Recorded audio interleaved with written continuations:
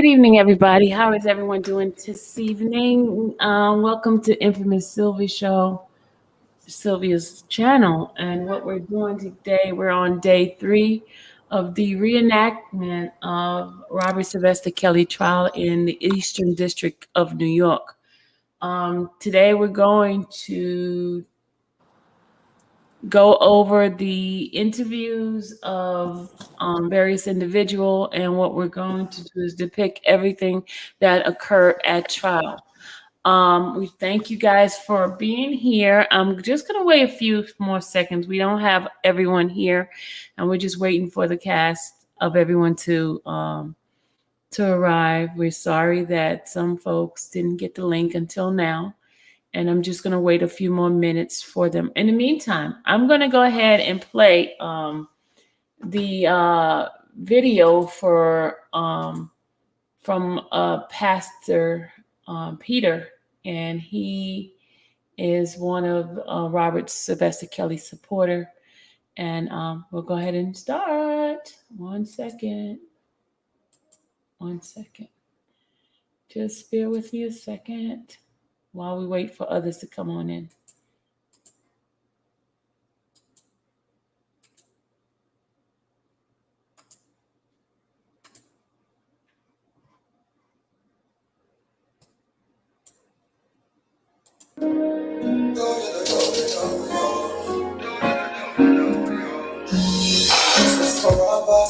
Sylvester Kelly, I can see you walking out through that open door. This is for Robert Sylvester Kelly. Make your way and get out to the place where you belong. Here's the light, yo, the tunnel empty for the wicked people. Do do do do do do yo. Do do do do, eh. Do do do do, eh. Do do do do, eh. America, free my colleague, son of the Most High. I'm standing up for Robert Kelly. Africans, stand up for Kelly. Jerusalem, stand up for Kelly. Free my Kelly. Standing up for Robert Kelly. Africans, stand up for Kelly. Everybody, Jerusalem, stand up for Kelly. We are free my Kelly.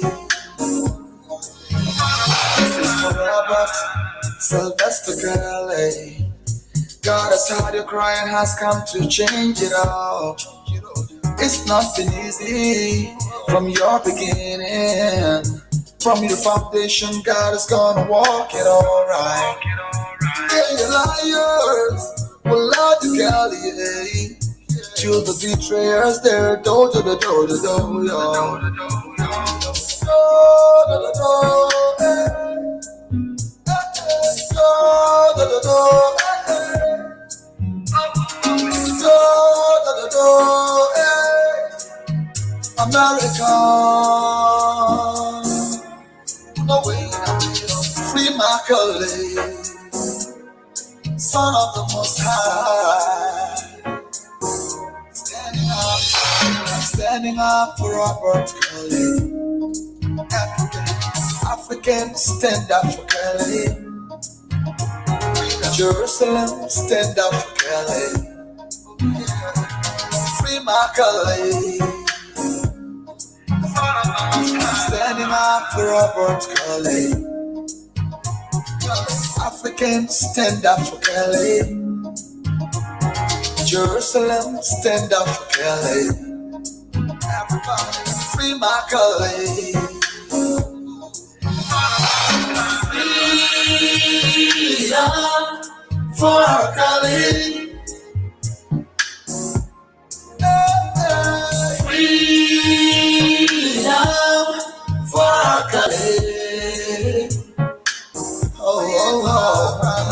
Freedom. Calais.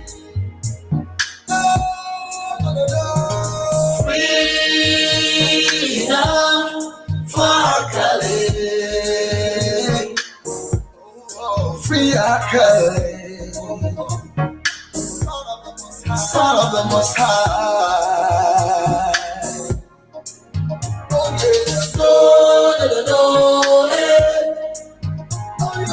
No, no, no, no, eh, eh. No, no, no, no, eh. America. Set them free. Set them free. No, no, no, no, eh. Set them free. No, no, no, no, eh. No, no, no, no, eh. America. Free our Calais. Son of the Most High. Standing up for about Calais. Africans stand up for Calais. Jerusalem stand up for Calais. Free our Calais. Standing up for about Calais. Africans stand up for Calais. Jerusalem stand up for Calais. Free my Calais. Standing up for about Calais. Africans stand up for Calais. Jerusalem stand up for Calais. Free my Calais. Son of the Most High.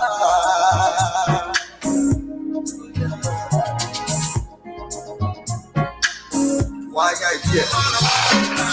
Set him free, all. He's my brother. He's a good man. We all love him in Africa. He's touched millions of lives. Robert Sylvester Kelly, congratulations. You're up. You're up, brother.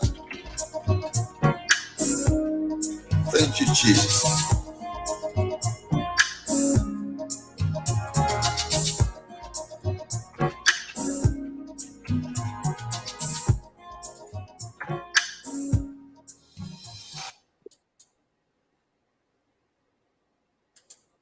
All right, everyone. Welcome. Welcome, welcome, welcome. We got our cast here. Hello, everybody. Welcome to everyone. We have all our cast. We have the court deputy. We have Canick. We have Geddes. We have Navarro. We have Nicole Blank Becker. And then we have our standby on the side. All right. Thank you, everyone, for being here. Now we're going to get started. We're going to be on page 3 and page 4. Let's see what page is that. 407. 407 and page, no, 470 and page, well, 471. All right, here we go. We're going to get started. You said 470? 471. How long is this? I got to speak for a minute. I will come back in a little later, okay? Something came up. Okay. So pieces of puzzle, Nicole. You know what? I don't think I have much part, but some objections from what I looked at. Yeah, I only have 293 pages. That's what it is. It's in the 293. Just go, page 3. Page 3 in the 293. Yeah. Got it. If you look on the side, you'll see the number 471. Oh, yeah, the number differently. Gotcha. Okay. All right, guys. You guys are ready now? You're going to show it on here too, right? Yeah, I don't have listening, it. though. You don't have it with you? No, I don't have it. All right, hold on, mister. I'm pulling it up on a extra device real quick. All right, hold on. Who's Geddes right now? Me. Who's playing Geddes? I am. Okay.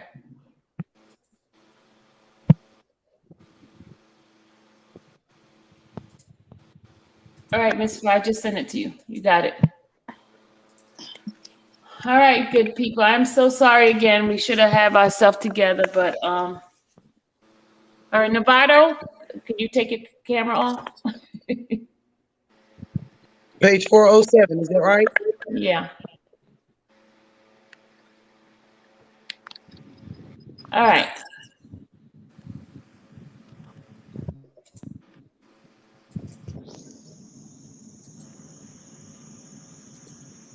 Here we go. All right, court reporter, you can begin. I mean, deputy. Oh, deputy, you know what I meant. All rise. All right, everyone, can we be seated? Good morning, everyone. I think we're ready to go. You have a witness? We have a witness. Hold on. Oops, hold on. We have a witness. We can bring him out. Just one quick thing, Your Honor. Our third witness is going to invoke the Fifth Amendment, and we are prepared to immunize him. I think usually we do that outside the presence of the jury. Yes. So if we could take a short break after our second witness, it probably will align with the morning break. But 11:30, I have another matter. Okay. That's good. To take a hot second, but yes, we'll figure that out. How long do you think this first two are going to be? I was just corrected. He's actually our fourth witness, but Maybe after lunch. probably. Okay.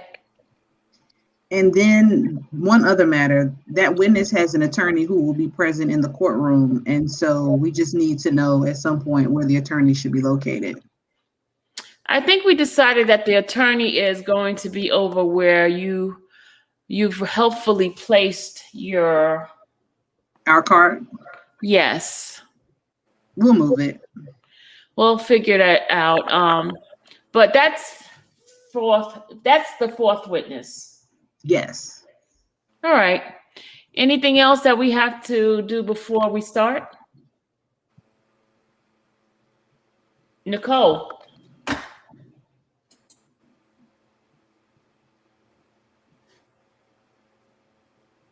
Nicole.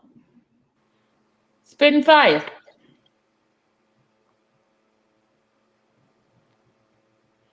Spit and fire. Okay. Pieces. Okay, I'm going to say, I have just one thing, Judge. Yes. Into the mic. Yes.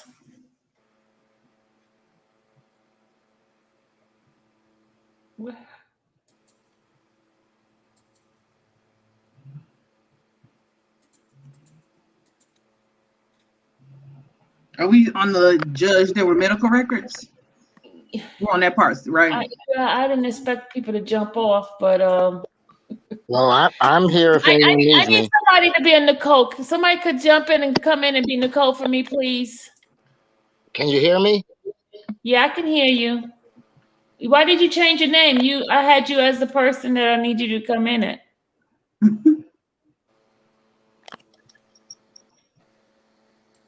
Okay. Well, let me know. Can Yes.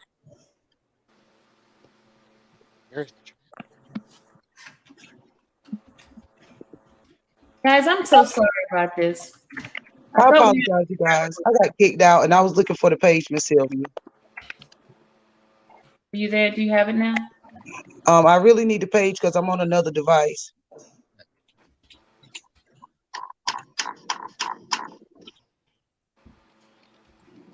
That's why I asked you guys to come in early. I know, I apologize. 293. 293. Uh-huh.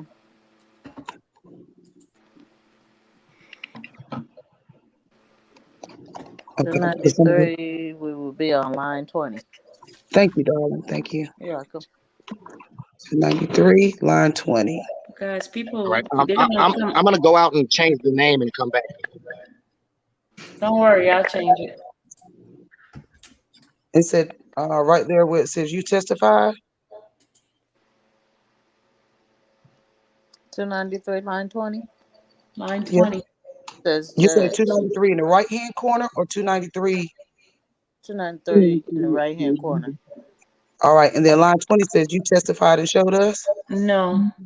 Mm-mm. Page, it's gonna be 470. Yeah, it's The 4. corner is for 471. Okay, I'm going all the way down. Sorry, so sorry, guys, but I'm gonna get it right, and you won't be upset. Okay. Not 471, 472. Okay. 467. I only got 463. 465 and 467 is the index. Oh, Sylvia. Y'all killing me over here now. I apologize, Miss Sylvia. I'm gonna read it to the best of my ability, though. I'm gonna do the best that I can. But I can read it Sylvia, off the screen if you want to go ahead. If you keep it up. Sylvia, Deja said, do you still need Nicole? Yeah, I need Nicole. I need Nicole right now. Yes, Deja, she need Nicole.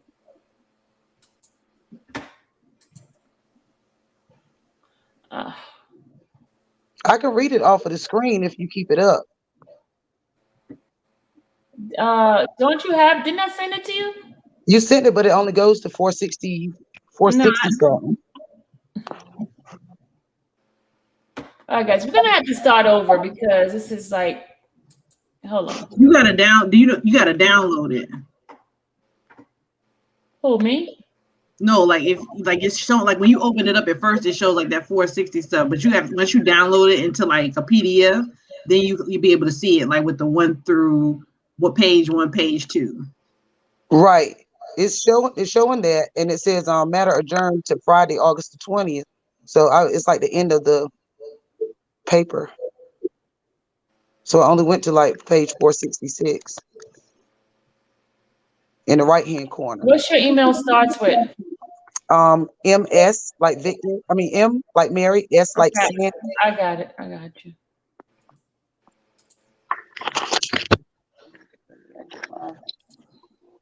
Guys, I tried. These people not prepared.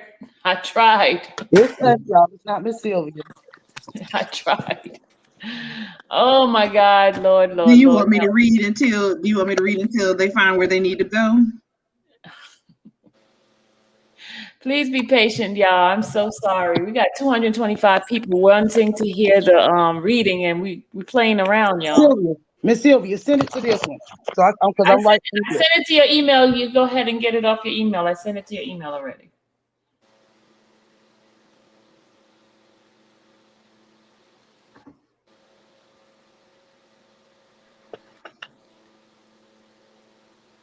Go ahead, read for me, until she's ready. Okay, you talking to me, right? Yeah, go ahead. Okay, so Miss Blank Becker. Okay, I just have one thing, Judge. No, you should go back to 20. Judge, there's a medical record. Oh, Judge, there were medical records that were discussed yesterday, and I believe we have a stipulation and agreement that those records are not to be produced to the media, to the public. Everybody needs to mute while she's reading, please. If you're not reading, mute, please. Thank you. Go ahead, Ms. Blankbecker. Oh, I'm done. It's the court. All right. I mean, they are personal records. Yes, that makes sense to me. Okay. Anything else? No, Your Honor. Would you like us to bring our witness out now? Well, I guess that's fine. Yes. Just have a seat over there, and we'll turn to you just a second.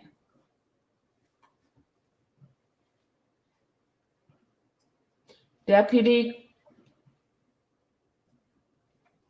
Okay, guys, come on now. Deputy court deputy. Okay, we're gonna have to get new people. All rise. You may be seated. All right. Good morning, everyone. I feel like it's a little warmer in here, but it could be just me wishful thinking. Some of you are shaking like your heads. All right. Anyway, I hope everyone had a good night. Are we ready to proceed? The government is calling another witness. Yes, Your Honor. The government called Anthony Navarro. Mr. Navarro. Oh, sorry. Go ahead.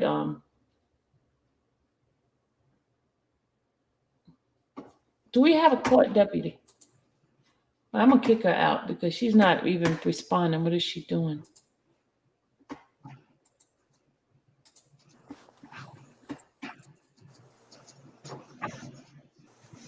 Court deputy. Mr. Navarro, please stand and raise your right hand. Do you solemnly swear Oh, or affirm? okay, my mic was muted. Sorry. Okay, you back?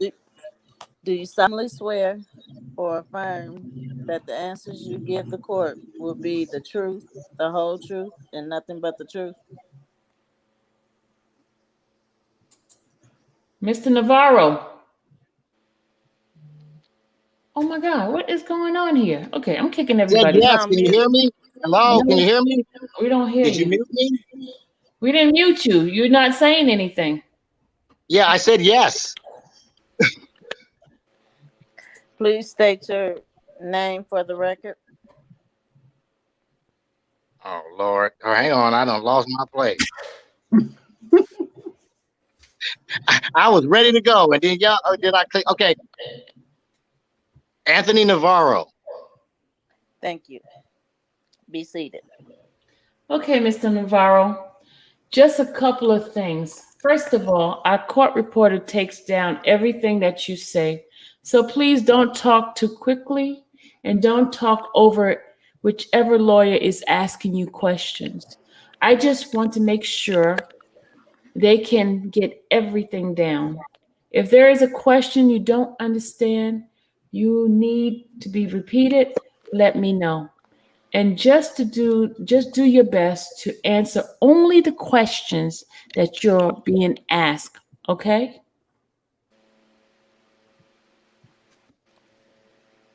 Sir. Okay. All right, go ahead. You know what?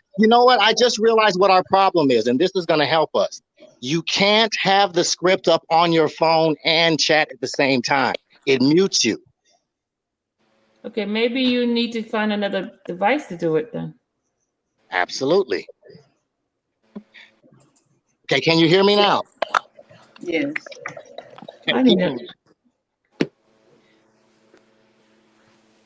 Who's the court? I am. I'm going back. I'm just. Oh, okay. All right, go ahead. Thank you, Your Honor. Continue to the following page. Okay. Oh, this is Anthony Navarro anyway. Oh, do I read this part? Anthony Navarro? Yeah, you call that. Okay. Anthony Navarro, called as a witness by the government, having been duly sworn, affirmed by the courtroom deputy, was examined and testified as follows. Direct examination by Ms. Geddes. Good morning. Hi. Did you receive a subpoena to testify here today? I did. Do you want to be here? In New York? Yes, but not here. How old are you?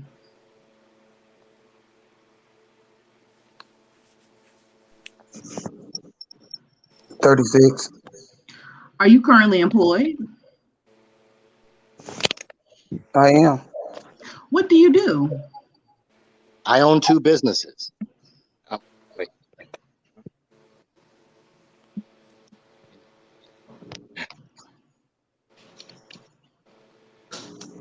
I have a music production studio called Modus Flow and a smoothie shop called. Keep your voice up. Okay.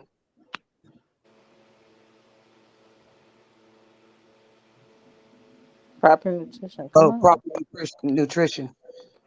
Much better. How far did you go in school? 5 years worth. Where did you go to school? Pensacola State College in Florida and Full Sail University. What is Full Sail University, or what did you do at Full Sail University? I studied audio engineering and recording arts. How long were you there? It was for an associate's program, so about 2 years. When did you graduate from Full Sail? Yes, When did you graduate? 2006. Where is Full Sail University located? It's in Winter Park, Florida, which is right outside of Orlando. Where, if anywhere, did you move after you finished at Full Sail? So right after I graduated, I moved to the Los Angeles area in California. And when you graduated, did you get a job in or near the field of audio engineering? Yes, I did. Where did you get a job? It was R. Kelly's recording studio called the Chocolate Factory. In what city was the Chocolate Factory? Olympia Fields, which is like a suburb of Chicago. When did you begin? I started in the summer of 2007, like July-ish. Did you see the individual you knew as R. Kelly in the courtroom today? Yes. Can you please point to him and describe an article of his clothing? Gray suit, brown shirt.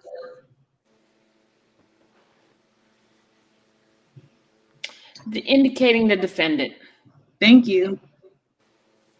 By Ms. Geddes. How long did you work for the defendant? It was about 2.5 years. When you stopped working for the defendant, where was he? What was he doing? He was on tour. Did you go on tour on that particular tour with the defendant? No, I did not. Do you recall to whom you gave your notice that you were stopping working for the defendant? Yes. Who did you give your notice to? His manager, Tom Arnold. I'm showing the witness what's been marked for identification as Government Exhibit 31. This is for the witness only, please. Do you recognize the individuals shown in Government Exhibit 31? Yes. Who is that? That's Tom Arnold. Is that a fair and accurate photo of Tom Arnold? It is. The government offers Government Exhibit 31. No objection, Judge. That's in, and you can publish it. Thank you. Government's Exhibit 31 was received in evidence. Exhibit published. By Ms. Geddes. You don't have to read that part. Oh, okay. You Okay, testified that you gave notice to Tom Arnold. Do you recall where it was that you gave notice to him? Yeah, it was at one of the shows, and I believe it was, we were in, I believe, Chicago. And when you say one of the shows, whose shows are you referring to? Rob's. Do you remember approximately what year that was? It was 2009. And as you sit here today, do you know that show that it was in connection with? I believe it was the Ladies Make Some Noise tour. And where again did you say the show was where you gave notice to Tom Arnold, in what city? It was in Chicago. During the time that you worked for the defendant, where did you work? It was at the recording studio, which was in his house. In the defendant's house? Yes. I'm showing what's in evidence as Government Exhibit 502A. Do you recognize 502A? Yes. What is that? That's the security gate to the property, to the house. Where the defendant lived and where you worked? Yes. And I'm showing the witness only what's been marked for identification as Government Exhibit 502C. Do you recognize what's shown in 502C? Yes. What is that? That is that's Rob's house. And can you tell from what vantage point that photograph was taken? Yeah. So that's the front. As soon as you get into the past the security gates, that's facing the front of the house. And is that fair and accurate photograph of the location where the defendant lived and where you worked? Yeah. There's it looks like there's more trees than I remember, but that's it. The government offers 502C. Any objection? No objection, Judge. All right. That's in, and you can publish it. Now, you testified that you worked at the defendant's home.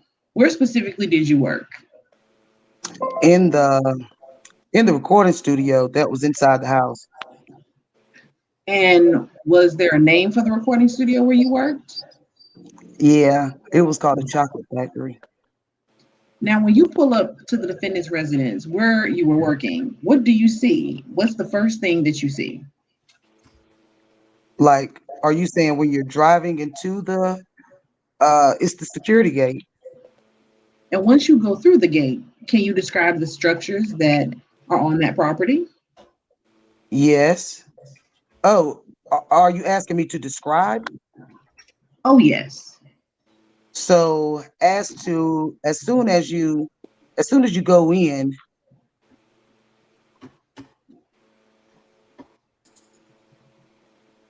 As soon as you go in.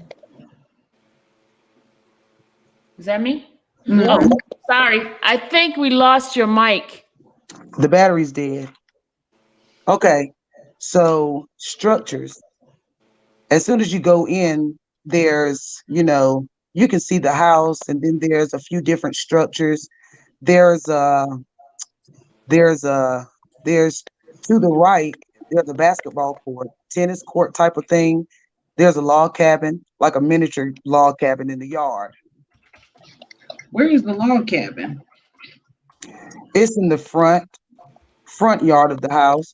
There's a garage. There's a few tents. You mentioned a garage. What type of garage was it? Was it an attached garage or a detached garage? It was detached from the house. And you also mentioned some tents. Where were the tents situated? So the tents were like next to the garage. It was like tents to the parked cars. And then there's also a gazebo tent that was on the side of the house, which they had like a patio out there. You testified that there was the chocolate factory at that location, correct? Yeah. Where was the chocolate factory located? The chocolate factory was in the basement of Rob's house. And how would someone access the chocolate factory, the studio? To get into the studio, you had to there was a side entrance towards the back of the house, and you had to go down these stairs to access it. Fair to say you spent some time in that studio as part of your employment with the defendant. Yes. Can you describe what is inside the studio, the layout of the studio? Yeah. So as soon as you walk in, there's a front desk reception area with a computer, a couch, sitting area, and then it's you walk in, there's a long hallway, a bunch of platinum plaques on the wall, and to the right, at the end of the hallway, there's a recording studio, a storage room, and then you go past that, there's another door. There's a stairwell to the to get to the main part of the house. And then you go down another hallway, there's another recording studio with a machine room that has like equipment. And then when you go past that, there's like another hallway with a movie theater, more storage rooms, a bathroom. Now you just mentioned, I think, that there was a stairway to get to the other part of the house. Is that another way to get into the studio? Yes. So you could get to the studio in addition to the side entrance, which you previously testified. You could also get there from inside of the defendant's residence. Yes. You mentioned 2 different recording studios in that basement area. Were there any times were there any names for those recording studios? Sorry, y'all. Yeah. The first Music One was Music One, or Studio One was the name of one of the studios. And then the Cabin was the name of the other one. Any reason why the other recording studio was called the Cabin? Like, the decor of the studio was designed to look like the inside of a log cabin. So there was like logs on the wall. Was there a kitchen area in that basement part of the studio, or in the basement part where the chocolate factory was located? Yes. Where was that? The kitchenette was in the as soon as if you're coming in from the side entrance of the house, there's the reception at the front desk, and then the kitchen was right there. Now, as part of your employment with the defendant, did you have an opportunity to also spend time inside the main house? So, apart from the basement area where the chocolate factory was located? Yes. How many floors do you recall in the main house? The main house had 3 floors. Have you been on each of those floors? Yes. Can you describe what's on the first floor? Yes. So the first floor was a kitchen. There's a pool room. And when you say pool room, what are you referring to? Like an indoor swimming pool. So the kitchen, the living room, there is a giant like stage built for performances. There was a sunroom. There was another room that was set up like a bar, cigar, and a cigar room, a couple of bathrooms. How about on the second floor? What's there? So the second floor was more bedrooms. And then also there's like a game room, which was like a room for, that had a pool table and things like that, TVs. And how about on the third floor? The third floor was where more rooms, the master bedroom was there. And when you say more rooms, are you referring to bedrooms? Bedrooms, yeah. By the way, when you describe the 2 studios in the basement, does the chocolate factory refer to that area, that entire area, or just one particular studio there? The chocolate factory was the whole studio. You also testified that there was a garage, a detached garage on the property. Have you been inside? Yes. What was inside the garage? Inside the garage was like workout equipment. There was a boxing ring. There was a bed, a shower, bathroom. What, if anything, do you recall being parked at the defendant's residence? So there's quite a few vehicles there.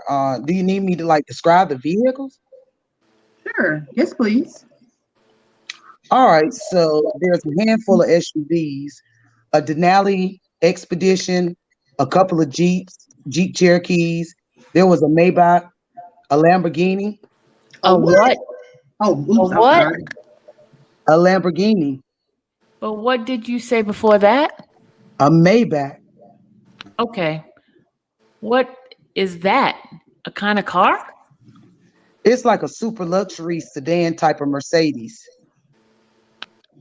Okay, keep your voice up. She know what that is. Right. Okay. Thanks. Do you recall any other vehicles that were there when you were there? Yeah, there's usually a couple of tour buses. Where were the tour buses kept when you were there? The tour buses were kept in the driveway. Before you moved from Los Angeles to Chicago, let me back up. Did you move to Chicago because of the job that you got with the defendant? Yes. So before you moved, what did you understand your job was going to be when you first started? So It was what I understood it was it's like an entry level job into the recording studio business.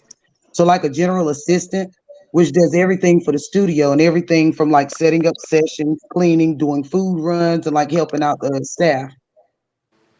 Did you understand it was going to be like a paid or unpaid position? Initially, they got me on as like an intern, which was an unpaid position.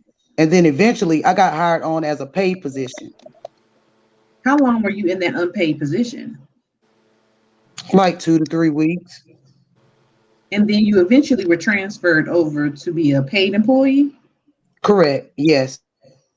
What, if any, paperwork were you given when you first started working at the chocolate factory for the defendant? Just like the standard W-2 forms, and then there was a non-disclosures agreement as well. What did you understand were your obligations? Did you sign the non-disclosure agreement? Yes. What did you understand were your obligations as part of that non-disclosure agreement? It's along the lines of like privacy.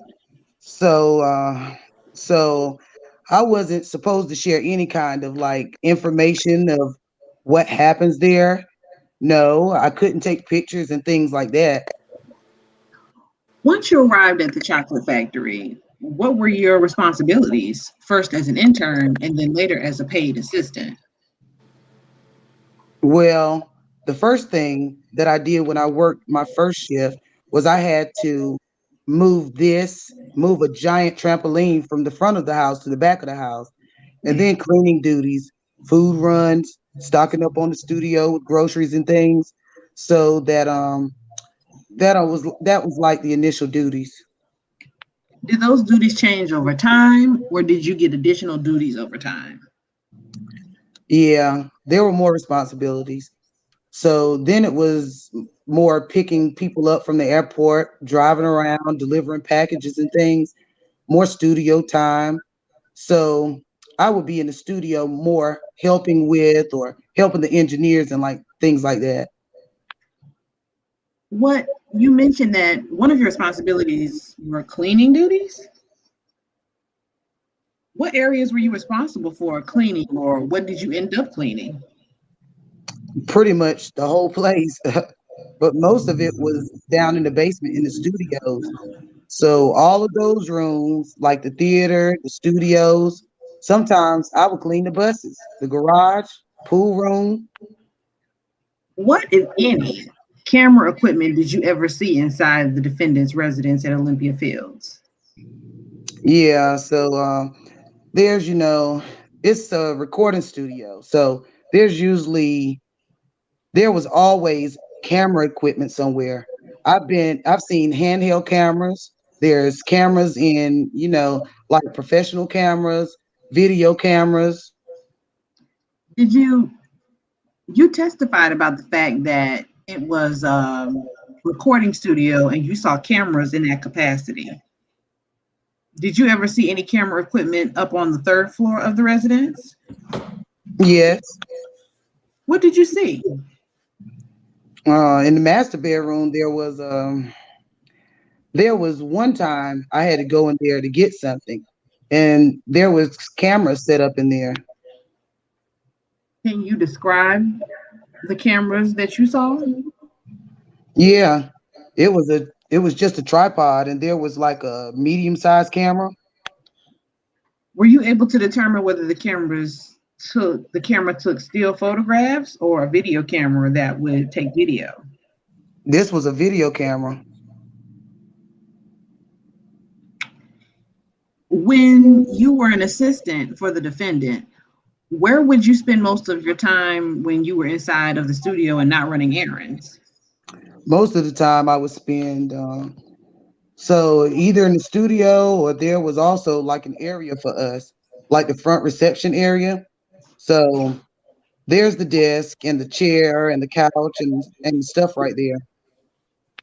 What would you do when you were stationed in the reception area? So there was a computer, a security camera that with a TV screen, So you can see the front gate and other security cameras. Like from there, you could let people into the gate. There's also the phone stations. The phones are stationed there, and you'd answer the phone, take messages, things like that. Generally speaking, who were the individuals who called the phones in the reception area where you were answering phones? So there's a lot of people that called.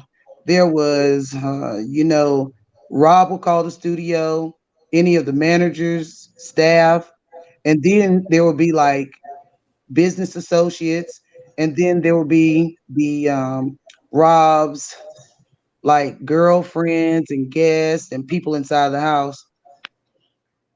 Now, as you sit here today, do you recall the telephone numbers that were in the reception area? No, Do you remember the defendant's telephone number? no. I'm showing the witness only what's been marked for identification as 3500 A&E. I'm going to start with showing the second page. Do you recognize what I'm showing you? Yes, Generally speaking, what is it? that's the phone number to one of the lines at the Chocolate Factory studio. And do you know where this phone number came from? That's my I put that in there. Is that a screenshot from your telephone? Yeah. Does that refresh your recollection as to the phone's number for the studio? Yes, it does. What is the phone number? What was the phone number for the studio back then? So it's 708 747 6569. And I'm showing you the first page again, the witness only. Generally speaking, what is shown there? All right. So that's the office number for the business office in downtown. And when you say the business office downtown, what are you referring to? Like so for the chocolate factory Where was the business office located? in Chicago. Downtown Chicago? Yeah. So not at Olympia Fields, is that correct? Right. This was a separate place. Do you recall who worked at that business office? Yeah, so it was Rob's business manager and like accountant Daryl McDavid.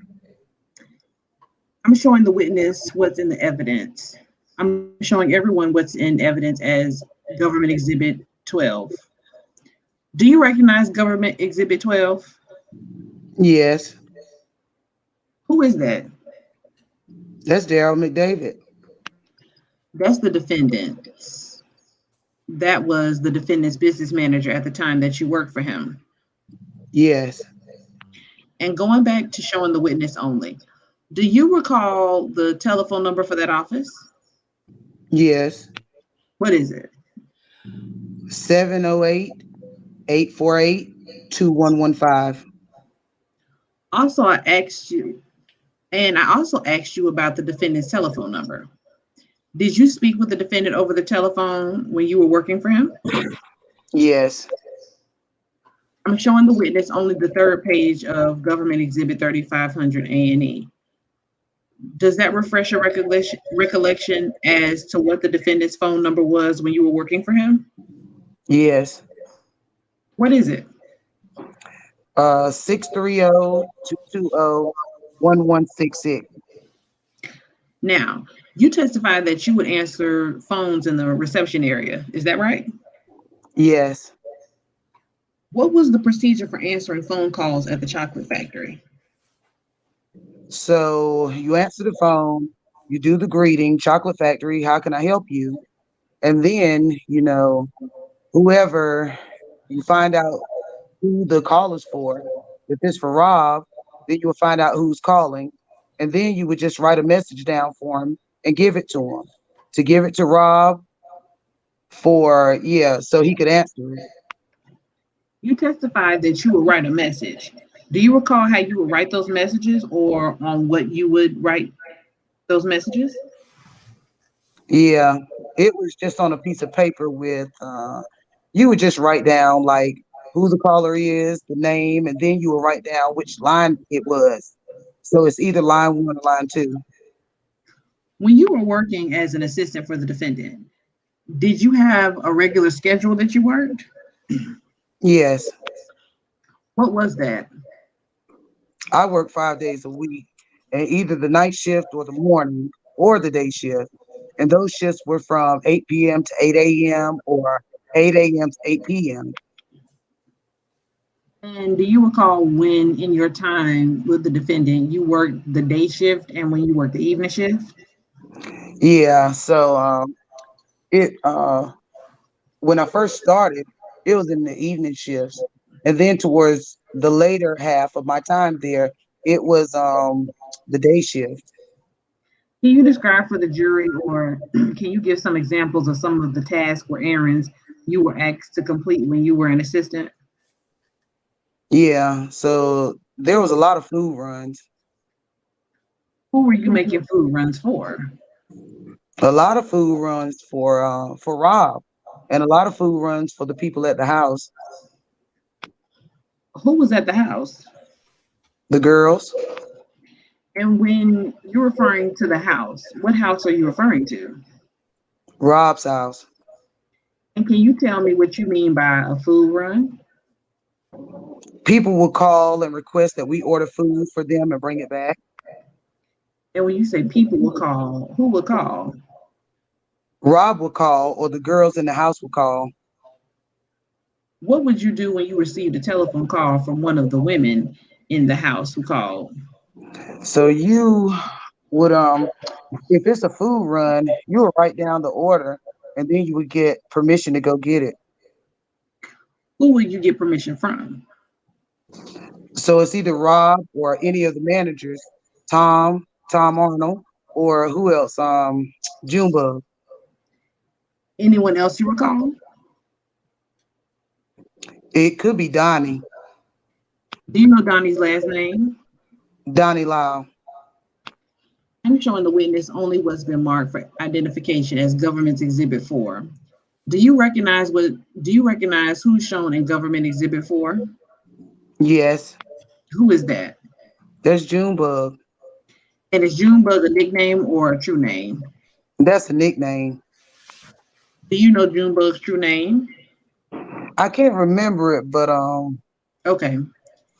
Oh, the government offers Government Exhibit 4. Any objection? No. no. That's an evidence. You can publish. I'm showing the witness only what's been marked for identification as Government Exhibit 32. Do you recognize what's shown in Government Exhibit 32? Yes, Who is shown there? Donnie Lau. And is that the Donnie Lau you were just talking about? Yes, Is that fair and accurate photo of Donnie Lau? yes, it is. The government offers Government Exhibit 32. Any objection? No objection. Let me ask, do you have any objection to any of these photos coming? If you rather do them photo by photo, that's completely fine, but it seems like you're in a fair amount of agreement here. So if we'll move things along. Completely understood. Why don't we figure it out at a break, okay? I just think there's a way that we are not disagreeing about it. There's no reason to go through this, but go ahead. Thank you. May we publish 32? Now, you said that you would get permission from, I think you said the defendant or Tom or Junebug, and on occasion, Donnie. What would you do once you received permission to get the food? So you would call the order in and then go get it. sometimes you'd have to get money if there wasn't any money from in the petty cash drawer. And what would you do once you picked up the food? You bring it back, and so you bring the food back to the studio, and then you will let Rob know that the food has arrived, or one of the managers know, or you would just go deliver it to the person. And where would the person be? The person could be anywhere in the house. So When you said that you would let one of the managers know, who are you referring to when you said one of the managers? like it's whoever's on shift usually, but so Tom Arnold or Junebug or Donnie Lyle. Were those considered some of the managers who worked for the defendant? Yes. All right. I had asked you some examples of some of the errands or tasks that you were asked to complete, and you just described that one of them would be to go on food runs. What are some other examples of errands or tasks that you were asked to do while you were an assistant for the defendant? Well, there was a lot of driving around people and a lot of picking things up. Like, excuse me, yeah, you might have to go to the office to pick something up, or pick something up from somebody, or drop stuff off. What page are we on? I got 500. 500. Okay. 500, line number 3. 500. Okay, hold on. Line number 3. Okay. Oh, that was jumping. Okay. 503. Yes. Okay. So let's start with there. There was a lot of driving people around. What do you mean by that? Who were you driving around? Like, mainly it was girls that were coming into the studio. And where would you be driving some of these girls who came to the studio? Like, where were they? Oh, like, where were they when I picked them up? Yes. From where to where would you be driving them?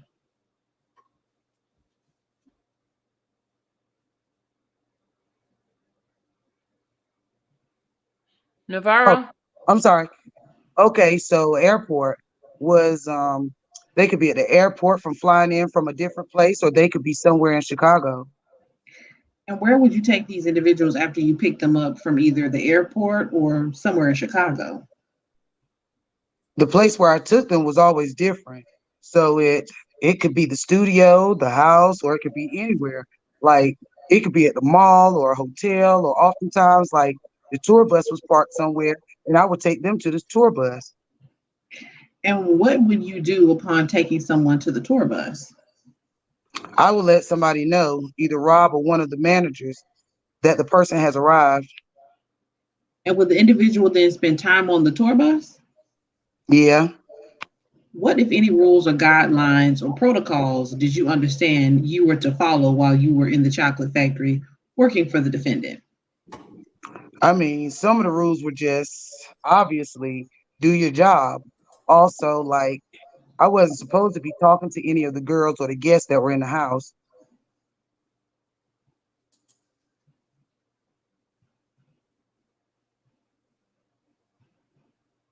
Hello. The court? Oh. Where is that? Where don't see me? Where am I at? Oh, 501. I got it. Can you just speak up just a little bit more? Where there's Okay, where it's talking louder into the mic. I just want to make sure everyone can hear you. Sorry, go ahead. Can you continue with your answer? I forgot the question. Sorry. Can you? That's okay. I'll stop and then we can go back. You testified that you weren't supposed to speak with any of the girls or other guests. Is that correct? Yes. When did you learn that particular rule from? Who did you learn that particular rule from? Rob. That's one of Rob's rules that for us, and then also Tom told me when I started. You're referring to Tom Arnold. Yes. And what, if anything, were you supposed to do when the guests were in your presence? Like if I'm transporting them somewhere and I was just not supposed to talk to them. You testified that you would transport some of these guests. Who gave you instructions about who to pick up? Usually it was one of the managers, Tom, Junebug, Donnie Lau, or Rob.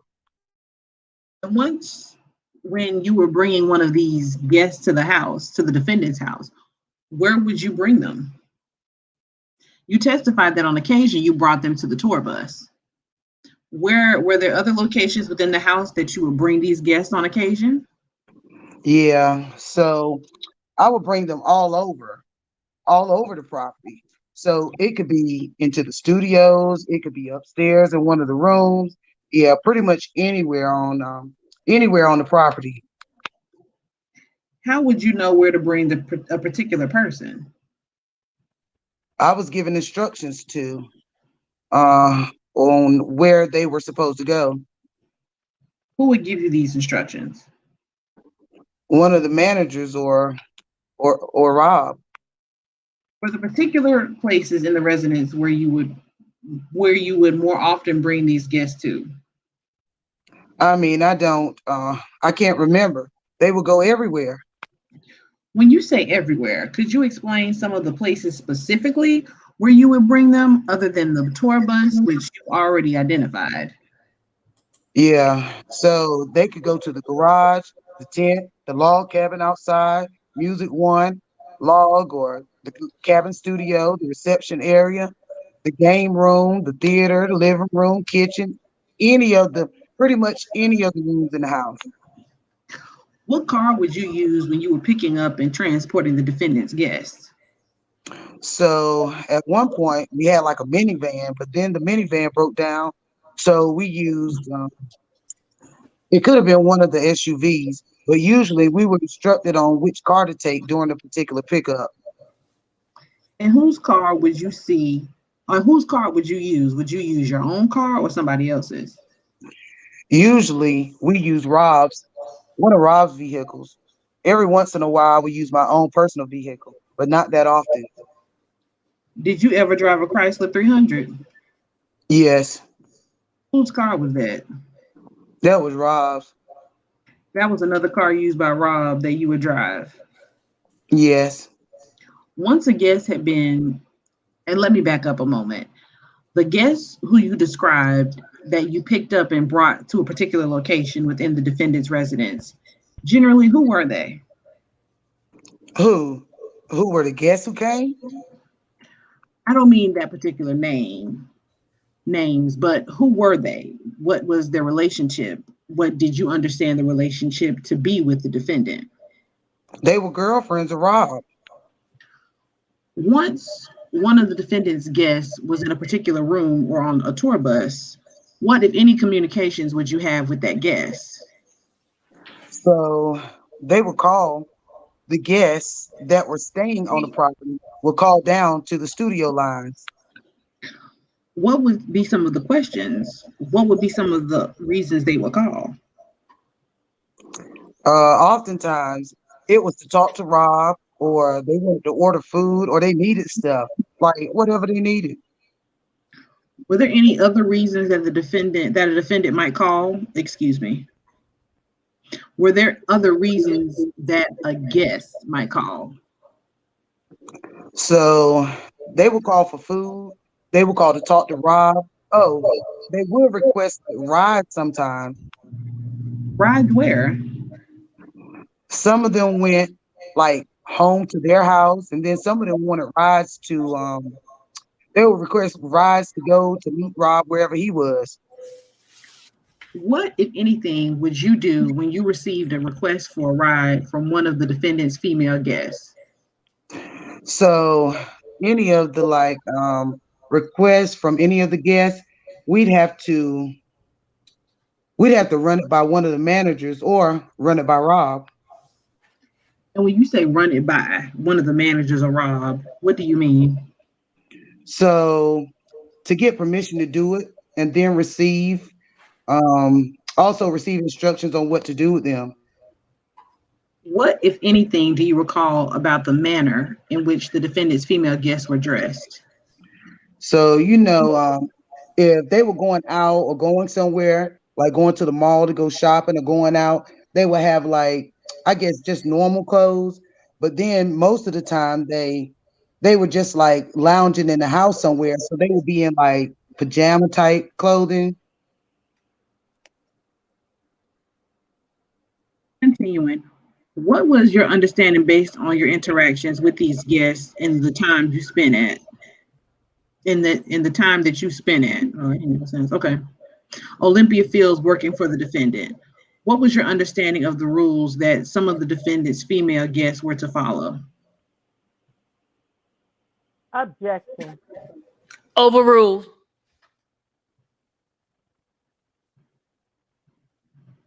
So the question was, what were my understanding of the guest rules? Yes. Well, they had to get permission to do most things. Like they'd have to call either down to the studio or get a hold of Rob if they wanted anything like food or things like that. How did you know that? How did you know those were the rules? I was told that By whom? by Rob and by managers. If anyone called, the rule was like, if anybody calls for anything, run it by, ask us first, and we'll tell you what to do. What, if anything, did you understand that you should do if you encountered a female guest outside of the location or room where that guest had been escorted to? I would pretty much just ask them if they needed help or if they were looking for something, and then just you would also let somebody know. One of the managers know that the person's out and about. And what, if any, conversations did you have with the defendant about an individual leaving her assigned room? The general rule was if they're not where they're supposed to be, then you'd have to call and tell either Rob or whoever is managing at the time. When you say if they're not where they're supposed to be, where did you understand they were supposed to be? Nicole. Objection. Overruled. So the Objection. instructions, so the instructions whenever they were to go to where they were supposed to be, like for instance, if they're supposed to be in the cabin recording studio, they weren't supposed to be wandering around. They weren't supposed to leave that room. And if they did, then we were instructed to let somebody know. I'm showing the witness only what's been marked for identification as Government Exhibit 70. Do you recognize the individual shown in Government Exhibit 70? Yes. How do you recognize that individual? She was one of the guests that were at the house, the studio. And is that a fair and accurate photograph of one of the guests that was at the studio? Yes. Do you recall this particular individual's name? It's something with a J. The government offers Government Exhibit 70. Any objection? No objection. All right. Let's end evidence. You can publish it. Where do you recall seeing the individual shown in Government Exhibit 70? Inside the house, so she was just there. What, if anything, do you recall about this particular individual? I just remember like giving her rides. I think I picked her up. I've picked up food for her as well and brought it to the house. I think you testified earlier, but tell me if I'm wrong, that you would also bring guests to other locations, bring guests home. Is that correct? Yes. And how again would you know that it was time to bring a particular guest home? So if they're at the house, then if they wanted to go somewhere, they would call down to the studio to get permission. So either they would directly talk to Rob to request a ride home, or they would ask us, and then we would relay the message to Rob. And what, if anything, do you recall giving to an individual as they were leaving? Sometimes they would get like envelopes of money. How would you know to give an envelope of money to a particular individual? So either one of the managers would give it to me and instruct us to give it to them, or I would. As part of your job as an assistant, were you ever asked to pick up any medication? Yes, Where were you asked to pick up medication from? a pharmacy. I think it was Walgreens. Also, like I picked it up from the doctor downtown. Who is the doctor? I can't remember his name. Okay, who did you understand the medication was for? It was for Rob. What kinds of, did you ever see the types of medication that you picked up? Yes. What type of medication do you recall picking up? The medication is called Valtrex. You testified earlier about a gate that was outside of the defendant's residence. What, if any, security did the defendant have in place in addition to that gate? There's usually a security guard or a couple of security guards out there in a truck. So where were the security guards stationed? At the front gate. They had a vehicle that they would sit in. And what were the security guards? What were the security guards? What did you understand the security guards were responsible for doing? They greeted people that would come into the gate, and they also would escort people around. Yeah, so whenever Rob would go out, there would also be like bodyguards, security people. I think you testified that they would also escort people from the front gate, from the gate. How is the gate opened? So they had like the security guards had a gate clicker they could click it to open the gate. And then sometimes they would call down to the studio to open the gate. Was there a mechanism from within the studio to open the gate? So it's from the inside of the studio. We also had another clicker. So we would have to walk outside and go up the stairs and walk out to the side of the house to click it so that it will reach. Yeah. So the clicker would have to be within a certain distance from the gate in order for it to be activated. Yeah. So one of the clickers, you'd have to go outside to do it. But then there's another one where you could do it from the inside of the cabin studio. So you could point it and it will reach from the inside of there. While you were at the chocolate factory, do you recall a time when someone tried to get through the gates without a guard opening the gate? I'm sorry, can you repeat that question, please? Yes. While you were working at the chocolate factory, do you recall an instance where someone was able to get through the gate without the security guards opening the gate? So the gate was usually closed. Yeah, so people couldn't get in unless they hopped the fence. Did that ever happen? Yes, I've seen that happen before. How did you see that happen? From what vantage point did you see it? I saw it from the security camera from the reception desk. And do you recall that happening on one occasion or more than one occasion? I've only seen that happen once. What do you recall from that particular occasion that you saw that happening? So it was two girls that had climbed over the fence, and I could see them running across the lawn, the front lawn, and they ran. I don't know where they ran, but they disappeared off the camera. I guess they hid somewhere. What, if anything, did you do when you saw that happen? I called. At the time, I called one of the managers to let them know what had happened. And you can describe the quality of the footage that you saw? It was black and white footage, security camera. Oh, and it was pretty clear. You could see.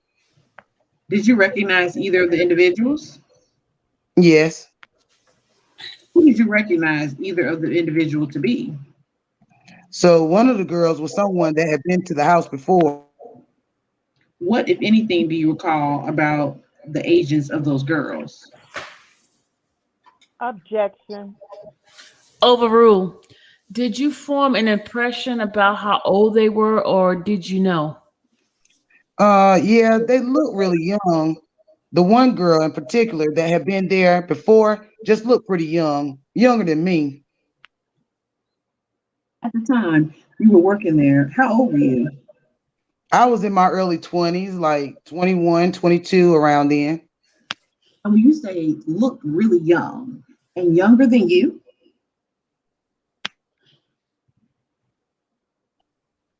No objection.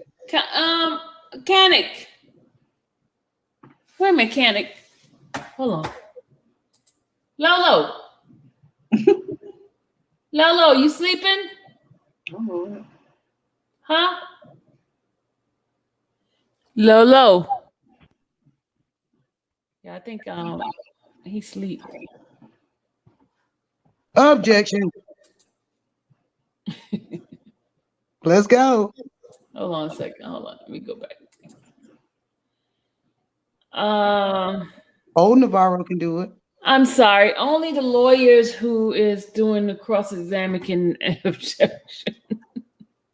Can make the objection.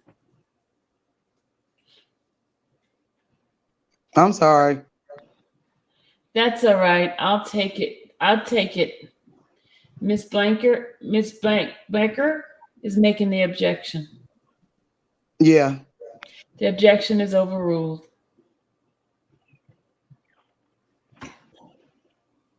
continuing. When you say that you thought they looked really young and younger than you, can you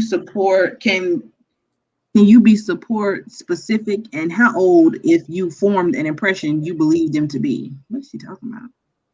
Well, back then, I mean, I thought they were like mid-aged teenagers, pretty young. And I'm now showing the witness only what's been marked for identification as Government Exhibit 34. Do you recognize 34? Yes. Who is shown in 34? That's a picture of me. Is that a fair and accurate photo of you? Yes. The government offers 34. No objection. Okay, that's an evidence. You can publish it. How old were you when that picture was taken? Is this my driver's license?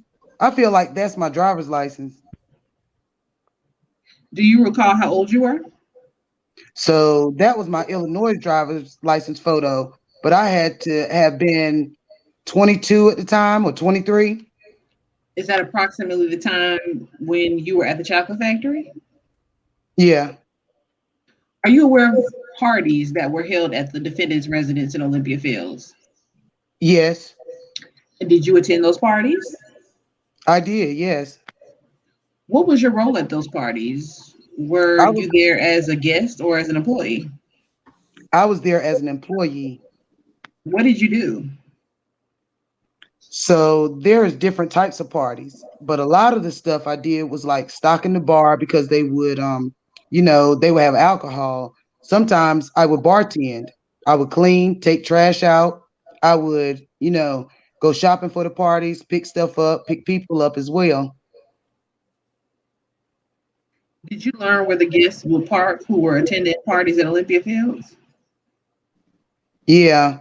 So they either would park on the actual property, or if they ran out of space, they could park. Excuse me. There's a hotel down the street. They could park there. Approximately how far was the hotel? It was really close. It was like a 5-minute drive, not far at all. How would the guests get from the hotel to the party in Olympia Fields? There's different ways. A tour bus would taxi them back and forth, or they would use any of the vehicles that Rob owned to taxi them back and forth. I'm showing the witness only what's been marked for identification as Government Exhibit 521. Do you recognize 521? Yes. What is 521? What is shown there?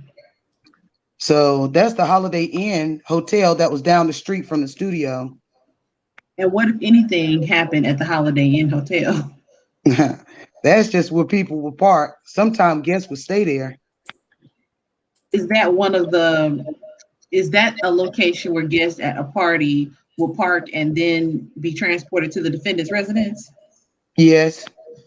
Government Office 521.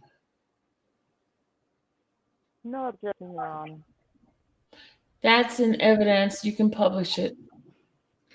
When you were working for the defendant while the defendant had a court proceeding in Chicago? Yes. What was your role? So my role while I was with Rob during that was just like an assistant. So I would have to deliver things or pick up food or pick up people. Yeah, that's pretty much it. What, if anything, would you do with respect to getting the court proceeding? I don't understand the question. Did you have any roles in transporting anybody to the court proceedings? Objection. Overrule. Yes. What was your role? What did you do? Like I would drive people, either guests or the crew. In what vehicles would you drive people? It would be one of Rob's vehicles. So it could be any of the SUVs or the Chrysler, whichever vehicle was available. And where would you drive people to? We would usually meet at we would park at the there was a park nearby the courthouse. And what, if anything else, was parked in that park? You said you would drive some of the defendant's vehicles. What, if anything else, would be in that park?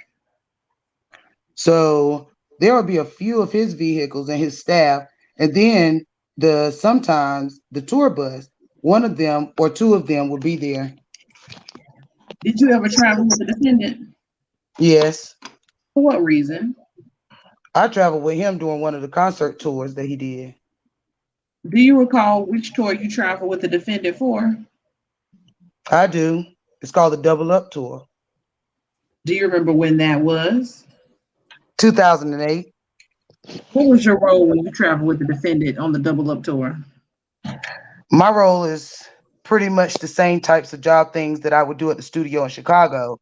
So whatever Rob needed, if he needed food or if he needed things picked up or people picked up, that's what I would do.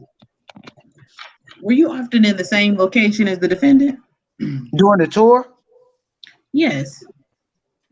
Yeah, it's the same place that the tour cities that we were in. What, if anything, did you see being distributed while you were with the defendant on tour? Can you say it again? Did you ever see anything being given out to other people while you were on tour? Yeah, there is like. Your phone is messed up. Mine? Yeah. Okay. Yeah, there is like, I guess people would get invites and things to go to after parties. You sound real funny, far away. And what are you offering? Did you get a call? Ma'am? Did you get a call? That's what now I hear you. Okay, it must have I apologize. Okay, I'm sorry.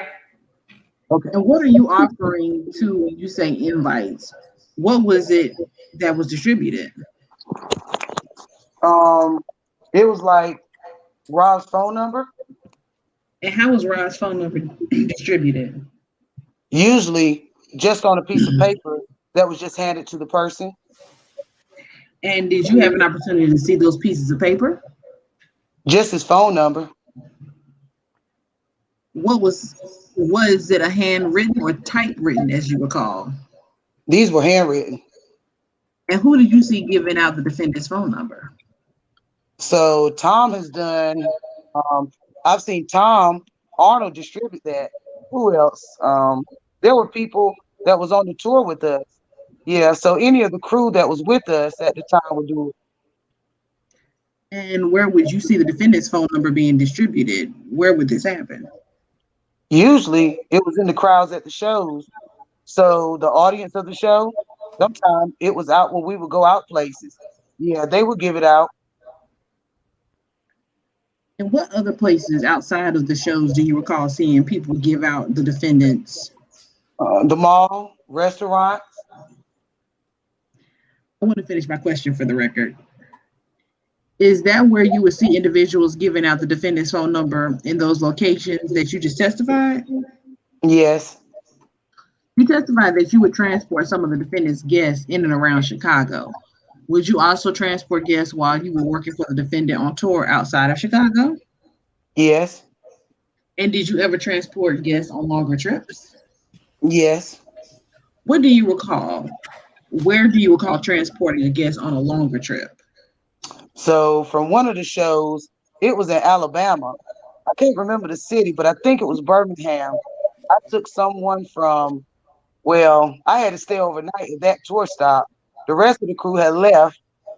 The rest of the crew had left it to go to the next city. And where was the next city?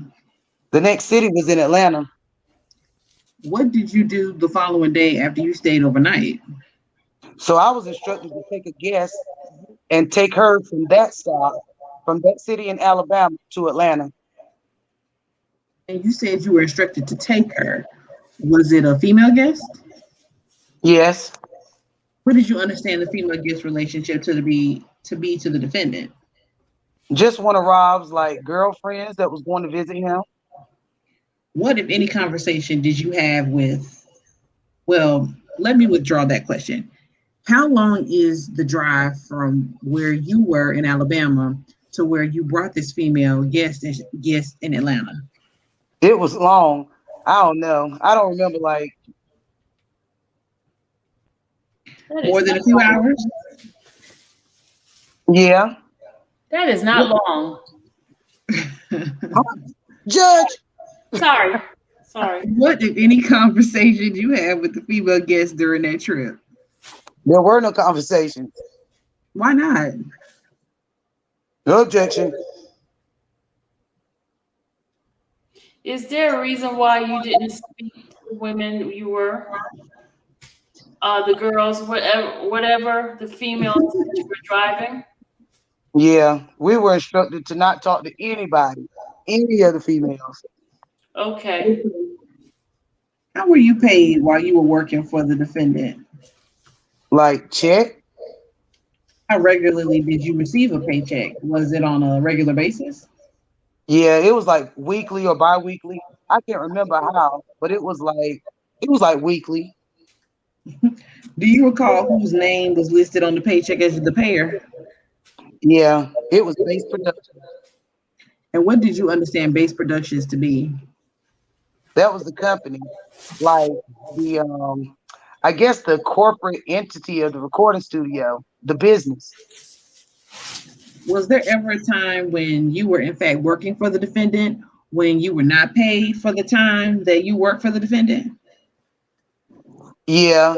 So when I first started as an intern there, I wasn't paid. Aside from the time when you went on as an intern, was there a time when you believed that you were going to get paid, but ultimately you were not paid for the time that you worked? Yes. Why did you understand that you were not paid? So it was overtime. So aside from the overtime, was there another time when you expected to be paid, but your honor not paid? Yeah. What happened? I was fined. By whom? By Rob. And when you say fine, what do you mean? So when like NBA players get fined for, I guess, breaking a rule and they like deduct their pay as a penalty? That's what it was.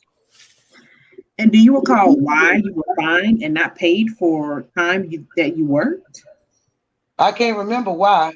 It was something trivial that I don't know. When you say trivial, what are you referring to? Just Objection. He said he doesn't remember. Overruled. yeah. Why did you call it trivial? Well, it was just something stupid. It didn't make any sense. That's what I meant. Didn't seem like a valid reason to be penalized for your pay for doing this. I just don't remember what I did. When did you got fined? Huh? When you say you got fined, did that mean that you didn't get paid at all, or that a portion of your pay was? That you didn't get a portion of pay? At that time, I remember the fine. I can't remember if it was my whole check or if it was a partial check. Okay, go ahead.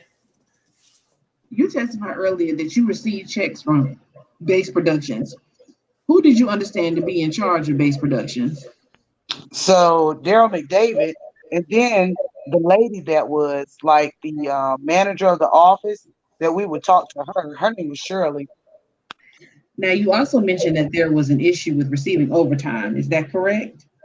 Yes, Did you file a lawsuit against the defendant? I was just compensated. Oh, and how was that lawsuit resolved? I was just saying, when in relation to that time that you were working for the defendant was at that lawsuit filed? That was after my time. I wasn't working at the time for the defendant. And the lawsuit that you filed against the defendant. Oh wait, hold on. Where are we at again? I got lost again. 525. You was at. Okay, you said 525. Yep, and 25 at the bottom, 25. Okay. Oh, that was after my time. Oh, and the lawsuit that you filed against the defendant, was that the nature of that lawsuit? Just very generally speaking, was it related to the overtime dispute? Yeah, so it was just a request to get compensated for some overtime that I did. And I asked the office for it, and they said they didn't want to do it. So I brought a lawsuit. And when you say you asked the office for it, what office are you referring to? Base Productions. What, if any, contact have you had with the defendant since you filed and resolved that lawsuit? There hasn't been any contact. One moment. No further questions. Somebody need to mute.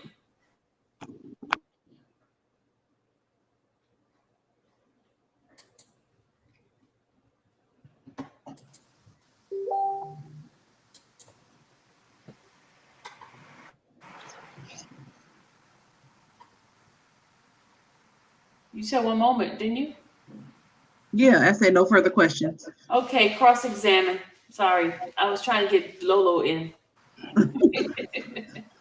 Can y'all hear me now? Yeah, we can hear you. I Okay. can hear you. Can't hear Nicole. Nicole, you need to get it louder. She said she can't hear us. Is Navarro still here? Is back? Navarro, are you here? No. We can't hear you. You need to talk a little louder. Well, this is Peace as Navarro now. I'm talking about the man Navarro. Can't hear. We can't hear you, Nicole. You talking about Thank the guy? you, Judge. Thank you, Judge. They have to come back in and leave out and come back in like I did. Okay. Good morning, Mr. Navarro. How are you? Oh God. I'm fine. How are you? She played both. Can you do it, Lolo? Since you don't have a part right now. Be Navarro. Sure. Number page 526 down to 526 down to 22, line 22. I'm fine. How are you? I'm good, thank you. Mr. Navarro, my name is Nicole Blank Becker, and I'm going to be asking a bunch of questions. If one of them doesn't make sense, or if you need me to repeat it, just let me know, okay? Sure. All right, Mr. Navarro. My understanding is that you worked for quite some time for Mr. Kelly. Is that correct? Yes, it is. And you were pretty familiar with Olympia Fields? Fair enough? Yes, ma'am. All right. That was your home base, for lack of better words. Is that fair to say? Yes. All right. And you were talking about, you were kind of giving us a map, if you would, of the home earlier. Is that correct? Yes. Okay. This house would, in your estimation, Would you say this is a small house, a huge house? What would you say? It was huge. Did you have any, and I know some people aren't good with square feet and so forth. Did you have any concept or any idea of how many square feet this house could be? No, no. Huge is the best description. Is that fair? Yeah, it was a mansion. Okay, mansion. Thank you. And the mansion, it was on a main road. Is that fair to say? The man, no, it was in like uh subdivision. Okay, a subdivision. You know what? Subdivision. Okay. You know what? I shouldn't have used that type of verbiage. It was in a subdivision, but there wasn't like neighbors right next door. They were spread out. Is that fair to say? There was, yes. And the other houses were like, because the property was pretty large, so the neighbors were like, they weren't really anywhere nearby. Like you couldn't see the neighbors from the property. Okay, thank you. And with regards to parking cars when guests would come or individuals who were employees and working at the studio, would they park on the street in the front? They were parking on the street, but like the driveway of the house. Okay. So you saw the picture of the gate earlier. Is that do you remember that? Is that correct? Yes, So when you were saying that, excuse me. So when you were saying they were parked on the driveway, you're talking past the gate that they could park on that driveway, that part of the driveway to the house. Is that correct? yeah. You have to you have to they would park on the inside of the gate. Okay, so they weren't typically parking on the outside of the gate. Is that true? Are you asking me if the staff did that? The guests who were coming and, employees that were parking, working in the studio. Usually the guests would like people would park on the inside. Yeah. And then when there were big, large parties at Olympia Fields, that's when it was necessary to sort of, I believe you indicated, there was a tour bus at another location, right? Yes. Yes. Okay. And you use the word tour bus. And I apologize. I'm just going to be a little specific. It wasn't actually a tour bus. It was sort of like a charter bus. Is that fair to say? No, these are tour buses. uh, Okay. these were the buses they used on tours. Okay. And again, But I guess that's the actual name of it as a charter bus. But I don't know. okay. And I apologize. Let me try and clear that up for you. The buses that were used to bring the guests over, those were different buses than the tour buses that were used for a long journey for a tour. Is that correct? No, these were like actual tour buses that you use for a tour. Oh, that Mr. Kelly would use for the tour? Yeah, yeah, Got it. Got it. So you've been in those buses, correct? yes. Okay. And when you're in those buses, did you notice that there were any bedrooms? So there is a bedroom like in the back of the bus had a room, a bed in it. All right. And then how about prior to getting to the back of the bus? Do you remember the bunk beds? I don't remember. I don't know. Did you ever sleep on any of the tour buses? Yes, ma'am. And when you slept on the tour bus, where would you sleep? I would sleep on the bunks that were on the bus. The bunks that you didn't remember out? So there were bunks on the bus. The bunk. So the bus when we went on tour, that was a different bus. The staff had a separate bus than Rob bus. Oh, okay. So there were different buses that were used during the tour. Isn't that what you just said? Yeah, there was additional buses that we booked that were booked. Okay. So you're saying, yes, you would sleep on some of the tour buses. There were different tour buses than were shuttling the guests, correct?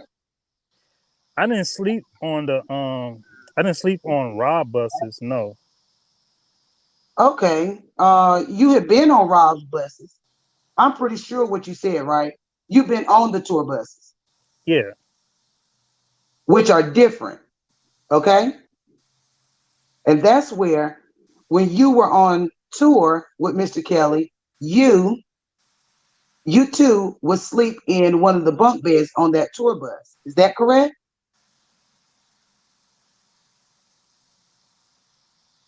Objection.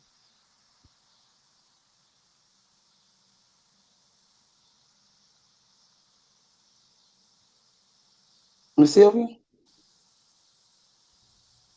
I'm muted. Sorry. I'm sitting there saying it. Okay, sorry. Um, it's a bit confusing. Are you saying that Mr. Kelly's bus did not have bunk beds? Correct so far as you could recall? I just can't remember if his buses had bunk beds. But when you were talking about where you and other employees slept, were you talking about separate buses? Is that correct? Yeah, there were different buses that they got and different drivers that came in for that. For the employees? Right, right. Okay, next question. Thank you. You were aware that there was always a lot of people, for lack of better words, on Mr. Kelly's tour bus. Is that fair to say? Can you repeat the question? Sure. When you would go on tour, it sounds as if what you're saying, there was different tour buses for different people who were going along with you on tour. Is that true? Yeah, yeah, And with regards to in regards to specifically Mr. Kelly's tour bus, you see people get in and out of that tour bus. Is that fair to say? yes, So it wasn't just Mr. Kelly getting in and out of the tour bus. Is that true? on his bus, yes, Okay. There would be women that would go in and out of the tour bus. Is that true? yes, And maybe men, his friends that were coming along. yes. And ultimately, was there a name for the tour bus that you were on? Was there a name for the bus? No. Who else was on the tour bus with you when you would go on tour? So it would be the different people, but like the band, or not the band, but like other employees that were on the tour. Okay. And were there ever women that were getting on your bus and staying on the bus perhaps overnight, going from tour to tour? Excuse me, going from concert to concert. Yes, And that was a regular thing. Is that true? there was a time on the tour bus where um, there was a guest on our bus staying in the bedroom in the back room of the bus. So your bus too, that you would go on with the other employees that also had a bedroom in the back. Is that correct? Yes, So, in other words, to get to that bedroom, you had to pass by the bunks where you had slept and perhaps some of the other employees, correct? yes, Got it. And you indicated at one point there may have been a woman that was on the bus. Is that correct? yes, Okay. And is that wasn't someone that was on the bus the whole time? Is that correct? yes. Okay. And so is it fair to say that maybe at one of the concerts, one of the cities you were in, that woman came onto the bus? No, it can you repeat that question? Sure. Where did the woman come from that was on the bus? Do you remember? She was one of the dancers of the tour. So yeah, I don't remember like where she got on to the bus. Understood. Understood. Dancers. They had another tour bus. Is that fair to say? Yes, And that tour bus was for the dancers. They were all females. Is that correct? The bus was for the dancers. The bus for the dancers. All the dancers were Oh, females. Yes. thank you. And on your bus, they were all males. Is that correct? Yes. Now, these tour buses, they had bathrooms, correct? Yes, they did. Locks on the doors on the bathroom? Yes. From the inside, the lock was on the inside or on the outside? I know it sounds like a silly question, but I have to ask. In other words, you go into the restroom, you lock it on the inside when you go in. Yeah, I think so. I don't remember that, but I don't know. You don't remember you don't remember thinking you're going to go in the bathroom, someone else might walk in? The lock was on the inside. Got it. Thank you. And were there any rules about when you could or when you could or couldn't use the bathroom on the tour buses? The only rules was like you couldn't take a number two because um tr- you know the smell travels with you and the drivers all get mad. All right. So maybe for lack of better word, it would stink up the place. Yeah, yeah, exactly. And, okay. And everyone would smell it and there was an issue. Yeah, you would smell it the whole time. Okay. So in order to relieve yourself in that manner, were there stops taken if that was necessary? Yeah. Okay. Now I'd like to move on to Olympia Field specifically. And you indicated that you were responsible sometimes to coordinate the guests there, correct? Yes, ma'am. Okay. I would like to go through the process of what would happen when you would bring a guest there. I believe initially you indicated that once you arrived at Olympia Field and you had a guest with you, you first obviously had to stop at the gate. Is that correct? Yes. Okay. And that's where the security would come to talk to you, or you guys did it on the phone. How did that work? The both ways really. So you could the security guard would come out or would just call. Okay. And the purpose of having to go through security is to make sure nobody's coming in that's not supposed to be. Fair enough? Yes. At the time when you were there, Mr. Kelly, for lack of a better word, was a celebrity. Is that correct? Absolutely yes. He had security guards, correct? Yes. And he, Mr. Kelly, part of the role and the strike that. Part of the reason that individuals were stopped was to make sure he was safe in his own home. Is that fair? Yes. When you would get and see security and or by phone or in person, the security had another role, which was they check IDs. Is that fair to say? Yes. So specifically, they would check and make sure it's the person's name that's supposed to be there. Is that correct? I don't know. Okay. So you have no idea why the guests that you would bring to Olympia Fields had to give their ID to the security.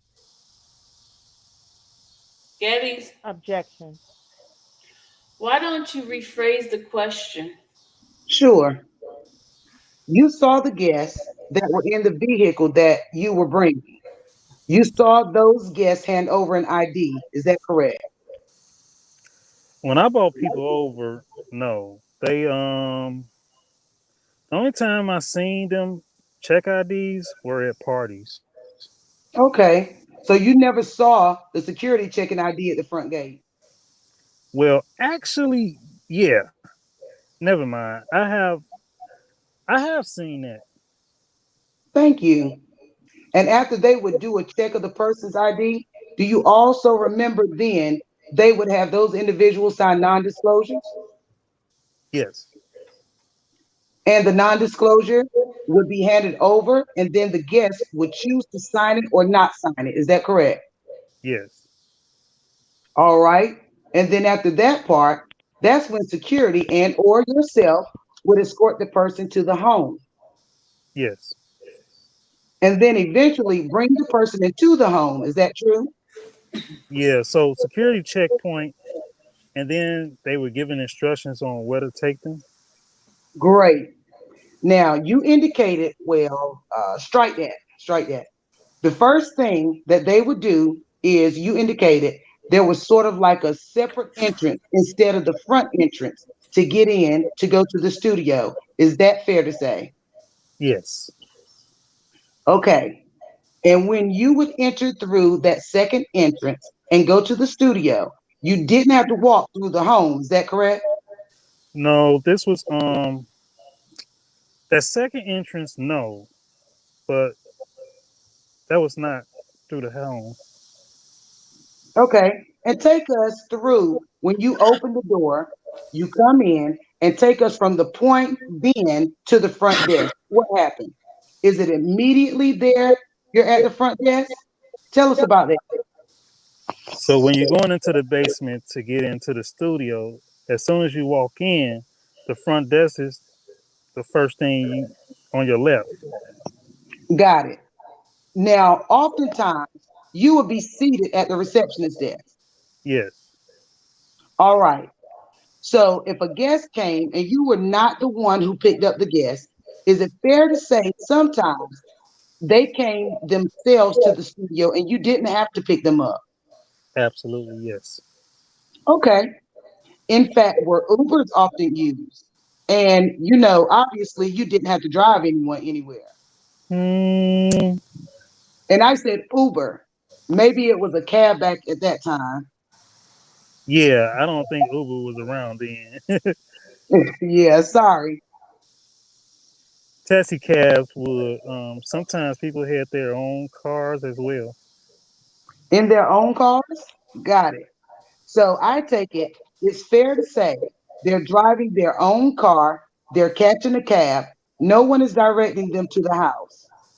In other words, you didn't have, I believe earlier you were saying that you had directions of what to do once you picked up a guest, correct?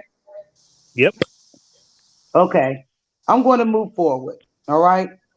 So someone comes into Olympia Fields. They come downstairs, and the first thing is the desk to the left, correct? Yes. The front desk. I believe you referred to it, or I referred to it as, right? Yes. All right. What else was in that area? Were there some couches and so forth?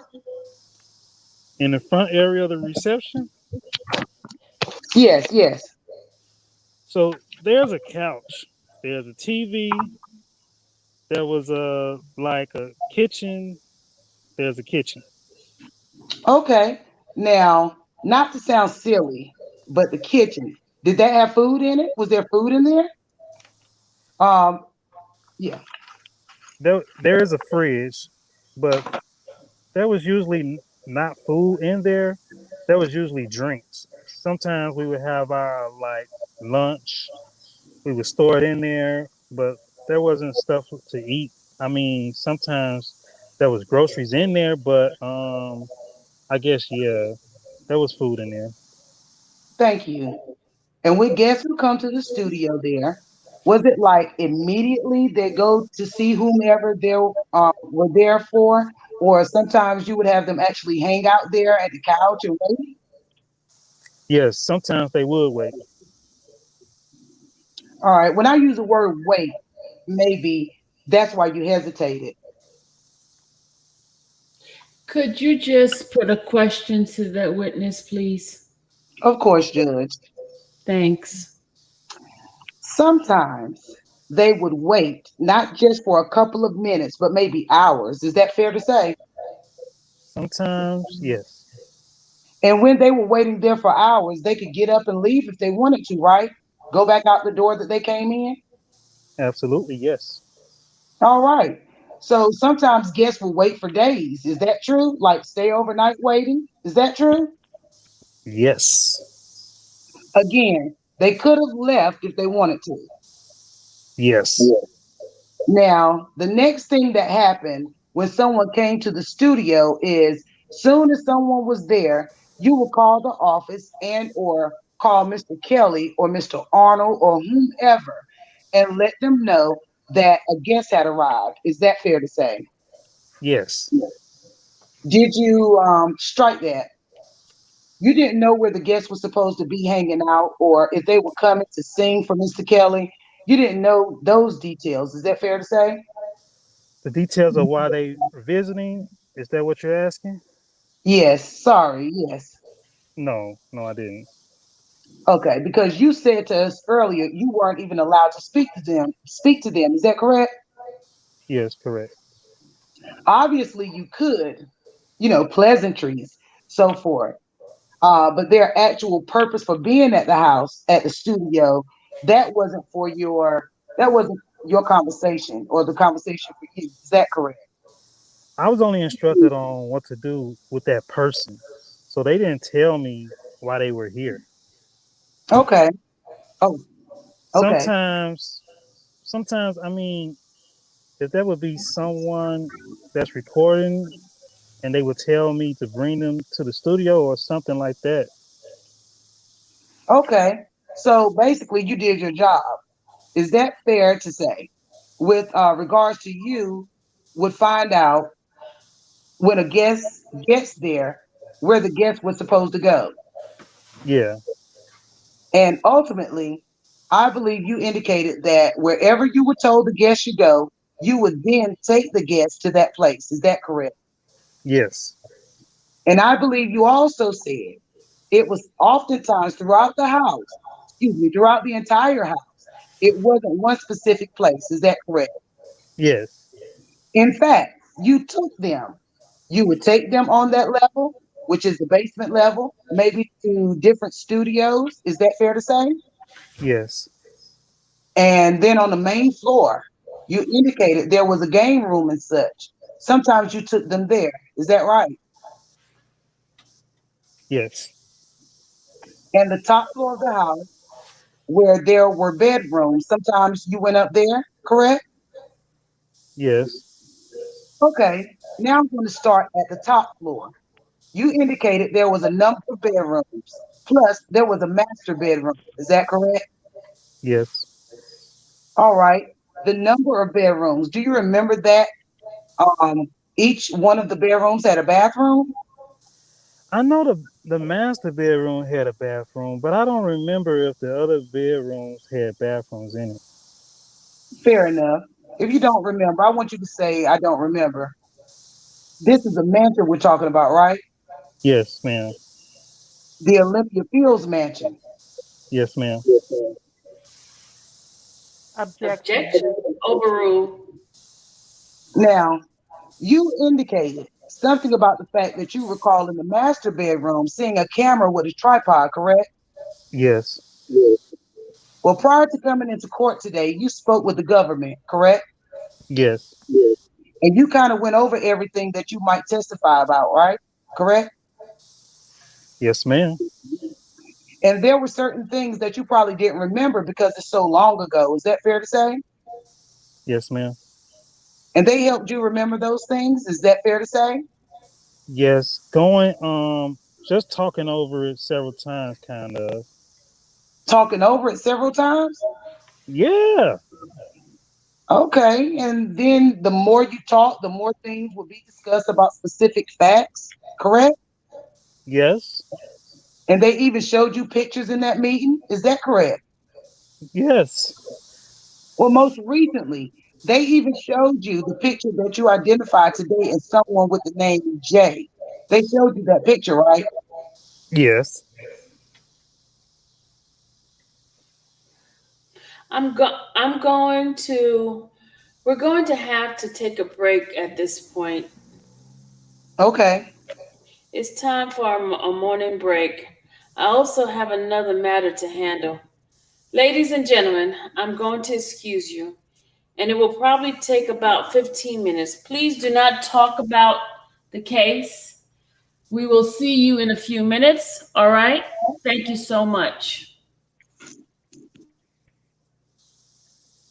Court deputy. All right. Okay, the witness can step down and we will get back here. Let's say 11:40. Your Honor, do we have to clear our stuff? No, it's a telephone conference. Court deputy, All eyes. Rise. you could all have a seat. You may proceed. Getty. Get the other Gettys left. I need another Gettys. Okay, let me see who's in here. Your Honor? Your No. Honor, should we bring in the witness? Your Honor, I'm should we bring in sorry. the witness? I'm sorry.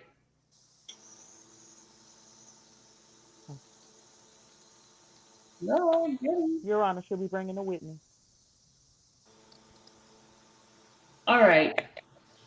Are we ready for the jurors? Yes, Judge.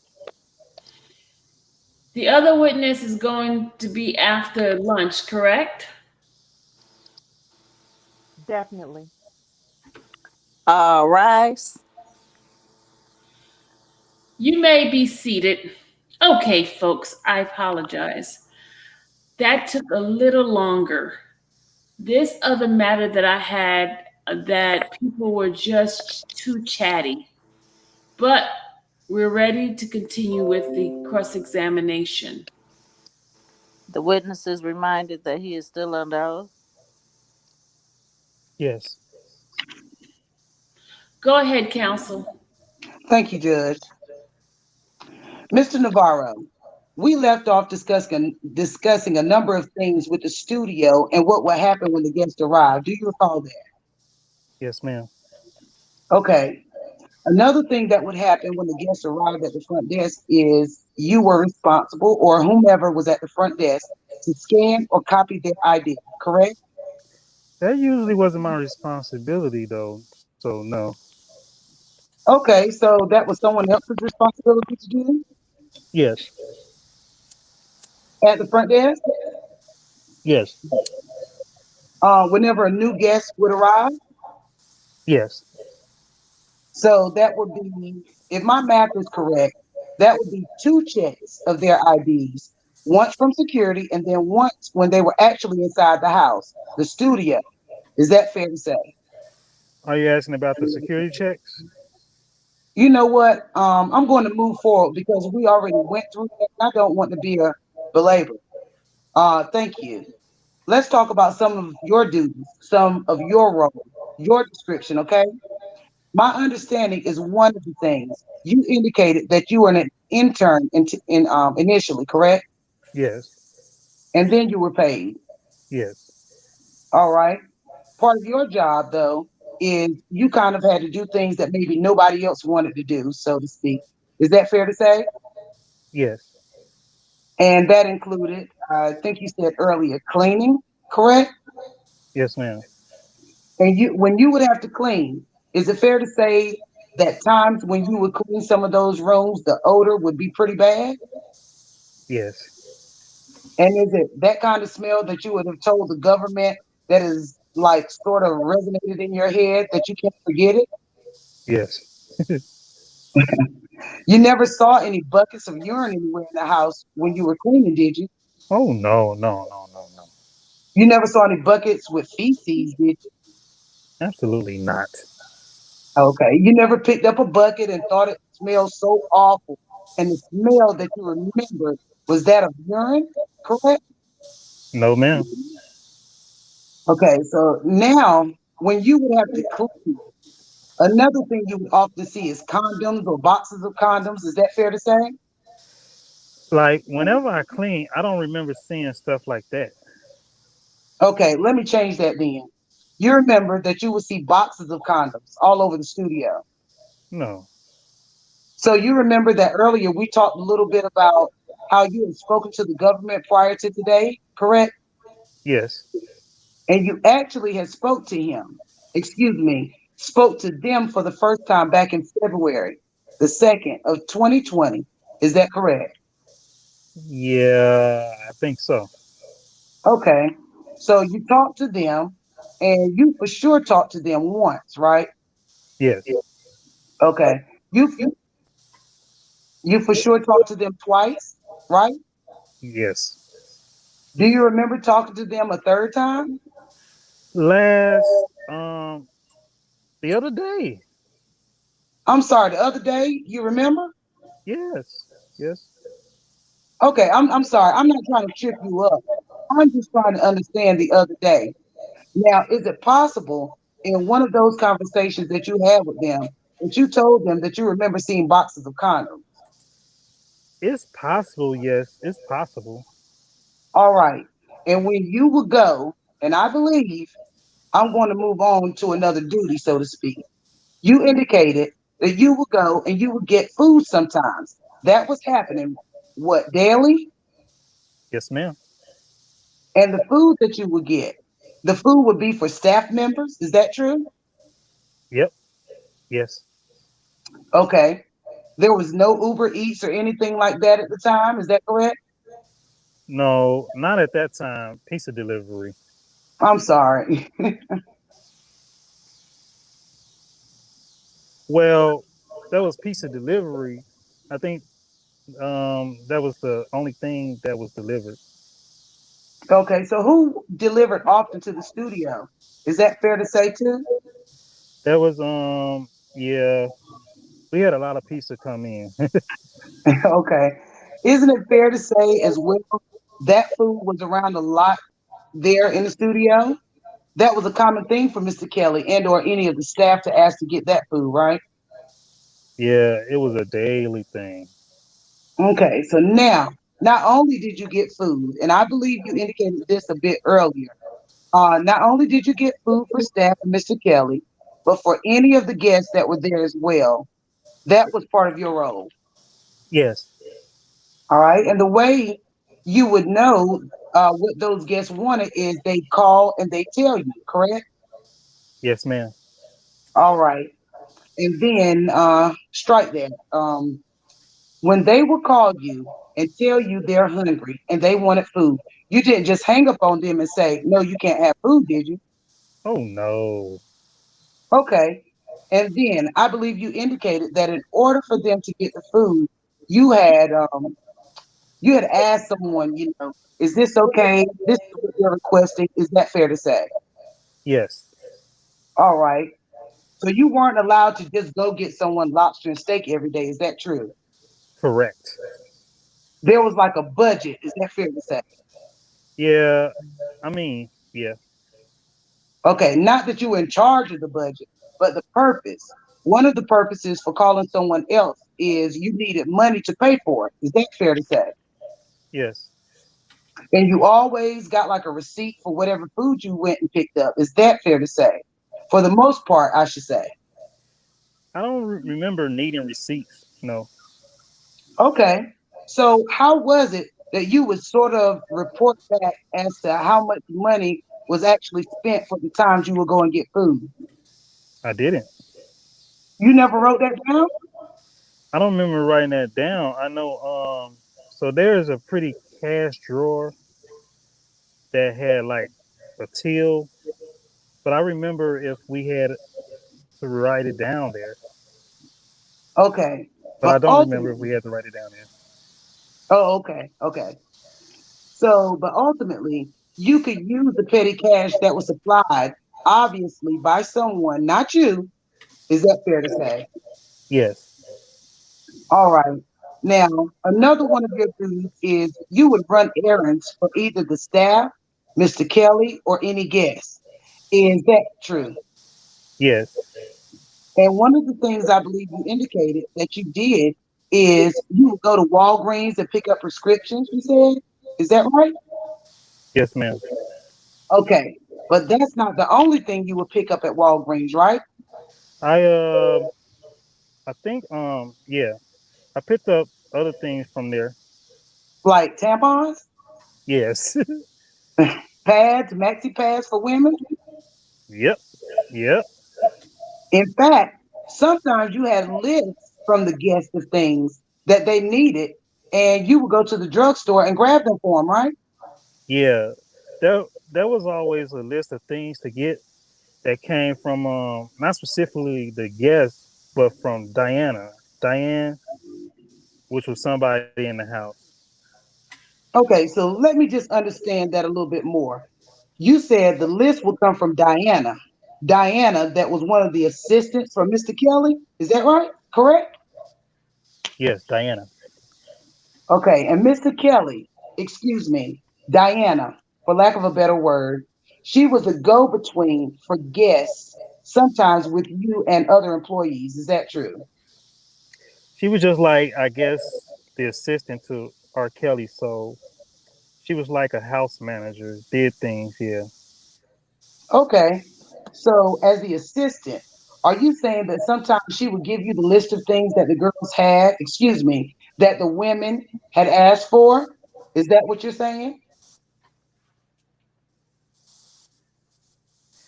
I didn't specifically know who the list was for, but there was always a shopping list of things to get. Okay, you want to do that again?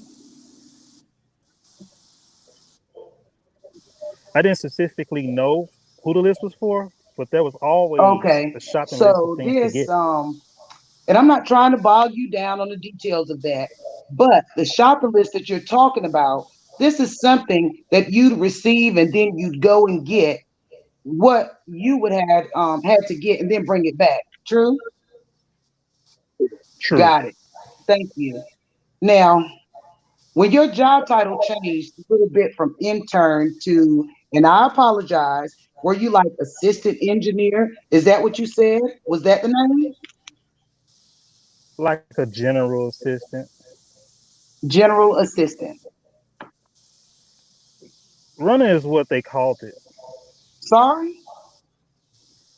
The title is runner, Runner. which is a general assistant. Okay. And that little runner, no, and that title runner, is that the only time you've heard that word used in the music industry, or is that a pretty common thing that's word that's used for?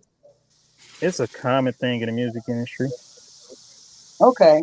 And speaking of common words, when you be at the studio or around Mr. Kelly or around the guests, they being the guest, would refer to Mr. Kelly as Mr. Kelly. Is that fair to say?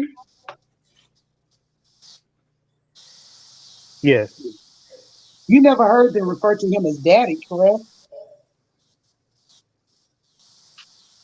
I heard of that. Yes, So you've heard that coming from whom?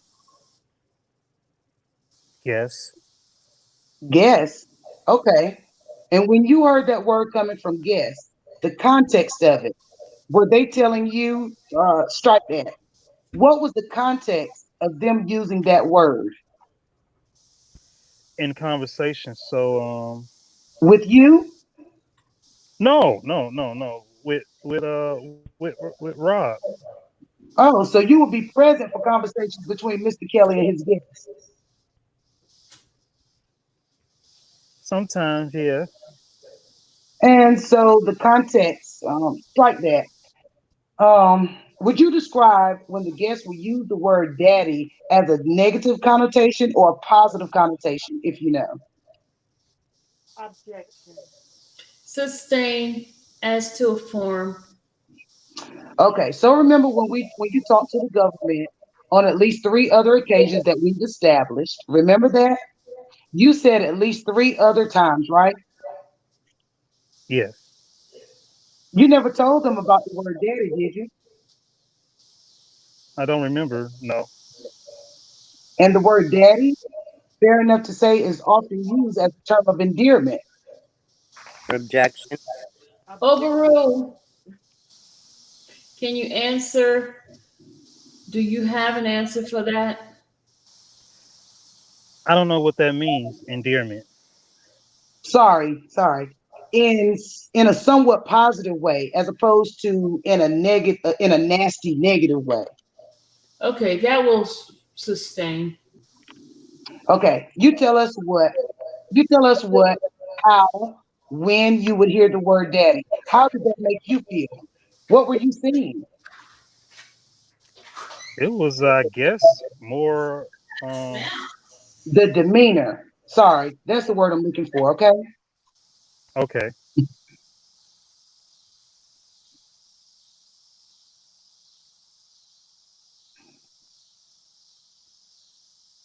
I'm sorry, y'all. Dallas just walked in and she was talking to me.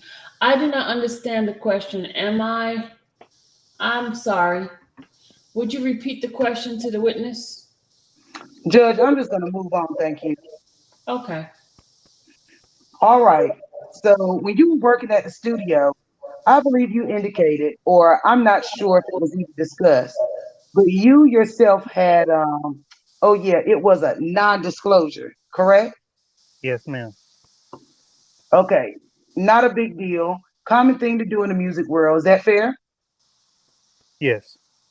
And at some point, I believe you indicated that you were working throughout the night, like 9 to 9. Is that true? Yes. And then there were times you started to work even during the day, correct? Yes. You were working a lot of hours. Is that fair to say? Yes, ma'am. All right. In fact, there was always things that needed to be done there at the studio. Is that fair to say? Yes. And you didn't have all the burden of doing everything on your shoulders. You guys sort of worked as a team. Is that fair to say? Yes, ma'am. Okay. And if there was something that needed to be done and someone else who would normally be in that role, you would help out or vice versa. Is that fair to say? Absolutely. Yes. Okay. And in all the hours that you were at the studio, Mr. Kelly, for the most part, was working. Is that true? Yes. Is that fair to say? Mr. Kelly was also known to work throughout the evening hours. Is that correct? Yes. And he had the engineers in the studios oftentimes working with him doing that as well. Fair to say? Yes. And that was also going on sometimes through the entire day. True? Yes. Now, you're aware that Mr. Kelly couldn't read or write. Is that correct? I was aware that he uh, I was told that he couldn't read, but I'm not sure about the writing thing. Okay. Well, he never wrote any letters to you or anything like that. Is that true? I did not receive any letters, no, from him. Thank you. So, there, when Mr. Kelly was working in the studio, you've been in the studio where he's been working. Fair to say? Yes. Okay. And one of the ways that Mr. Kelly does his work is by getting melodies or songs and he would tape it. And again, I apologize. I'm probably not using the right verbiage, but make a recording there in the studio. Is that true? Objection.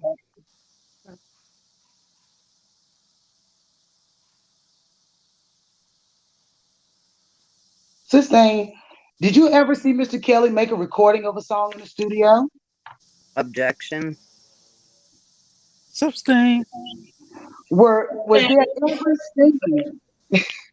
Can somebody take over my part for a minute, please? Yeah. Can. Thank you. Okay. All right. So was there ever singing going on when you were in the studio? Objection. Overruled. Overruled. Yes. And were there engineers actively working in concert with Mr. Kelly when that was happening? Yes, ma'am. How many engineers would you say there was given at any time? Are you asking about the sessions with Rob? Yes, thank you. Usually it's one engineer and then one assistant. And one assistant?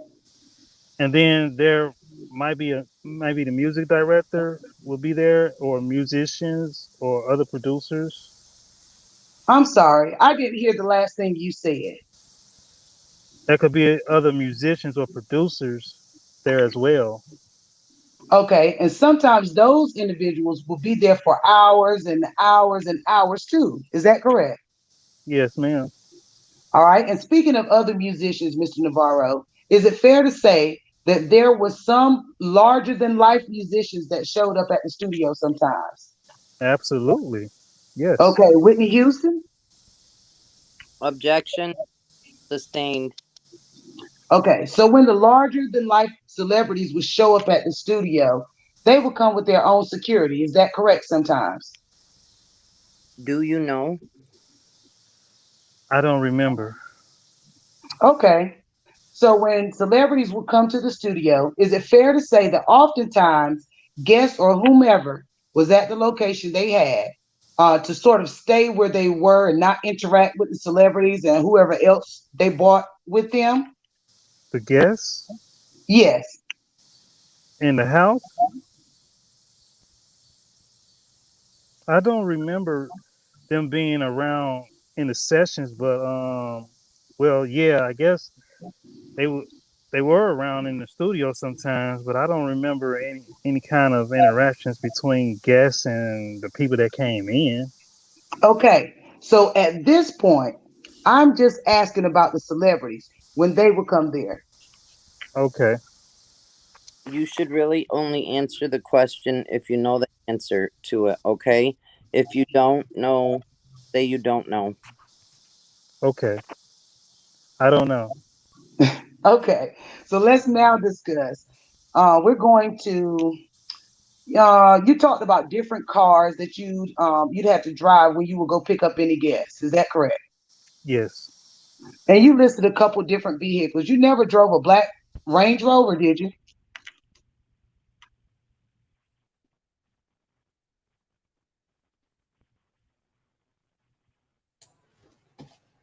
Did he disappear? I think he kicked himself out. Hold on, y'all. He Okay. out. All right. You want to take about a 2-minute break? Yeah, we need. Till he I need to go get me a Newport. You need a Newport. All right, y'all. We're taking a break. Look, it's hard being Becker, honey. She has a lot of stuff. Yo, I just had to get some food in my. That's the reason why I disappeared from y'all. Sorry. Her questions are just rambling. Like, how can you answer that?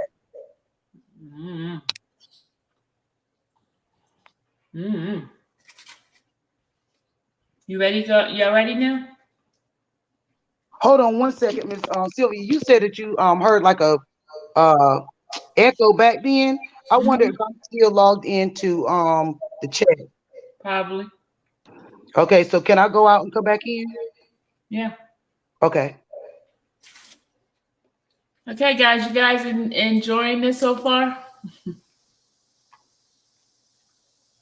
Is that better now for all the people that was complaining about the reading? You guys are better now? Who was complaining about the reading? People were sending me messages left and right. Oh, I don't know what just happened. I just got kicked out. I was in the middle. Everybody got kicked out.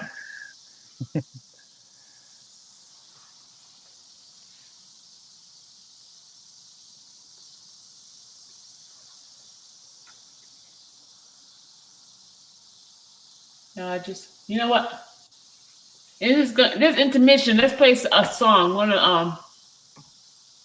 Let's play what's the name song?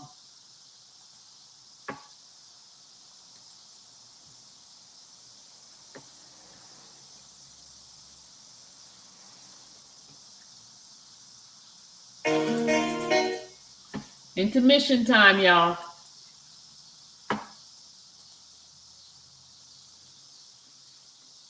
You playing Peter? Yeah. Okay.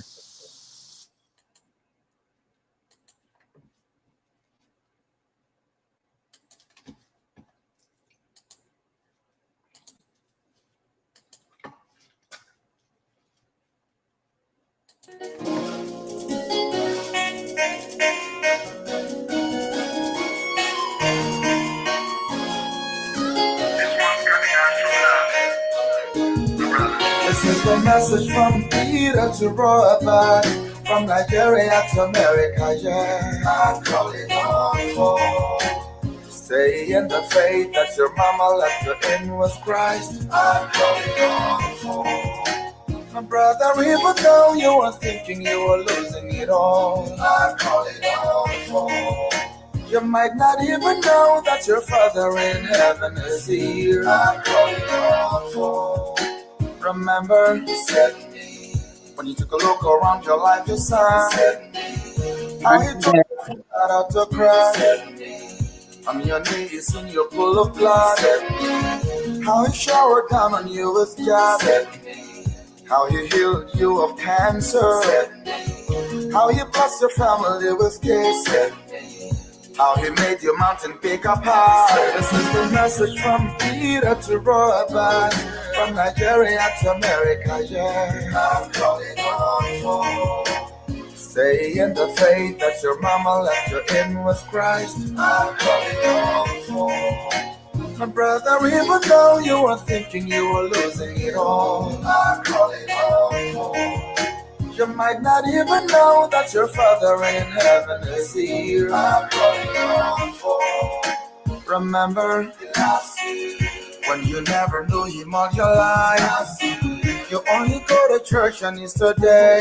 Even though He took your mom, you know you were not the only one out there. And He died, but you live today. He touched the lives of all the stars and times.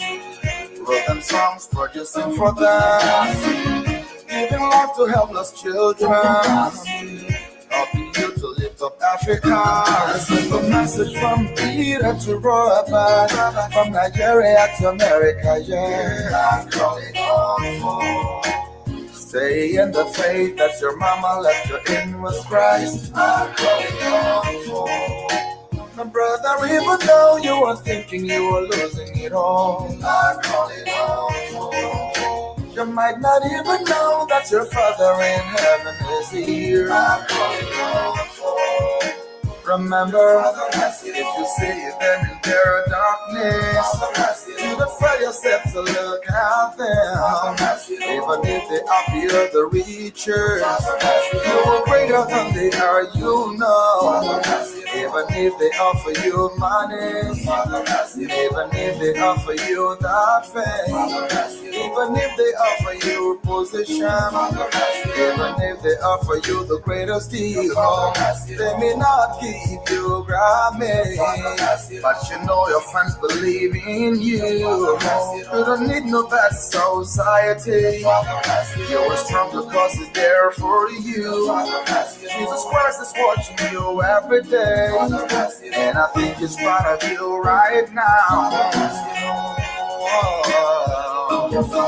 This is the message from Peter to Robert, from Nigeria to America, yeah. I'm calling on for. Stay in the faith that your mama left you in with Christ. I'm calling on for. My brother, even though you were thinking you were losing it all, I'm calling on for. You might not even know that your Father in heaven is here. I'm calling on for. Don't you giving, don't you giving, don't you giving, don't you giving to them now. I believe you can fly. The storm is over. I'm calling on for. Don't you giving, don't you giving, don't you giving to them now.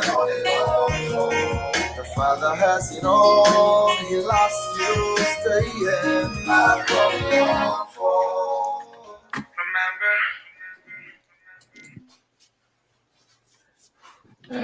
All right, guys, we're back. We're back. All right. Thank you so much. All right. Huh? Y'all ready? We are ready. Okay, so I'm gonna go back up a little bit. Okay, so let's now discuss. We're going to. You talked about Which number are you at? Page what? at the bottom of 563. Just my part. Okay, go ahead. Okay. So let's now discuss what we're going to do. You talked about different cars that you had to drive when you would go and pick up any guests, correct?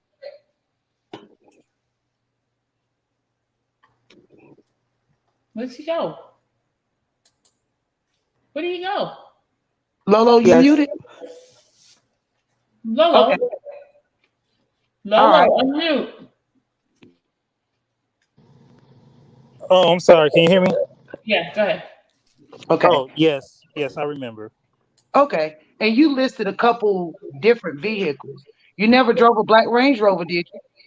No, Do you remember even seeing a black Range Rover as a vehicle that Mr. Kelly had? no, And you drove a bunch of the different cars that were there, right? yes, Including the Maybach? yes. Okay, I All wasn't right. making all that noise.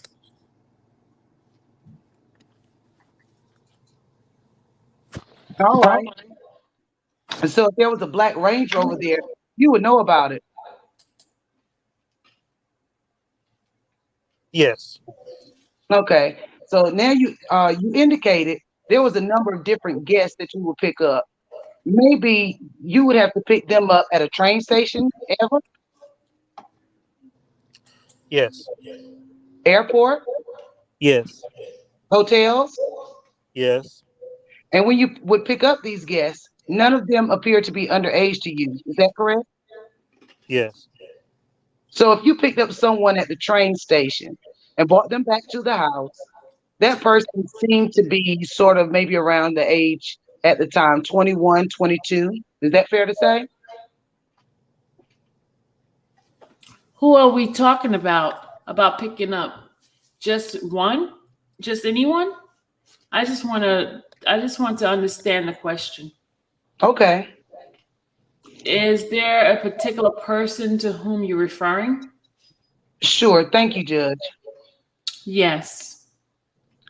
When you would pick up the female guests, did they appear to be around the same age as you at the time, 21, 22? Yes. Absolutely. Okay. And when you indicated you would pick up guests at the train, correct? Yes, ma'am. Okay. And you remember having to pick up the girl that was in the picture, and you said you thought her name started with a J. Do you remember picking her up at the train? I don't. No. No. You don't remember that, right? No. Because if you did remember that, you told us earlier, strike that. You've told us about a camera that caught two younger girls on the property, correct? Yes. Okay. And you indicated those girls look really young. Is that true? Yes. You can tell. I believe you said the camera was pretty clear, right? Yes, ma'am. So you could tell from the camera that those two girls look super young, right? Yes. And you also said that when you watched, you could see them running. I believe you said across the property. Is that what you said? Yes. Okay. And then you thought maybe after that, that's when they maybe hid. That was your word, correct? Yes. Okay. You don't know if instead of hiding, they actually went into the house. Is that true?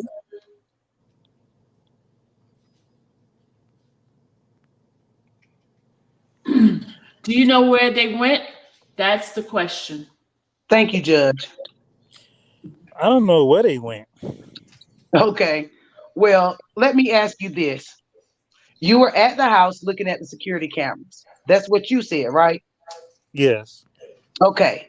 And the security cameras were in the basement. Yes. And the security cameras in the basement, you weren't by yourself when the girls, excuse me, these two women, girls, whatever, jumped over the fence, right? No. No, I wasn't. Bubba, someone by the name of Bubba was there too, right? I don't remember if Bubba was actually there. You don't remember that when you saw these two individuals come into Mr. Kelly's property or come on Mr. Kelly's property, you don't recall seeing, excuse me, having a conversation with Bubba about what you saw? I don't remember. Okay, so someone called Mr. Kelly and told him about what you had just seen, correct? Objection. Sustain. Unless it was you, did you call him? I called somebody. I don't remember. I don't think it was. I don't think it was Rob that I called. I think it was maybe Tom. Yeah. Okay. I called somebody though and told them that what was going on. What was going on actually? Okay. You don't remember Bubba being the one who called someone to figure out what was going on? Objection. I'll sustain it as a to form. You call someone you don't remember whom you called, correct? Yeah, just to yeah, to tell them that someone had ran through the onto the property. Okay, Judge, may I have just one moment, please? sure. This guy. Thank you, Judge. Okay, so you indicated that when you would pick up different guests, oftentimes you were picking up the same guest, like a repeat guest. Is that fair to say? Yeah, that was yes, that was a regular.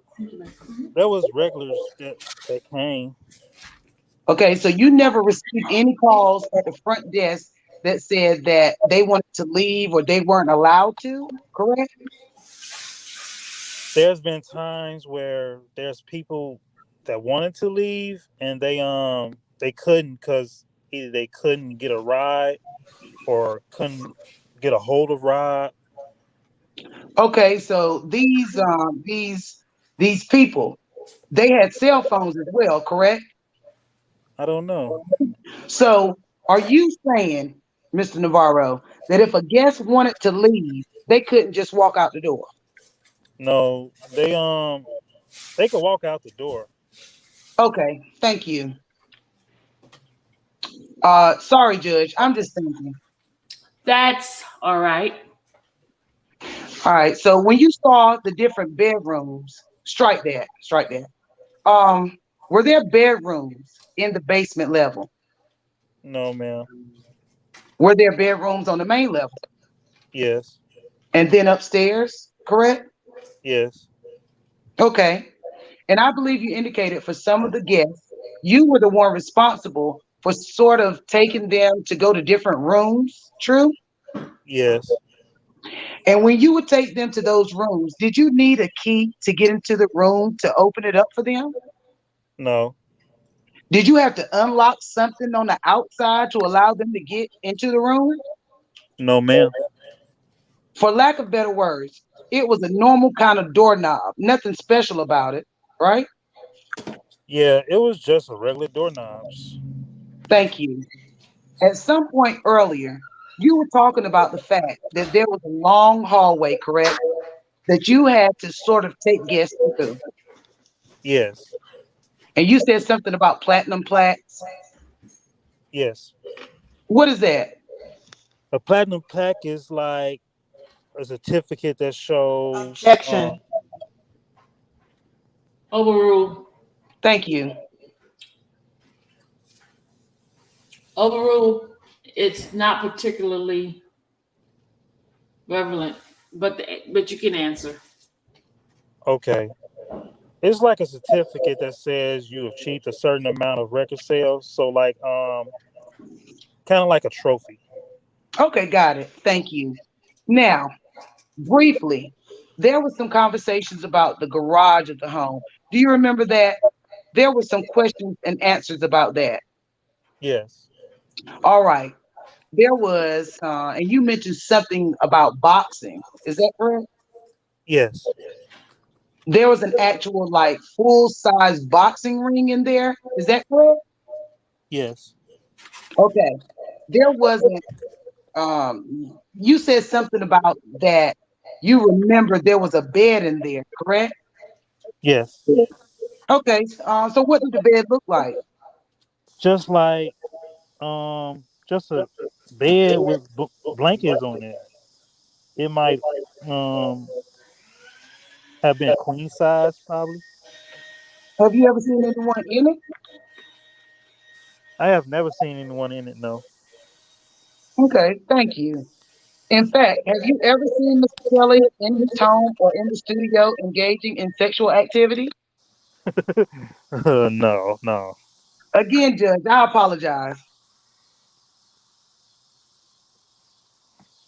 I'm just trying to get That's to all the right. point. Okay, thank you. Again, Judge, I apologize. I'm trying to speed it up. It's all right. Take your time. Thank you. There were there was things that you talked about with regards to getting fined. Is that true? Uh, yes, Okay. And you equated it to like a basketball team when individuals get fined on a team, correct? yes, All right. And typically, the purpose of a fine is because you did something wrong. yes, Okay. And it didn't have to be the worst penalty in the world, correct? That's what you were saying. Objection. I'll sustain it as a form. Sure. Okay. So you indicated that sometimes you thought the fines were for, like, I don't know if this was your exact words, but little things. Is that fair to say? no, Okay. You thought sometimes you got fined and you shouldn't have. True? yes, that's true. Okay. So, all right. Now, fines are typically in basketball. If someone breaks the rules, they get a fine, right? Please just ask the question. Let's keep the preludes out of it. Just put the question to the witness. Okay. So sometimes basketball players get fined because they did not follow a rule, correct? Objection. Sustained. Sometimes employees working with and for Mr. Kelly, they will get fined for not following their job duties correctly, correct? Yes, that's correct. All right. In other words, if someone didn't show up when they were supposed to, fine. Is that true? Yes. If someone was late, they get fined. True? No, I don't remember that. Were you ever late Probably, yeah. and you don't remember getting fined? No, And this was between the evening hours and the day hours? correct. And the fine didn't come directly from I shouldn't say that. The breaking of you know, not doing your job correctly. If there was going to be a fine, I believe you indicated that was Mr. Arnold sort of followed through on that. Is that correct? The fine did not come from Mr. Arnold. No, And that was probably a bad question on my part, and I apologize. that's okay. I'm sorry, I was getting caught up. All right, so Mr. Arnold was someone that would talk to you if there was a fine. Excuse me. If there was something that was done that wasn't supposed to be done, is that true? Yes, ma'am. Yeah, yep. All right, thank you. Thank you. All right, have you ever seen the security for Mr. Kelly armed? No, You never saw Mr. Kelly armed either, correct? correct. You never saw any physical abuse while you were at the studio, correct? Nope. You never saw any what you would consider verbal abuse while you were at the studio, correct? Yes, And yes, you saw verbal abuse. I'm sorry, that probably is a bad question. How about this? Did you see any verbal abuse when you were there? to Yes, anybody. yes, yes. Did you? Okay, sorry. Yeah, yeah, yeah, yeah, yeah, yeah. I wouldn't see it. You would see it? You would see verbal abuse? Yes, Okay. So when you talked to the government back in February the 2nd of 2020, do you remember telling them that you didn't see any physical or verbal abuse at the studio? yes. I remember now, but I guess I just had a memory just now. So just now you're saying you remember something about that. Yes, Wait, I'm just unclear. You say you remember verbal abuse now. Is that what you're saying? yes, Your Honor. Okay. All right. And when you say you remember verbal abuse, there was times where employees got reprimanded for things that they would do. Is that right? Yes, that's true. Okay, thank you. Now, you said something, and I'm just about done. You said something about touring, that you would go on some tours with Mr. Kelly. Fair enough? Yes, ma'am. More than one or just one? I've only been on one. And that tour lasted about how long? Let's say about 3 months. Okay, so as part of that tour, you remember after the concerts, there was usually a backstage. Everyone would get together backstage afterwards. Is that true? Yeah. There is a yeah. There was a backstage area for the artists. Okay. For the lack of better words, like a green room. Is that fair to say? Yeah, yeah, yeah. Okay, a common thing with musicians or artists. Correct. Yes. Oh, okay, got it. All right. And in the green room after the concert, that was typically for like autographs, true. That was one thing. Yeah, that they would do meet and greets for the fans. Okay, thank you. And fans sometimes would be there. Would there be kids there with their parents? Yeah. And sometimes were there just a lot of women. Yes. And Yes. there was food back there. Is that right? Yeah, there's food in the backstage areas, yeah. Drinks? Yes. And did you happen to strike that? Were there any, there was no underage girls back there at the time, correct? Yes, ma'am, that's correct. Okay. In fact, there is an announcement that is made prior to the green room gathering, that's unless you're over 21, you couldn't come backstage unless you had a parent with you. Is that true? I don't remember. You don't remember? Okay. Well, are you familiar? There's a very mm, strike that. Are you familiar with the music of Mr. Kelly? Objection. Sustain. When Mr. Kelly would perform at a concert on stage, were you there? Was I at the concert? Is that a question? Yes. Yes. Thank you.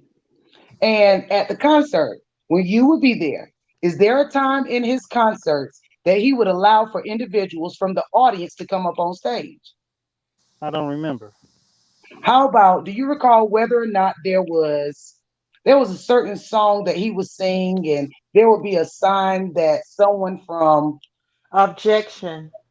Yes, just put the question to the witness if you could, not compound.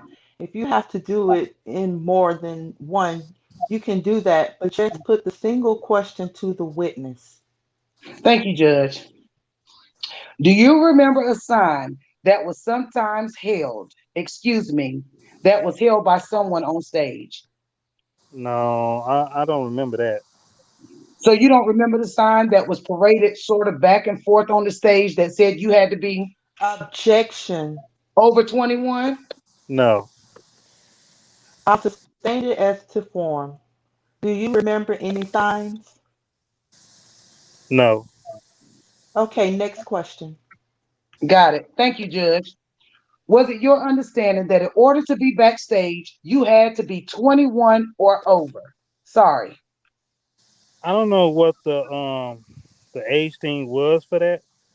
Okay, so it could have been I wasn't told. 18, it could have been 21. You just don't know? Objection. Sustain as to form. Were you the one responsible for checking IDs prior to the individuals coming backstage? No, ma'am. That was someone else's job? Yes. Thank you. Judge, may I have one moment? Sure. Thanks. Thank you, Judge. Thank you. I don't have any additional questions. Okay, any redirect? Briefly, Your Honor. Okay. A few minutes ago, you were asked whether or not you recalled hearing any verbal abuse, and you indicated that you had. What do you remember? The employees getting like verbal abuse By whom? by Rob. And by the way, when you were initially interviewed by agents on February of 2020, how were you feeling? I think I had coronavirus. I was pretty sick. I didn't hear the answer. I'm sorry, Judge. Can you just, Yes, I was very sick with coronavirus. you are asked on cross-examination about the procedures when individuals came to Olympia Fields and you were asked about the identifications that were checked. Were guest identifications always checked at the security gate? Not always. And what was the purpose of, um, did you understand the purpose of those ID checks? No. And the same question, when guests were entered to the studio area at the reception area, were IDs always copied then? When whenever security would check IDs, they did. Yes, they usually made a copy of it. But did they always check? They didn't always. No.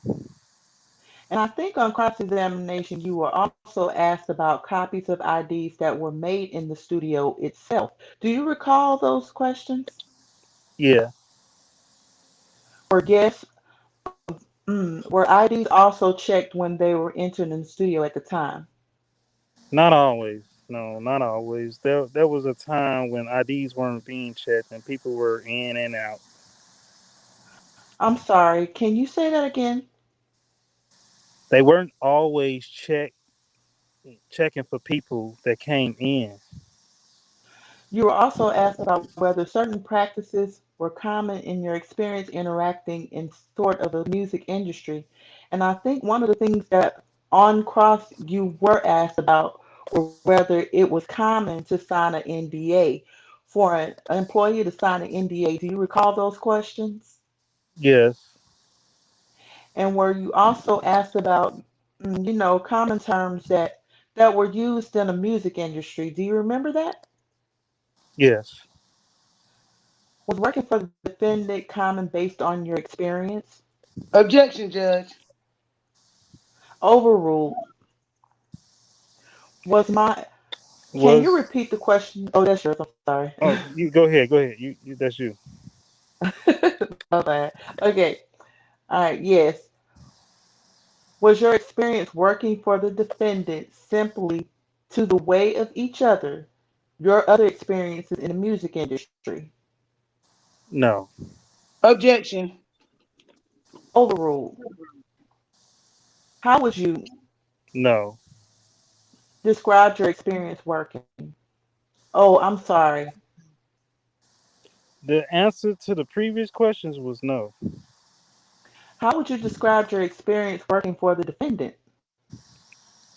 It was a weird time for me, but just the things that you had to do was just a bit uncomfortable. The music part, the production, and all that was really good, but all the other stuff that was going on was just kind of strange. It was almost like the Twilight Zone when you went into the gate, like you're getting this different world that was just a strange place. Nothing further. Any recross? Yes, briefly. Thank you, Judge. When you say the Twilight Zone, the Twilight Zone, Mr. Navarro, have you ever worked for any celebrities that were known as nationally or internationally as Mr. Kelly before? No, no, ma'am. Okay. In fact, you don't have anything to really compare your relationship to, or your employment to at that time, correct? At that time, no. It was my first job. Do you have something now to compare it to? I've done gigs with Taylor Swift, Jay Z, Kanye. Yeah, but it was just normal kind of who else? Yeah, most of the work is just professional work. There's not a lot of extra personal stuff you had to do. Okay, sure. And when you say you've done gigs, you worked in sound in different capacities. than what you're talking about in how you work for and with Mr. Kelly, correct? Yes. And Mr. Navarro, you had indicated, and the government had asked you about the fact, how you were feeling when you gave the interview initially when they spoke with you on February 21st of 2000. And you indicated something about the fact that you had the coronavirus and you weren't feeling great, correct? Yes. Mr. Navarro, did you also have the coronavirus the second time you talked with them? No. No. You sure? Objection. Overruled. I think you mean 2020. Is that right? I did. I apologize. 2020. Was that when you had corona? So here's the thing. The first time that I talked to them, is that what you're asking me? Yes. If the first time was on February 21st, 2020. 20. Oh, geez. I keep saying that. 2020. I'm so sorry. You had corona then, correct? What the lawyer is asking you is that you have corona the second time you spoke to the government. The second time I spoke, no. Okay. How about the other day when you spoke with them? No. You didn't have corona then either? No. Okay. Thank you. I don't have any additional questions. Thank you, Judge. Any redirect? No, Your Honor. All right, you can step down. I think it's probably I think it probably makes sense to take our lunch break now. So let me just check to make sure your lunches are here. I assume they are. Is that right? I I didn't don't. hear anything. Your Honor, our next witness is relatively short. Okay, why don't you press ahead? Let's make the best use of our time. Call the next witness, please. The government calls Courtney Wilson. Please remain silent. Raise your right hand. Do you solemnly swear or affirm that the testimony that you're about to give will be the truth, the whole truth, and nothing but the truth?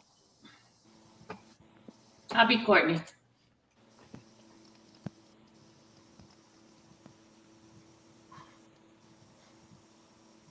So you want me to say Courtney Wilson? Yes. Yes, the witness. You didn't Say say please yes. state your name. I said yes. Sorry. Yes. Okay. Oh, please state your name for the record. Courtney Wilson. Thank you. You may be seated. Okay, hold on for just 1 second. Okay, Miss Wilson, just a couple of things. Please speak slowly and the court reporter can get everything down. You don't speak over whichever lawyer is questioning you. And if there's something that isn't clear or you need to have repeated, just let us know, okay?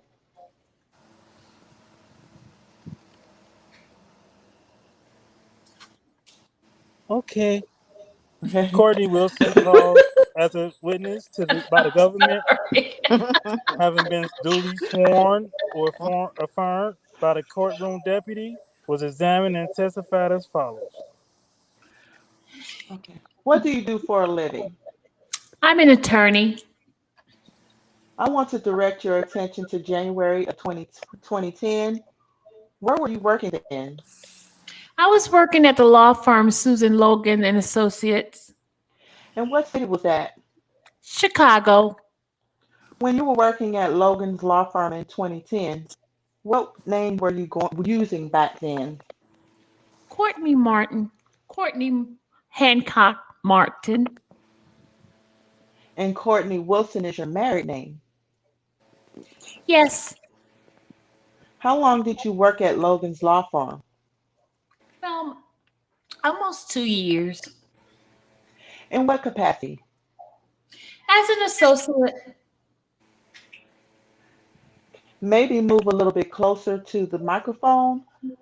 Move it to you. Sorry about that. The chairs don't move. Go ahead. You testified that you were working as an associate. Were you working as an attorney? Yes. in an in an associate's position. Yes.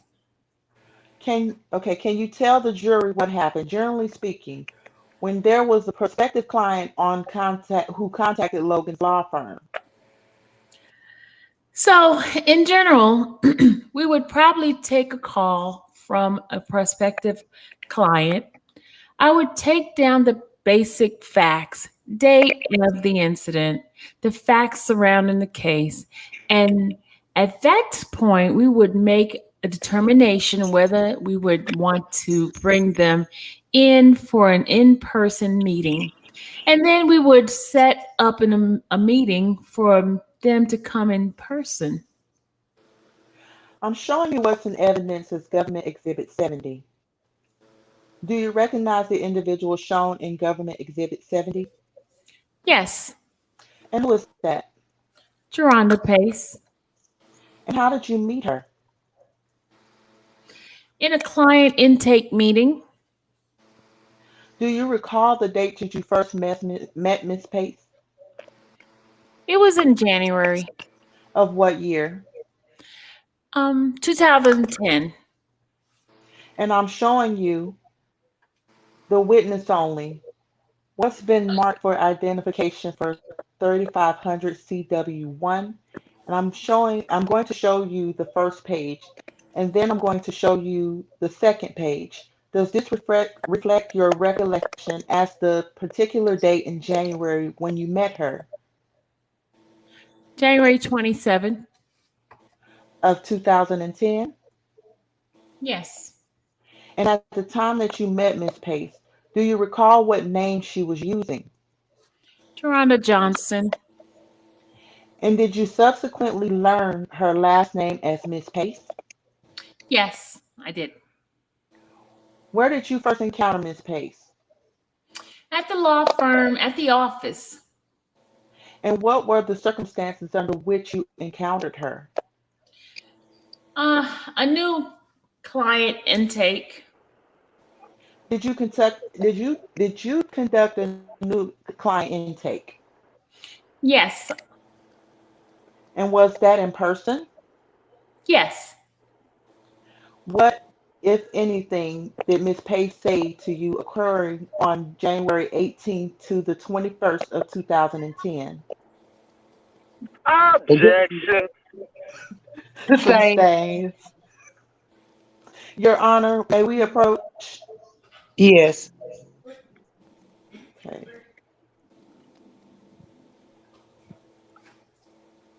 What's the basis for them? The prior consistent statements on the part of Ms. Johnson. Yesterday, she testified about a journal entry, but it was unclear on the date that the journal entry was prepared. Ms. Wilson is going to testify that she met with her on January 27th, and she's only going to testify about two things. The fact that Ms. Pace said the defendant was calling her, and that Ms. Pace said occurring on January 23rd of 2010, showing that it was just 4 days later where she described what happened. And she also says that she used her t-shirt to wipe off the defendant's semen. And so it's one additional part that was not included in a journal entry. How long ago? How long after the last date she saw the defendant was this? It was 4 days. 4 days? It is pretty similar to what came in yesterday, to which there was no objection. So long So as long as you I can, so go long as I ahead. can cross-examine the witness on the entire document. The government objects. Well then, well hold on. She's testifying solely about prior consistent statements. You do you did not cross-examine Ms. Pace or give her an opportunity to explain any other statements to the extent that you are going to assert that there's prior inconsistencies and therefore eliciting them now is completely improper.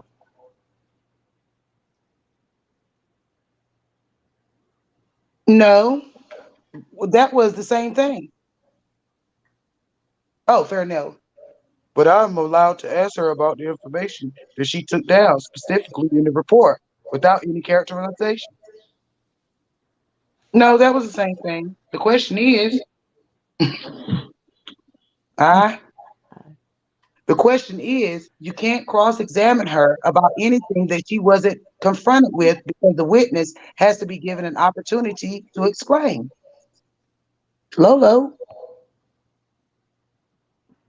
Oh, I understand that. So long as there's a connection to Miss Pace's direct testimony.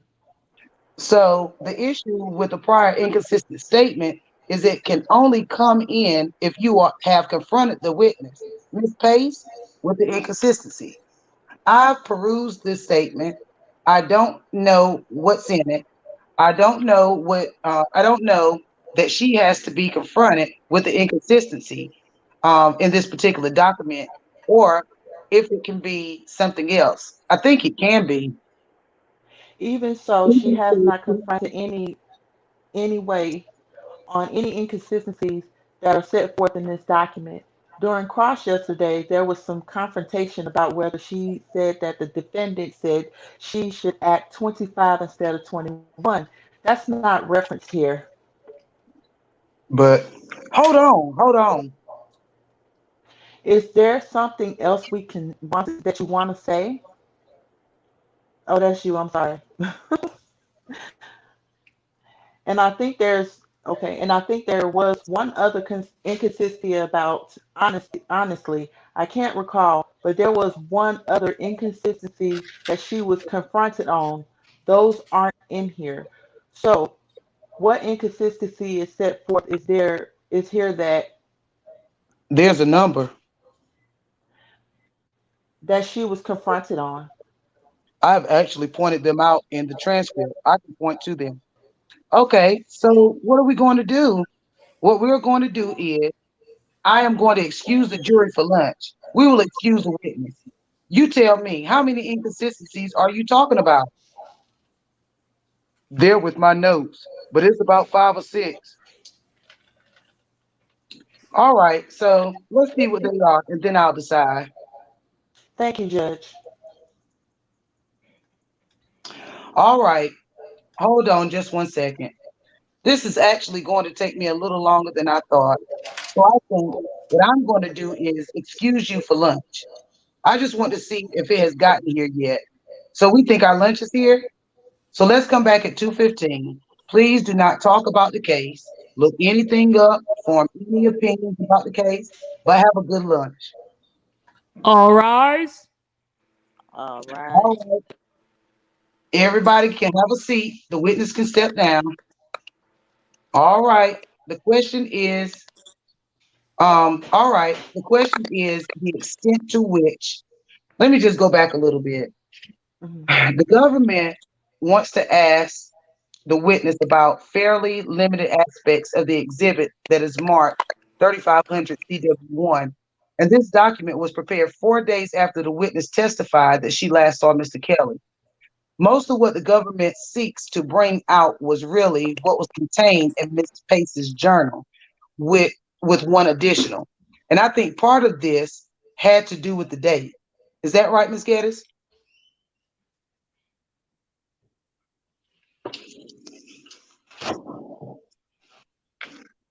Ms. Geddes? Yes, Your Honor. All Honest right. muted. Oh, okay. All right. Now, Mr. Farinello Sorry. says that he wants to ask her about the entire document.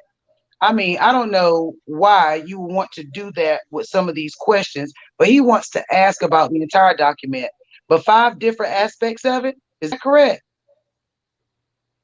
Approximately, Your Honor. Approximately, Your Honor. And what are the and what are the areas? Because just to be clear, the rule is, as you know, the rule is that to bring out a prior inconsistency, the witness, Ms. Pace, has to have been confronted with the inconsistency. Correct, Your Honor.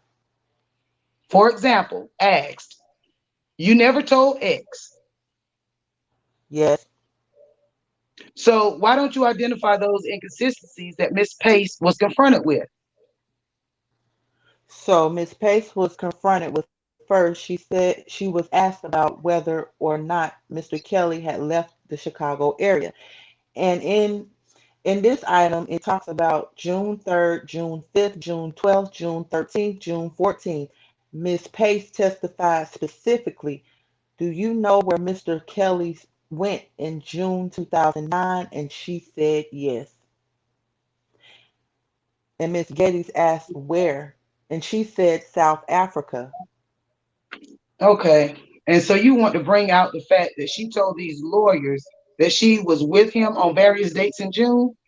And just from my quick perusal of this document, those dates that she says she was there were June 3rd, June 12th, June 13th, and June 14th, correct? Correct, Your Honor. And so you want to cross-examine. You have no problem with that, do you? I only have a problem with it, but I don't think it's a proper number one. I don't think there's anything inconsistent about this statement because It is not all of June. Is it not all of June? But besides that, you don't have any problem with it, right? if he's going to say it isn't it true that Miss Pace told you that she was with the defendant on June 3rd, June 12th, June 13th, June 14th? I have no problem with that one question. Good. That's fine. That's what you want to ask, right? Yes. Yeah. Okay. Next question.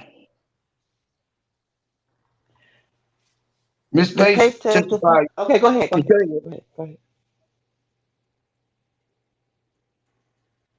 Ms. Pace testified yesterday that she witnessed Mr. Kelly speaking with an attorney.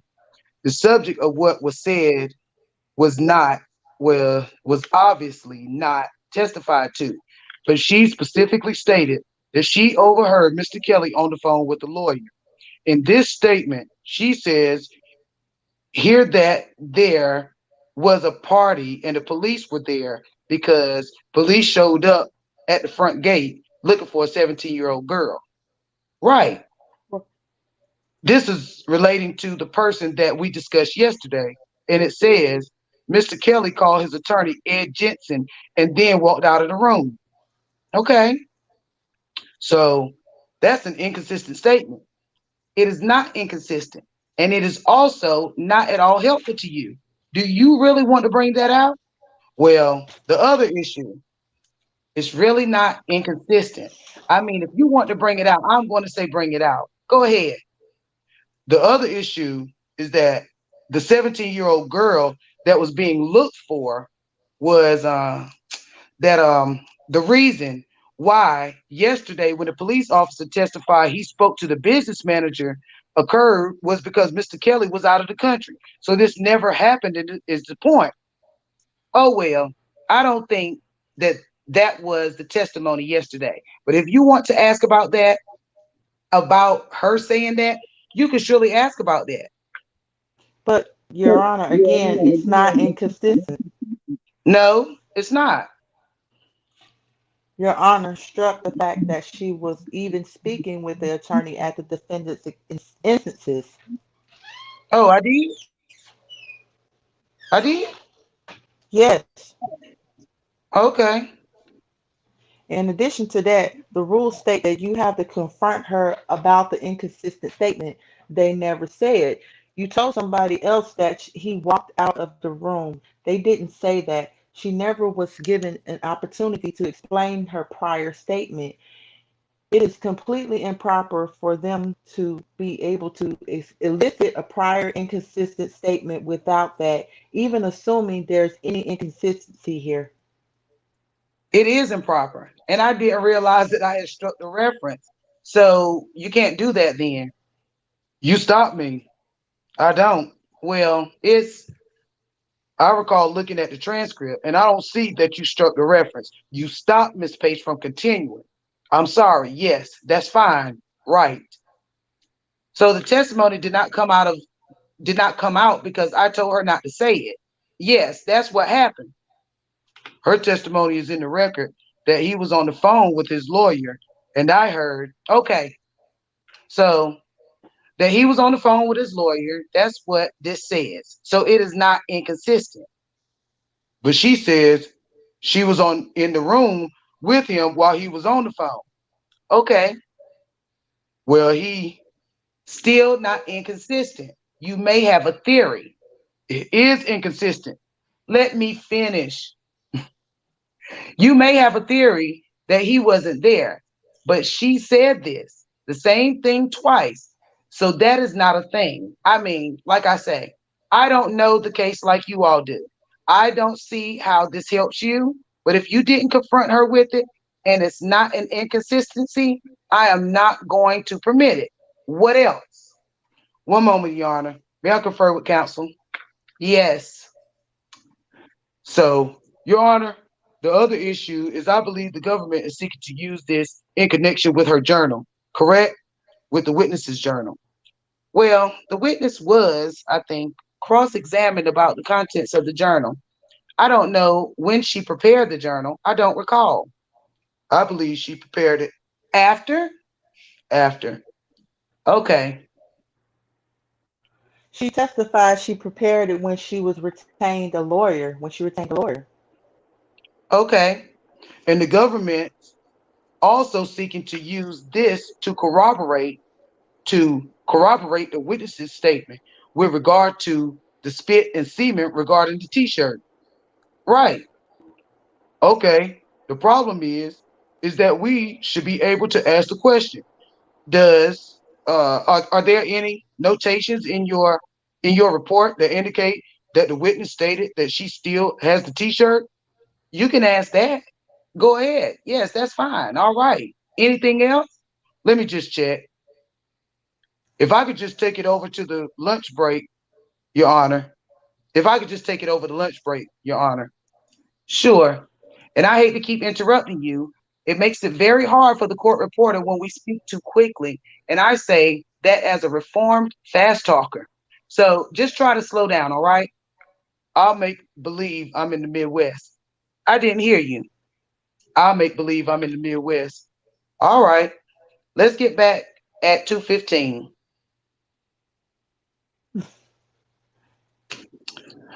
All right. All right. So, okay. So, what did you decide you want to do with this witness? Your Honor. One Okay. second. Thank you, baby. Sure.